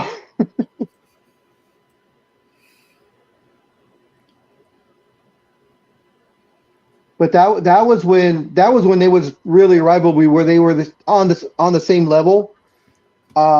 Lately now, I believe Roosevelt is either 1A or 2A, and Garfield has been consistently 3A, and every so often dips into 4A. So, and I believe Yeah. in the last 7 years now, Garfield has won the Classic. Okay. When you guys take a look at Roosevelt, this is the entire campus here on 4th Street. What a lot of people don't know, this is the pool. It was new in the 80s, in the early 80s. Okay. Yep. What a lot of people don't know is this is an elevated, there's a parking structure underneath the pool, which you can see from Street View. This is the Olympic style stadium pool, and they dropped 255 gallons of oil in there. Now check it out. Here's the street view, so you can take a look and you see what I'm talking about. See, it's okay. Here's the pool, but it's wait a minute. Is that the Roosevelt one? Yeah. Okay. Wait a minute. It's not there That no more. doesn't look like No, that it's doesn't still look like the in. Roosevelt one. You know what? It doesn't, right? Because they had Looks the like a parking tennis It court. doesn't look right. unless And they aren't- redid it. Oh, it looks like it's below. Yeah, you know what? It could have been done, but there was a parking structure here and they did it up on top. Maybe they got rid of it because of the damage, big dog, that was done. Oh my God. Because this was elevated. This was elevated before. Oh, Yeah, really? it's no longer Yeah. elevated. I know that for Yeah. sure. It's no longer elevated. I know that. Wow. I wonder why. Tell me why. Yeah, I wonder if it's because of all the damage that was done when they put the oil there. Wow. But anyway, those are the Rough Riders in Oil Heights, I guess. Right there on 4th Street. Yeah. And the school that Big Dog went to was Garfield over here. Where is it? You're off what? Where off was of it, off of Atlantic. Atlantic and Oh, there it is. Sorry, here it is. Here's Atlantic Boulevard. This is Garfield High School. Yeah, we don't have a pool. We have a baseball field and a football field and tennis courts. Yeah. Although not very many Mexicans play tennis, but that's neither here nor there. But yeah, there it is. And Big Dog lived, I mean, he could walk. Yes, I Big walked Dog to school. used to live up over here. Yeah. Yep, my 3 years I walked to school. Yeah. All right. Well, there you go, folks. Little baby Stella.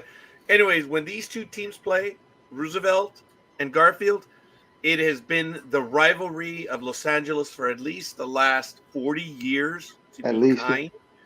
It used to be played at ELAC, which is East the LA community college.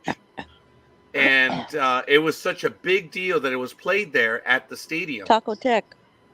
Taco Tech. I went there. Yes. I went there. Yeah, Taco Tech. No. Yep, I did too. I Oh, went to my. ELAC. Taco Tech. Now, it's right here with this new parking structure. This is where the Big Dog and I used to go play basketball. Because it was the basketball courts were here. We used to park like around right here, either on the street, right, Big Dog, or in here. Yep. And we We used to play park in basketball the there. parking lot, yeah. Yeah, that's gone now. Mhm. Because I guess But yeah, over the Latin last kids don't play basketball, Big Dog. over the last I think 5 to 7 years, they haven't really been playing there Taco Tech. because just too many people want to see that game, so they had to go to bigger venues. They went to the either- Memorial Coliseum. Yeah, the last 3 years they were at the Coliseum. This was Yeah. the first time I've heard them go into SoFi. Now, folks, understand this is still 110,000 people at the Coliseum where USC Yeah. plays. 2 years ago, I believe they pulled in just shy of 30,000 high school fans. This is for a high school game. Exactly. So I'm going to look up probably sometime this week as to how many they pulled into SoFi. And the fact that they were even to get SoFi, I mean, that is surprising. I mean, that is not cheap. That's not cheap. Dude, you're going to dude, that's a guaranteed sale of 30,000 people. And to go to a nice stadium, more people are going to go. So Jay, did you have a dog in this fight? With the college game, high No, school the game? high school game. Yeah. No. Where did you go, sir? Generals, Washington High School. Oh, okay. It's near SoFi, off of Dinker. Oh my But- God, you were up Dinker? So you Yes. were I in played Inglewood so or? many games in off Dinker. LA, Oh, okay. kind of close to Southwest College, over that area. Ah, okay. I know what you're talking about now. Yeah, okay. Mhm. Yeah, right off of Dinker. Washington Preparatory High School. Class of Ooh. 90. Fancy. Yeah, Southern California, folks. But yesterday it was the Dodgers. You had crypto, and then USC. you had USC, and then down over here you had Concerts. there was a concert. There was 2 concerts, right? Yep. Yeah, the forum had ELO and the Into a Dome had Pink Floyd. A dome. Pink Floyd members. Oh wow. And Yeah. it was the high school game right there. And the high school game. Right. Yeah. Yeah, Um, that structure is really immense. It really is. I don't know if you guys heard, but for the Dodger Yankee game yesterday, parking was outrageous. Mm. I saw 2 or 3 different posts saying that parking, the cheapest parking they could find, was $1,065 for parking. What? Outside of the stadium or inside No, of the there's stadium? no. In Really? in the stadium. In the stadium was $1,065. Okay, The park? most What the remember, Jesus. the Dodgers do not own the parking. Yeah. McCourt, the the parking lot most attendant, the owns most it. expensive Jesus. $4,800 for parking. Parking. Yes. Wow. I have a bad heart. I would have parked at the base on Sunset Boulevard and walked to the damn stadium instead of paying $1,000. Right? Let Shit. alone $4,600 or $4,800. Yeah, I would have took the Sunset's right bus. here. That's Well, extremely crazy. guys, Yes. the bus goes from Union Station here all along Cesar Chavez, and it has its own bus lane, and it goes Yep. right Yeah. on in. That's the Dodger flyaway. Now, remember that you could actually walk down as well this way, and you could come over here and go to the metro station, which is just down over here. Yeah. It's a 25-minute walk, allegedly. For Big And of Dog course, and if me, it- that'd be a if it- 50-minute walk. And if they have Me the too. tram that they want to do, the aerial tram, that'll be even faster. I Oh, think they said hell no. oh, that'll be fun. Oh, hell no. But it's only like 3,000 fans an hour. I don't know. It's Still, I'd be on there. I'd be on there with Gig, and I'd be the one rocking it. Oh. My daughters hated me when we would go on the Ferris wheel. your daughters. Oh. Oh yeah, I'd get on the Ferris wheel with them, and I'd start rocking it on purpose. Hmm. A couple of times I rocked it a little too hard, and we kind of went a little too hard. And I was like, okay, let me calm down. Oh, Oh, shit. look at the resident sadist over there laughing. He thought that was funny. Well, he probably did the same thing with his kids. Get on there and you just rock it a little too much. Jay, do you wish to comment on the child abuse accusations being levied against you? No, I didn't do that. No. I'm We were also talking about the child abuse allegations. I'm also the one that when you get on the elevator, I jump up and down. Oh gosh. Oh no, no. You know what? Oh. No, hold on a minute. He did it. Oh he yeah, I think I did it with twice. Roger. Yes, yeah. he did it twice. Oh, you did. He did it twice. No, I remember. No like. No like. That's right. Roger Now- was not a happy camper with me. Okay, on that. but there was another time that he did it with some people in the elevator, and all those mother effers laughed. See, my eye is twitching right now because of it.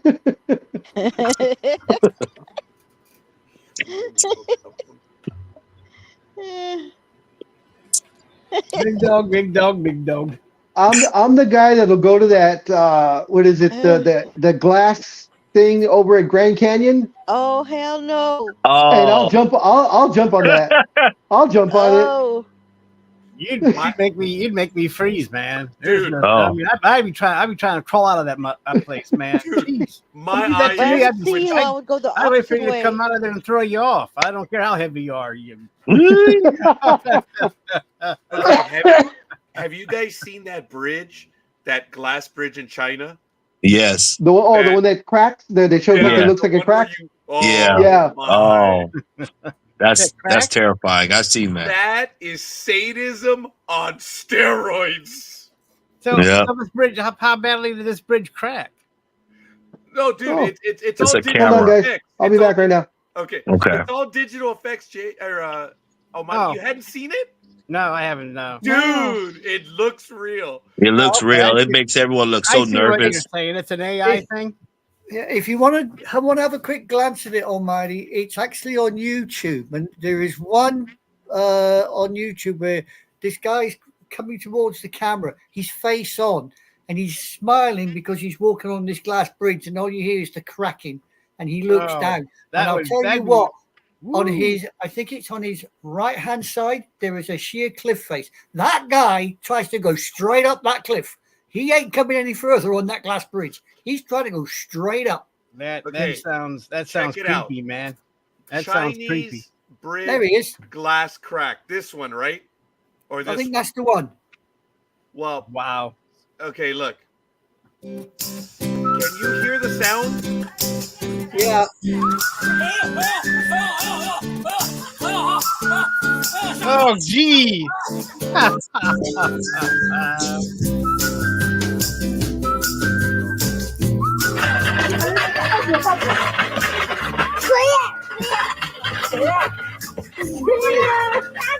They were calm.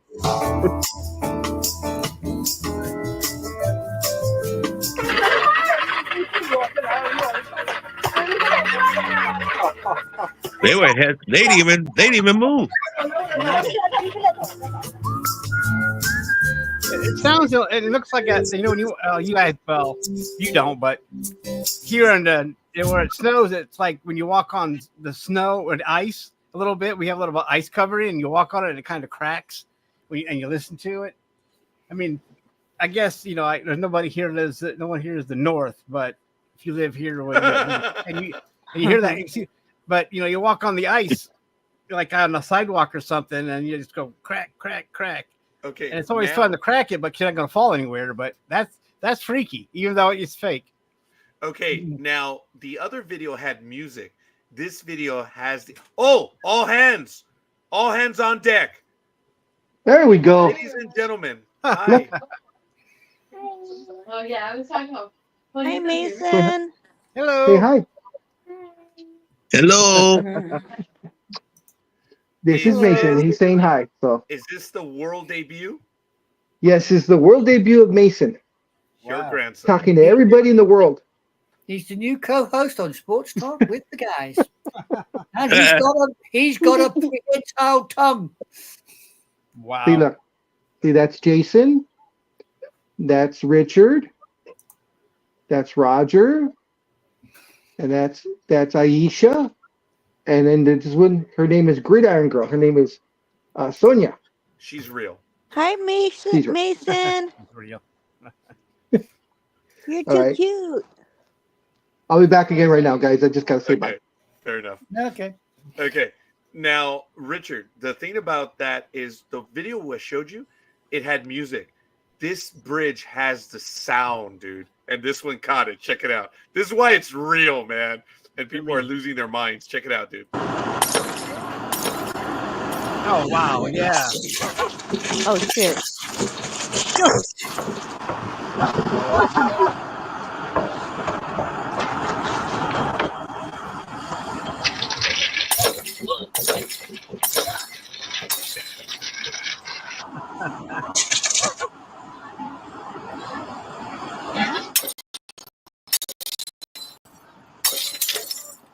Oh man! Oh man! Oh. Wow. Do you know how high that is off the canyon there? About 1,000 meters, I think. If you, Jeez, I think it'll be correctly. sushi. Wow. 1,000 meters. What's that in feet? Don't No know, but effing way. About I know. 3,000, right? Yeah, I know one thing. If I ever go to China, I ain't going along the bridge. Ain't happening. No. Ain't happening. One thing you'll skip, right? Yeah. Same as that one over the Grand Canyon. Any bugger says to me, walk along the bridge on Grand Canyon, they get 2 words. I believe the second one will be off. Foxtrot off. Yeah.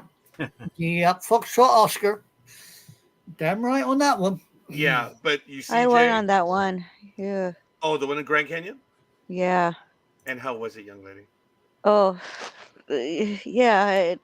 I had to drink a lot that night. I don't blame you. How high are you up on that? Well, I know we could look it up, but Almighty I is right on the video that we just saw. On the one that we saw. It's my accent. Look at how high it is, man. That is Yeah. unreal. No way. That's just absolutely unreal. Wow. Yeah, No. it's crazy, man. But Looking down, it freaked me out. but now you see what I mean? It's got the effect, dude, the sound effect. And that Yeah. is The sound itself is the unnerving. is the key. Yeah. Yeah. And that dude Ugh. really sells it, though, him sliding around like that and stuff, man. Like, I because, walking on ice, that's how it would be if you were sliding around and stuff. But, wow. What are you guys listening to? Well, we're talking about that bridge that's in China where it's a Oh, glass the one bridge. with the Right. cracks? Yeah. The Almighty. first one. Yeah. Go ahead. Right. It is 300 meters high, which Oh. equates to 980 feet above Oh, the ground. While Okay. you stepped away, big dog, there was this one I- lady that was I would jump on that. yeah. F to the no. You see. Look at that, man. That one is 900 feet in the air. But the first video I showed Almighty, it had the music voiceover, so you really couldn't hear anything. On this video, you hear the sound effect of the glass cracking. And that's Oh, why yeah. Yeah, I've seen that. I've seen that. Yeah. And it That's freaks right. people out big time. Yeah. I find that interesting, though, on that one that you just showed right now. I'm wondering if they make you wear that type of covering on your shoes, or was that just her? So that you don't scratch the glass. I think it's just Because I her. noticed she had like a little cloth covering on her shoes. I don't know if you noticed that. Yeah. That's and what they we- did in Grand Canyon. Yeah. Oh, do they? Yeah. But So on other you're- videos, no. Watch. He's got normal shoes. Oh, wait a minute. They do. Yeah, they do. Yeah, they do. The blue. I Oh, see they the do. blue. Yeah, that's so. That's probably so they don't scratch the Yeah, the see glass the at blue. all. The guy standing up. The blue. Now, if you're He that can't move. afraid, if you're that He can't afraid to move. be on it, Yeah. if you're that afraid to be on it, you shouldn't even go. I Yeah, went look for like the slippers. barbecue. Yeah. What was Yeah, that? it's I went on a package deal, so I wanted the barbecue, so I had to go through the horseback and she's and talking that. about being to the Grand Canyon one. Yes. Yeah, But- I remember when I went to the Grand Canyon, I wanted to do the burros, but Yeah. it was a 1 year wait, and then I said, okay, well, let's do the rapids, and that was a 10-month wait. So I was like, well, what do you have that I could do tomorrow with my buddy? And it was a helicopter ride, so we did the helicopter, Oh, which was that's really, cool. really cool. Yeah, Oh, like that's real that? cool. yeah, it was great. It was great. And then they also included, it was a helicopter and the bus tour. So we went through the southern tip of Utah, Yeah. Nevada, and they were showing all the monuments and stuff that was there. That Oh, was really nice. great. Yeah, we Nice. had lunch on one of the bluffs. Yeah. Simple lunch. It was just like a sandwich and chips and stuff, but it was really cool. Oh, cool. Jay, by the way, I want to remind you, I was hoping to go to a hockey game in October. I don't know if I'm going to be able to make it, but we always go every late March or early April. So I'm still keeping you in mind that, and I just wanted Appreciate to it. tell you, you've never been to a hockey game, dude. Still, no, I haven't. And you know what? I'm hoping you'll go with us. So Does it have to be Kings, or Keep it can it be posted. the Ducks? it doesn't have to be. I'm open for either or. I usually go once a year, at minimum. But this year I wanted to go twice, but I physically can't. I just, I mean, even Yeah, being here, guys, it's just, it's very definitely difficult. understand.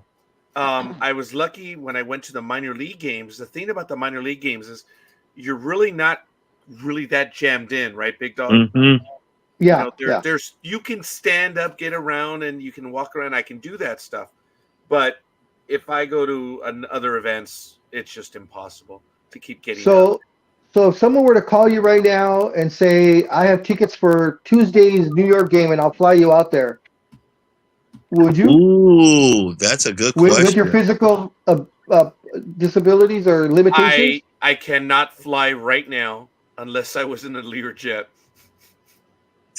Well, let's say they put you in a G5 special out there to. Show enough. Who's the master? Oh, love you, Jay. I love it. Do you know who was the first one that caught it? It was John from the Body Should Remember. Yep. When I first did that, he was like, Bruce Leroy. Yes. Oh yes. my God, that is that movie cannot be done today. Nope. That is true. No. That is very true. No. Along those lines, and I'm treading thin ice here. If the three of us go to a hockey game, Jay, can I get you a shirt, and we'll stand on either side of you, and you're walking in the middle, and your shirt's going to say something to the effect of, "Yes, even I like hockey." Oh, he would. Oh, he would on something like that. Now, I'm open for it. I'm game. Okay, now Jay, here's a funny thing. I go with a group of, I'm trying to get more and more people to go. So I'm gonna invite Gridiron Girl. I'm gonna invite Big Dog as well, and as I'm inviting you now. It's always fun when you go in a group. It's and right now it's so funny because, and I know I sound a jerk saying this, but when my assistant Claudia went along with me, I said, "You got to get a jersey," and she didn't want to. When she saw the prices, she's like, "No, you can't do that." I said, "Woman, this is a one-time thing. Calm down." And I didn't tell her that everything was 30% off, but she didn't need to know that. But it's okay. She didn't need. Did she get black or white? She got black, like my daughter. Good for her. And Guillermo has black, and his wife Janet has black. I'm the only one with the white jersey. Like, you went with the white. Oh, that's surprising. Yeah, I went with the white jersey, but I have the purple and black. Yeah. So I would love to do this. We're gonna go in either in March or in April. Okay, Jay says he's on the phone. Yeah, I saw that. Yeah, when you got off that quick, I think hey, when OnlyFans calls you, you got to answer right away, otherwise you lose out on that money. You got to get that. You got to get that foot money. I was gonna say Heine was calling, so good for him. No, you got to get that toe money. Oh, whatever. Yeah. Wow. But it's okay, folks. We're gonna get back to the sports stuff in a little bit. If you guys still You're want too funny. You're too funny. It was my sister. We forget that just because the person mutes themselves doesn't mean they can't hear. So silly. So, right. What did you guys think about when Deshaun Watson was injured on the field and they put him on the cart to take him off? I saw the your field? video. Yeah, and the entire Browns stadium was chanting, "You deserve it." Now, you could hear them clear as day, all chanting that. Wait, Wait. I want to make sure and confirm what you just said on that. Are you saying that was for real, or was that actually someone just put it in there as a? It was for real. Really? I thought when you said that, Now the I you thought it was deserve like it audio. might have been piped in, but multiple news Yeah. sources, including ESPN and Sporting News, were reporting that the fans were cheering him Wow. as he was being put on the cart, and not cheering him Wow. that, oh, you're okay. It's like, oh, good, he's finally out of here. Wow. Yeah. Oh, You know, I've never heard that. I didn't see that video. I didn't know. Yeah, I saw the Every video. time we've gone to a game, Big Dog and I, it doesn't matter who it is. When the player gets up, the stadium's from a Yeah. polite applause to Yeah. a roar. Yeah. It doesn't matter who it is. Usually, if it's the enemy, it's a polite applause. Yeah. But if it's a major where they're down for minutes, I don't care who it is, the stadium will roar in it. Folks, we all want the opposition dead. No. We don't really mean it. We want them beat dead. we don't. Well, Almighty, I mean, this is your home team. What did you think about that when people were cheering that he was hurt? It doesn't give us any. It doesn't hurt our reputation. I mean, did it? we're you know, Almighty, did it happen? yeah, they were cheering. Oh, Told you. See? Told you, Jay. Wow. The you deserve it one might not have been real. But I did not hear I deserve it. I heard them, cheering. But sometimes they do that because they clap because you got because you're a warrior, you're out there fighting. So I don't know. Yeah. I don't know which ones were real, which ones were sarcasm. So that's he didn't deserve that. No. No, even as badly as he's played and all the things that he's done, I felt bad for him. Yeah. I chuckled. I was the classic friend. I chuckled first and then felt bad for you. Like when you fall down, you laugh first and then you see if they're hurt. Well, yeah. This was going to happen sooner or later. This dude was getting sacked 8+ times a game. Yeah. Oh yeah. This man was on borrowed time because he was getting his crap kicked out of him. And and for him, it's kind of an irony that he went down without being touched. Yeah. Jim Everett. Jim Everett. I saw the reverse angle of it. It was almost exactly like the Aaron Rodgers last year. You see him plant to take off to run, and you could see his ankle or his calf. You could see it roll up. Oh. And I was like, "Oh, that's the ACL. I know it's the ACL." Yeah, he was not happy. I said he was crying and stuff, and I saw that. And it's another season.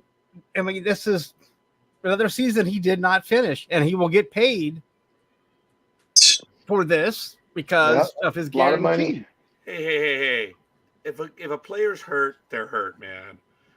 They get paid.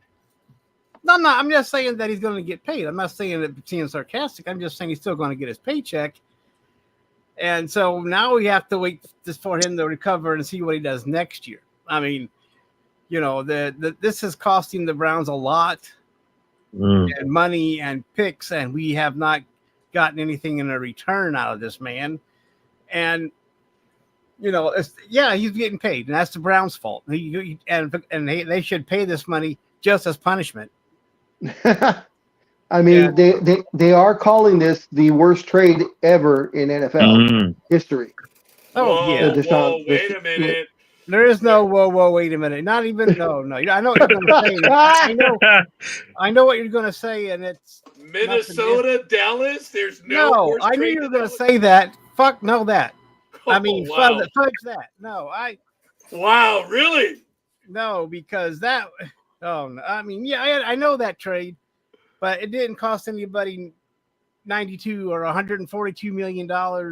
I know that the Dallas got a lot of draft picks, but but I don't know. I mean, I know what you're saying, Roger, but I can't agree with I think that Dallas trade used to be the worst of all time until the Deshaun Watson, this one. and Really? it took a couple of years before everybody started realizing how bad of a trade this ended up being because of not getting anything out of Deshaun, for so long. And look at how, and the same thing here is that Houston, with those draft picks, helped them improve to where they are now. I mean, even getting better. They were already good when this trade was going on. So when this trade happened, I mean, and the thing is, it's weird because now, I mean, think about the irony. There's two Texas teams that pulled this crap off. Scorekeeper, what do you want to say? Okay. No. All I want to say No. is that was brilliant about the Texas teams. Yes. Do you guys remember when this trade was effective and I said, is he really worth it? And I don't remember who are the ones that said yes. And I was like, well, okay. I do remember questioning this trade, and I was slammed by saying, yes, it is worth it. I was like, okay. Who said that? 'Cause I know I didn't. I don't know. That's what I'm saying. Do you guys remember that I asked the question? I kind of remember you asking the question. I do remember a couple of people saying yes. I think I wasn't as negative as Almighty, but I was on pretty much leaning his way because I was like, they gave up way too much for Deshaun. And he has this questionable, thing with the massages going on at the time, that was going to cost him a year, and it did cost him a year. Yep. That he still got paid for. Yep. So, but yeah, I do. Now that you're saying that, Raj, I do remember a couple of people thinking that it was a good trade. And all kidding aside, it's not that I knew any better. My question was, is he really worth that much? Mm-hmm. And I was put in my place about yes. Looking back, I didn't do it. Okay. Looking back, it would be easy for me to say I told you so, but no. That's not. I jumped on that wagon with you. You would jump on the wagon with me. Fair enough. But no, I'm not on that wagon because I really believe that I didn't say it that way. It's like, come on, dumbasses. Is he really worth that? And that wasn't my attitude. My thing is like, that's a lot. Is he really worth it? And the answer was yes. And I was like, okay. That was my attitude. So for me to, be a jerk and say, I told you, no, that was not my thinking back then. It's just, damn. And now you guys are saying this is the worst trade of all time? Damn. No, double damn. Well, it's always bad. I'm sorry. The money was bad enough, but the draft picks. The draft picks were teams live and die on those things. And we gave up all those first rounders. Yeah. And now we're trying to get some of those some trying to draft picks back by trading Amari Cooper. And now he's catching passes in Buffalo, at least. In Cleveland, no one threw him the ball. And right off the bat, he's getting a touchdown in his first game with the Buffalo Bills. So and it's interesting. I think football, the NFL, is the only major sports that goes on in North America that counts so heavily on their draft picks. Baseball is only like maybe the first couple of rounds. Basketball, of course, there was only 2 rounds. But in football, you can make a trade and say you got a 4th or 5th round pick, and you're extremely happy and elated that you got that. And I think that's the only one I can think of that, when you get a low pick, to me, a 5th or 6th round pick is low, and you see these guys doing backflips that they're happy they got that much. Well, if they have their eye on a player, that they think is going to pan out, because you got to realize the draft is like a lottery, and the more lottery tickets you get, the better your chances of finding that player. And everyone knows that there are people that still getting gotten in the later rounds, even the 7th. There's always that miracle. There's always that. Wasn't Tom Brady a late round pick? Yeah, he was.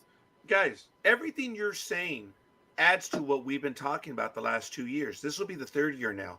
And I think Gridiron Girl and Jay and Anime Girl, to even lesser extent, would agree. When did we have a trade deadline of interest in the NFL? Yeah, that never usually doesn't happen. This 2 years now. This will be the third year. And that's because of what you just said a moment ago and what Almighty said. And that's the whole thing of the NFL depending on the player pipeline of the draft system. It's worked. You drafted to have a trade mid-season? When? Well, 2 years ago that started. Last year it was big, and I can only imagine what it'll be this year.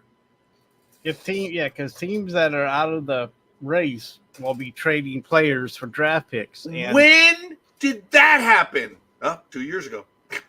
See now, and to your point, and it was frustrating as hell. And you can see I'm already getting that way. Devontae Adams, us trading him, and everyone in the world, everyone in the literal world knew the Raiders need a quarterback. So why not trade Devontae Adams, who is a premier asset, for a damn quarterback? Okay, timeout. Why the hell was he traded for a conditional 6th round? Exactly. Because Al Davis' son is an idiot. Well, he thinks he's his dad, and he's not anywhere close I believe to the it. general manager's the one that screwed that one up. Well, I mean, but Davis still has to okay it. He's not gonna. They're not gonna make a major trade of a major player without the head honcho. Well, okay. I think it's safe to assume that Davis signs off, but there are some general managers that can operate. Well, yeah, when you have that type of stature. I mean, the Raiders don't have that kind of stature. The commitment to excellence. Oh, for the love of God. Come on, Gridiron Girl, jump in. That was the 80s. Yeah. So, yeah, the Devontae trade, that was not get much for him. Yeah. And that's already working out for the Jets. I mean, because Aaron Rodgers knows him. And so that's going to improve as time goes on. And we may have a big game against the Patriots. So we'll keep an eye on that. But yeah, not to get much for him. That's like I agree with the big dog. They should have held out and tried to get a quarterback if anybody would give them one, because getting a quarterback is hard. Yeah, because everybody's trying to keep don't want to be like some teams found out last year, Cleveland, that you have to have a good backup ready to go. Yeah, and not go get Flacco out off the couch and give him new life. But but they're not the only team that doesn't get a quality backup. There's a lot of teams get caught like that without having that backup. True.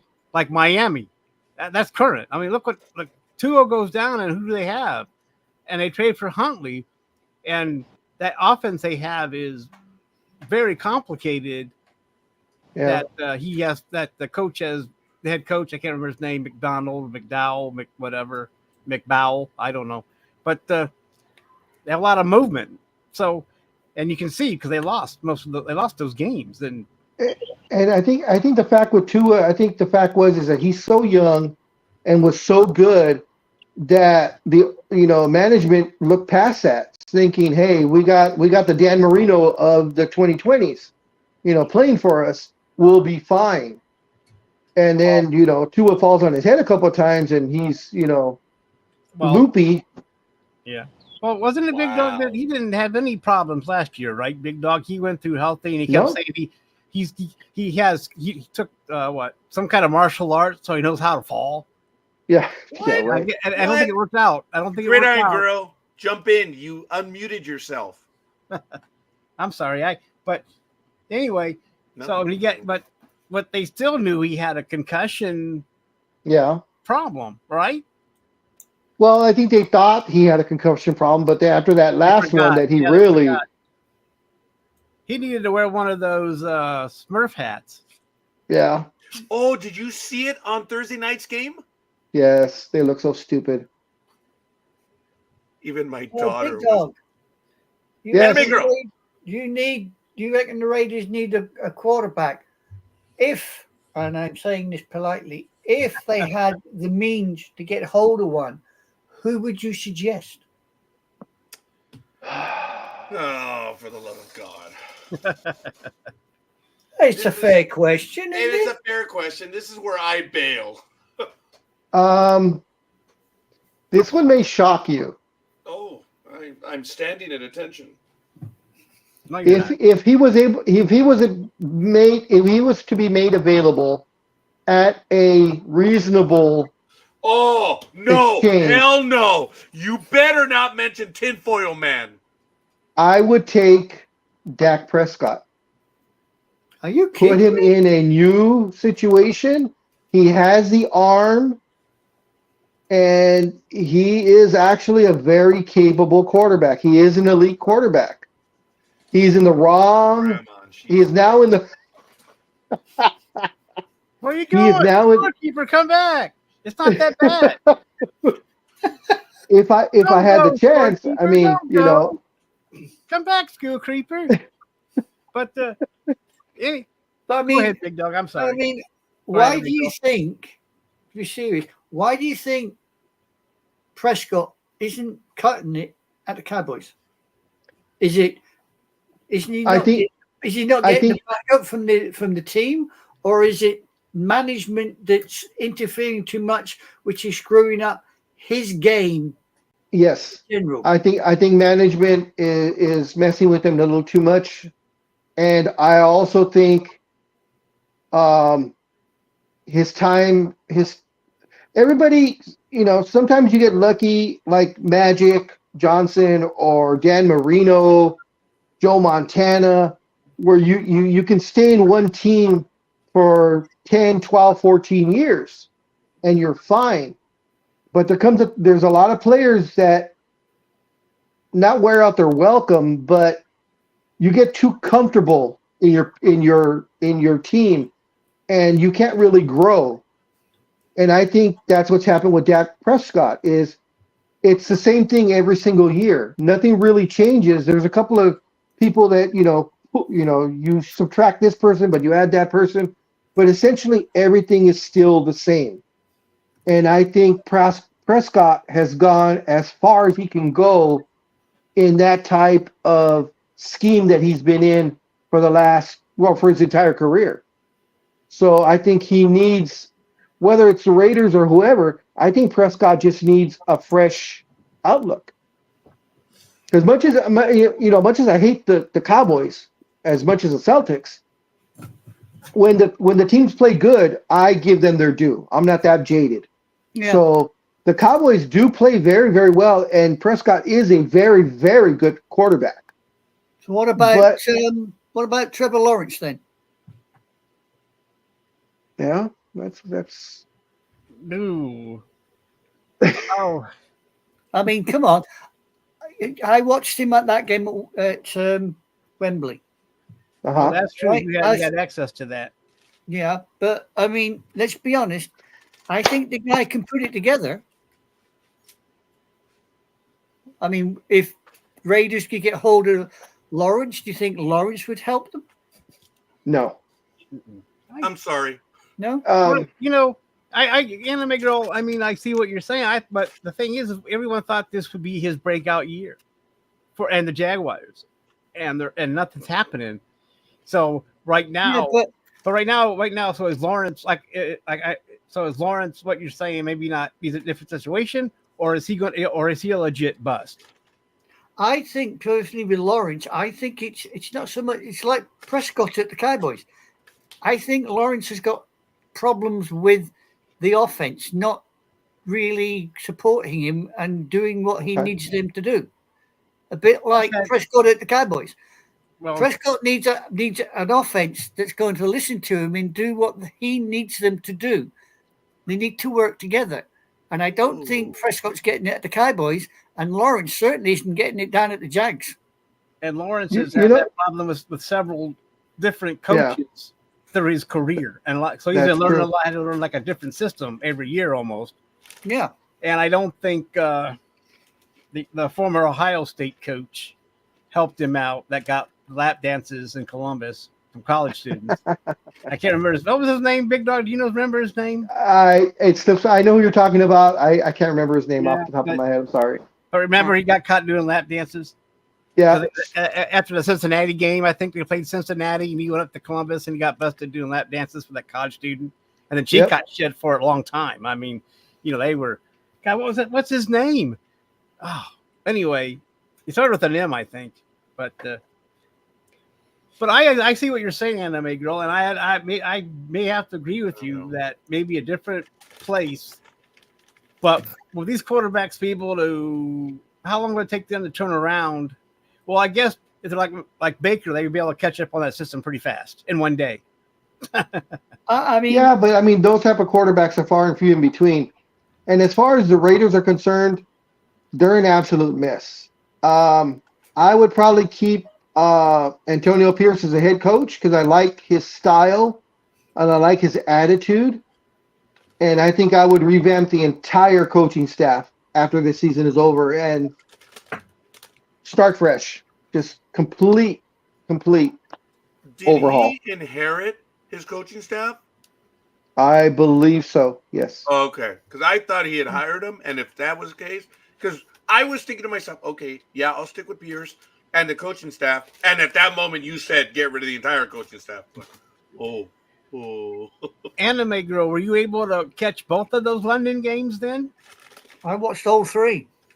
Oh, there were three of them? Whatever. Okay. Yeah, I watched all three of them.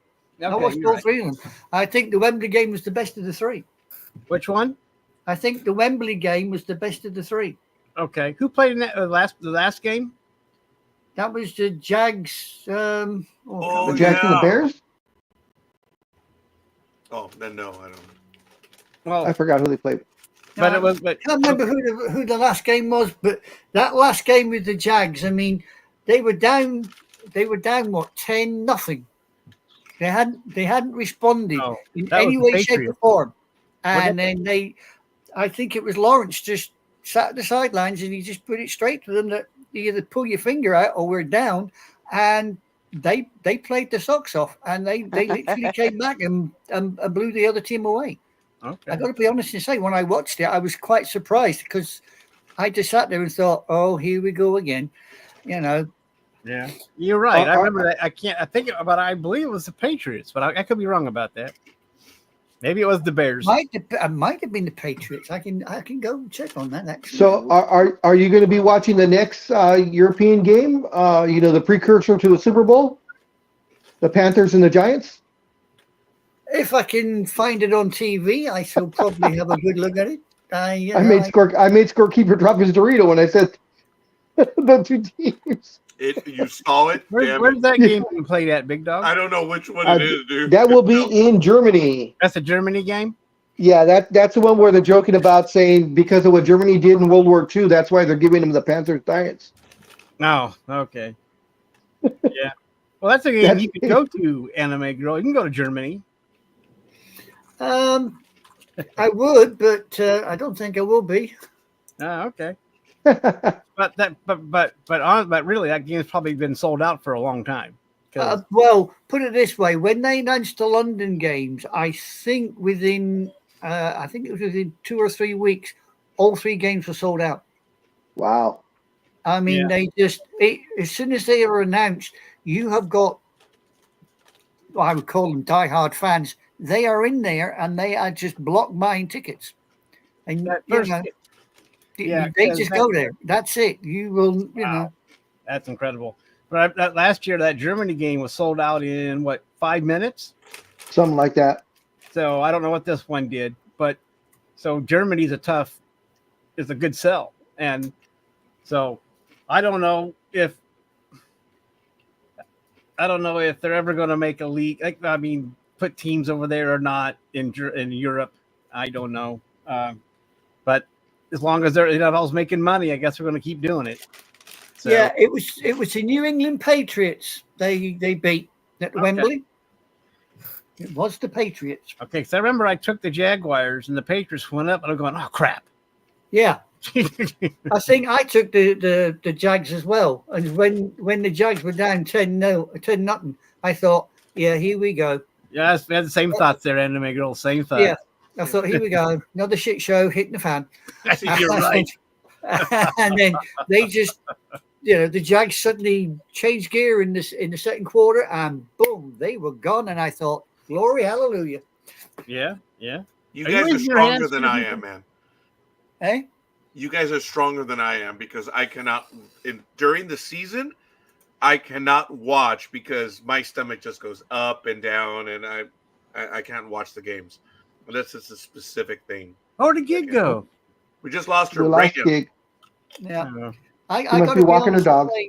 I got to be honest and say, when the three in London games are on, I got to watch them because it's about the only time I get to see a full match without getting interrupted.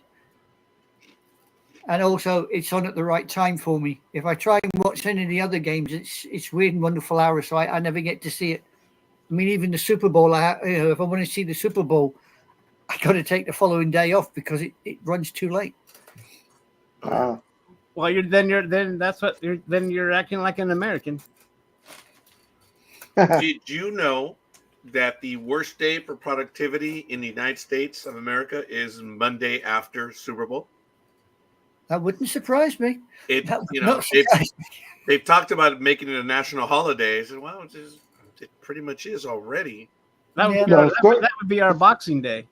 I got to be honest and say, in my whole working career, my worst day for productivity is a Monday, because I look at the clock and go, for Christ's sake, go away. I just do not want to play. And of course, scorekeeper wants his. Go ahead, Big Dog. I was going to say, scorekeeper wants his national holiday to be opening day for baseball. Yeah, he does. But it pretty much is already because I used to take every day off. I've taken Monday off for decades. Yeah. Anime Girl, one of the greatest inventions by Great Britain was Boxing Day, having that day off after Christmas. I thought that was brilliant. Yeah, well, they sort of needed it to recover from the night before. You know what Well, I mean? exactly. I mean, but we have to go back to, well, some people had to go back right after that day, which kind of, here in the United States. Okay. Or some people had to work. Yeah, why do you think New Year's Day is a day off? Because Scotland had to recover from New Year's Eve. I mean, there is no way that you're going to get at least, 50,000 drunk jocks walking through the factory gates. Ain't happening. None of them can bloody see straight, let alone walk straight. So they had to make the day off. Now, would you kindly enlighten us what Boxing Day is in the United Kingdom? It's the day after Christmas Day. What are you celebrating, you dumbass? What are we celebrating? The day after Christmas. No. It was. Oh my God. It's a made-up day like our Valentine's Day. No, it's just basically part of the Christmas celebration. It's not. We don't the only country that does it.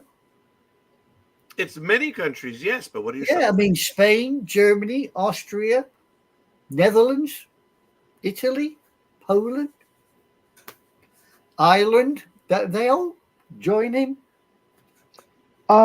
Isn't in British military? Isn't Boxing Day also where they exchange positions? Like the general will do the corporal's work, and the corporal will be the general for the day.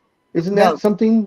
No. What you're thinking about is the Christmas Day lunch in the British Army. The privates go into the mess and sit down, and all the officers serve the privates. Oh, okay. But it actually has something to do with that because Boxing Day is because of all the. Well, okay. According to this theory, because of the work of servants was required for the Christmas Day celebrations of their employers, they were allowed the following day for their own observance of the holiday. So it's part of one of the stories as to why there's a theory as to what. Well, yeah, it goes back to the 17th century. Actually, the earliest Boxing Day is 1743, the day after Christmas Day.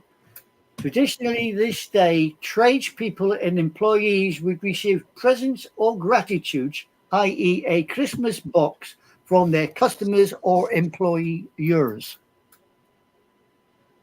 Okie dokie. Sounds good to me.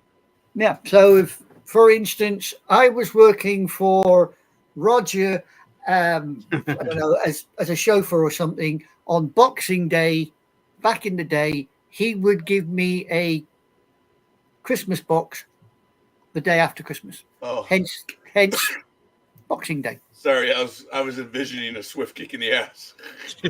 Yeah, well, I know what you were envisioning, but that's basically the idea. But it's Okay.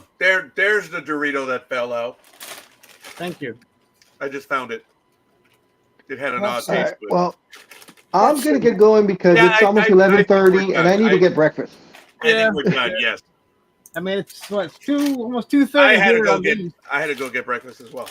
Ladies and gentlemen, go ahead, big dog. Oh, okay. So I have a joke for you before we leave. Oh, here we go. Yeah. We're not done because I have one as well. Okay, well, you might have to think about this one. Hopefully, you guys are all very intelligent, so you'll figure it out. Uh-huh. A professor told his class, "Fame will come after you succeed." So a blonde female raises her hand and she asks, "Who is this seed, and where can I find him?" Mm-hmm. Yeah, no, I got that. I actually heard it a few days ago. So, Okay. Anime Girl, Yes. are the Dallas Cowboys now part of the Fakawi tribe? Are they part of the Fakawi tribe? Really? Yeah, You gotta because go there. Are you part of the Fakawi tribe? I'm part of the Foxtrot Oscar tribe. No. Okay, that was funny. My sisters get a kick out of that when you say that, but that's neither here nor there. I have to ask if they're part of the Fakawi tribe because, dude, based on where they're going, all they're doing is asking themselves, where the fuck are we? Yeah. I was part of that tribe when I was in the British Army. You made my tiny joke funnier. Okay. Yeah. I mean, it was a standing joke in the British Army. As soon as an LT got hold of a map, they thought, here we go. Where the hell are we going to go now? The guy that told me the joke is someone who I never would have thought would have made that kind of a joke. He's a big brute guy, whatever. And he was asking, "Hey, Raj, dude, are you part of the Fakawi tribe?" I'm like, "I'm sorry, what? What? You know, the ones always going around asking, where the fuck are we?" First time he told me that, I really thought that was funny. Elizabeth may have enjoyed that one, but she put a blank symbol, so I don't know what the hell that means.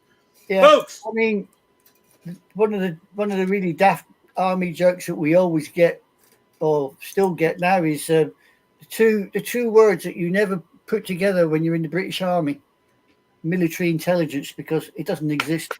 Mm-hmm. All right, folks, let's call it. I want to thank Jay. I want to thank Liz. I want to thank everyone who is in the chat room. Of course, Gridiron Girl, who is also with us. Anime Girl, Almighty, Big Dog. Folks, this is what we love doing on Saturday morning. It's a lot of fun. I know it bled into the afternoon. Sorry, Almighty. But it was all good. And we hadn't done a program going over 5 hours for a while. So look, next Saturday, we kick off year 17 for Sports Talk with the Guys. So I'm going to ask everyone for the 17th year kickoff to have a joke. And Big Dog's way too easy. So he'll already have his jokes. But everyone else, have a joke ready to go. Next week, we kick off year 17. So on behalf of everyone, we have a lot of stuff going on later on tonight, as well as tomorrow. We're going to be doing the V review tomorrow. And next Sunday, you guys are doing a program on Japanese culture, are you not?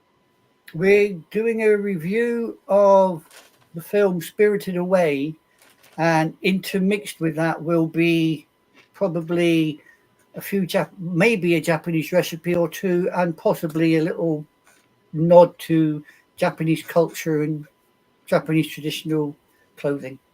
So that's a kimono and sushi. Check it out. All right, guys. Well, no sushi, just a kimono. All right, fair enough. Don't forget to subscribe and hit the notification bell. All right, folks. All kidding aside, Oh, we're there we good. go. We're Thank good. you. We're done. We're out. See you guys on the other side. Jay. Adios. Later. Good day. Jay, Bye. did he unmute himself? He gone. No, he's gone. He's All right, gone. we'll see you guys. Later. All right, man. Bye. Sliding around.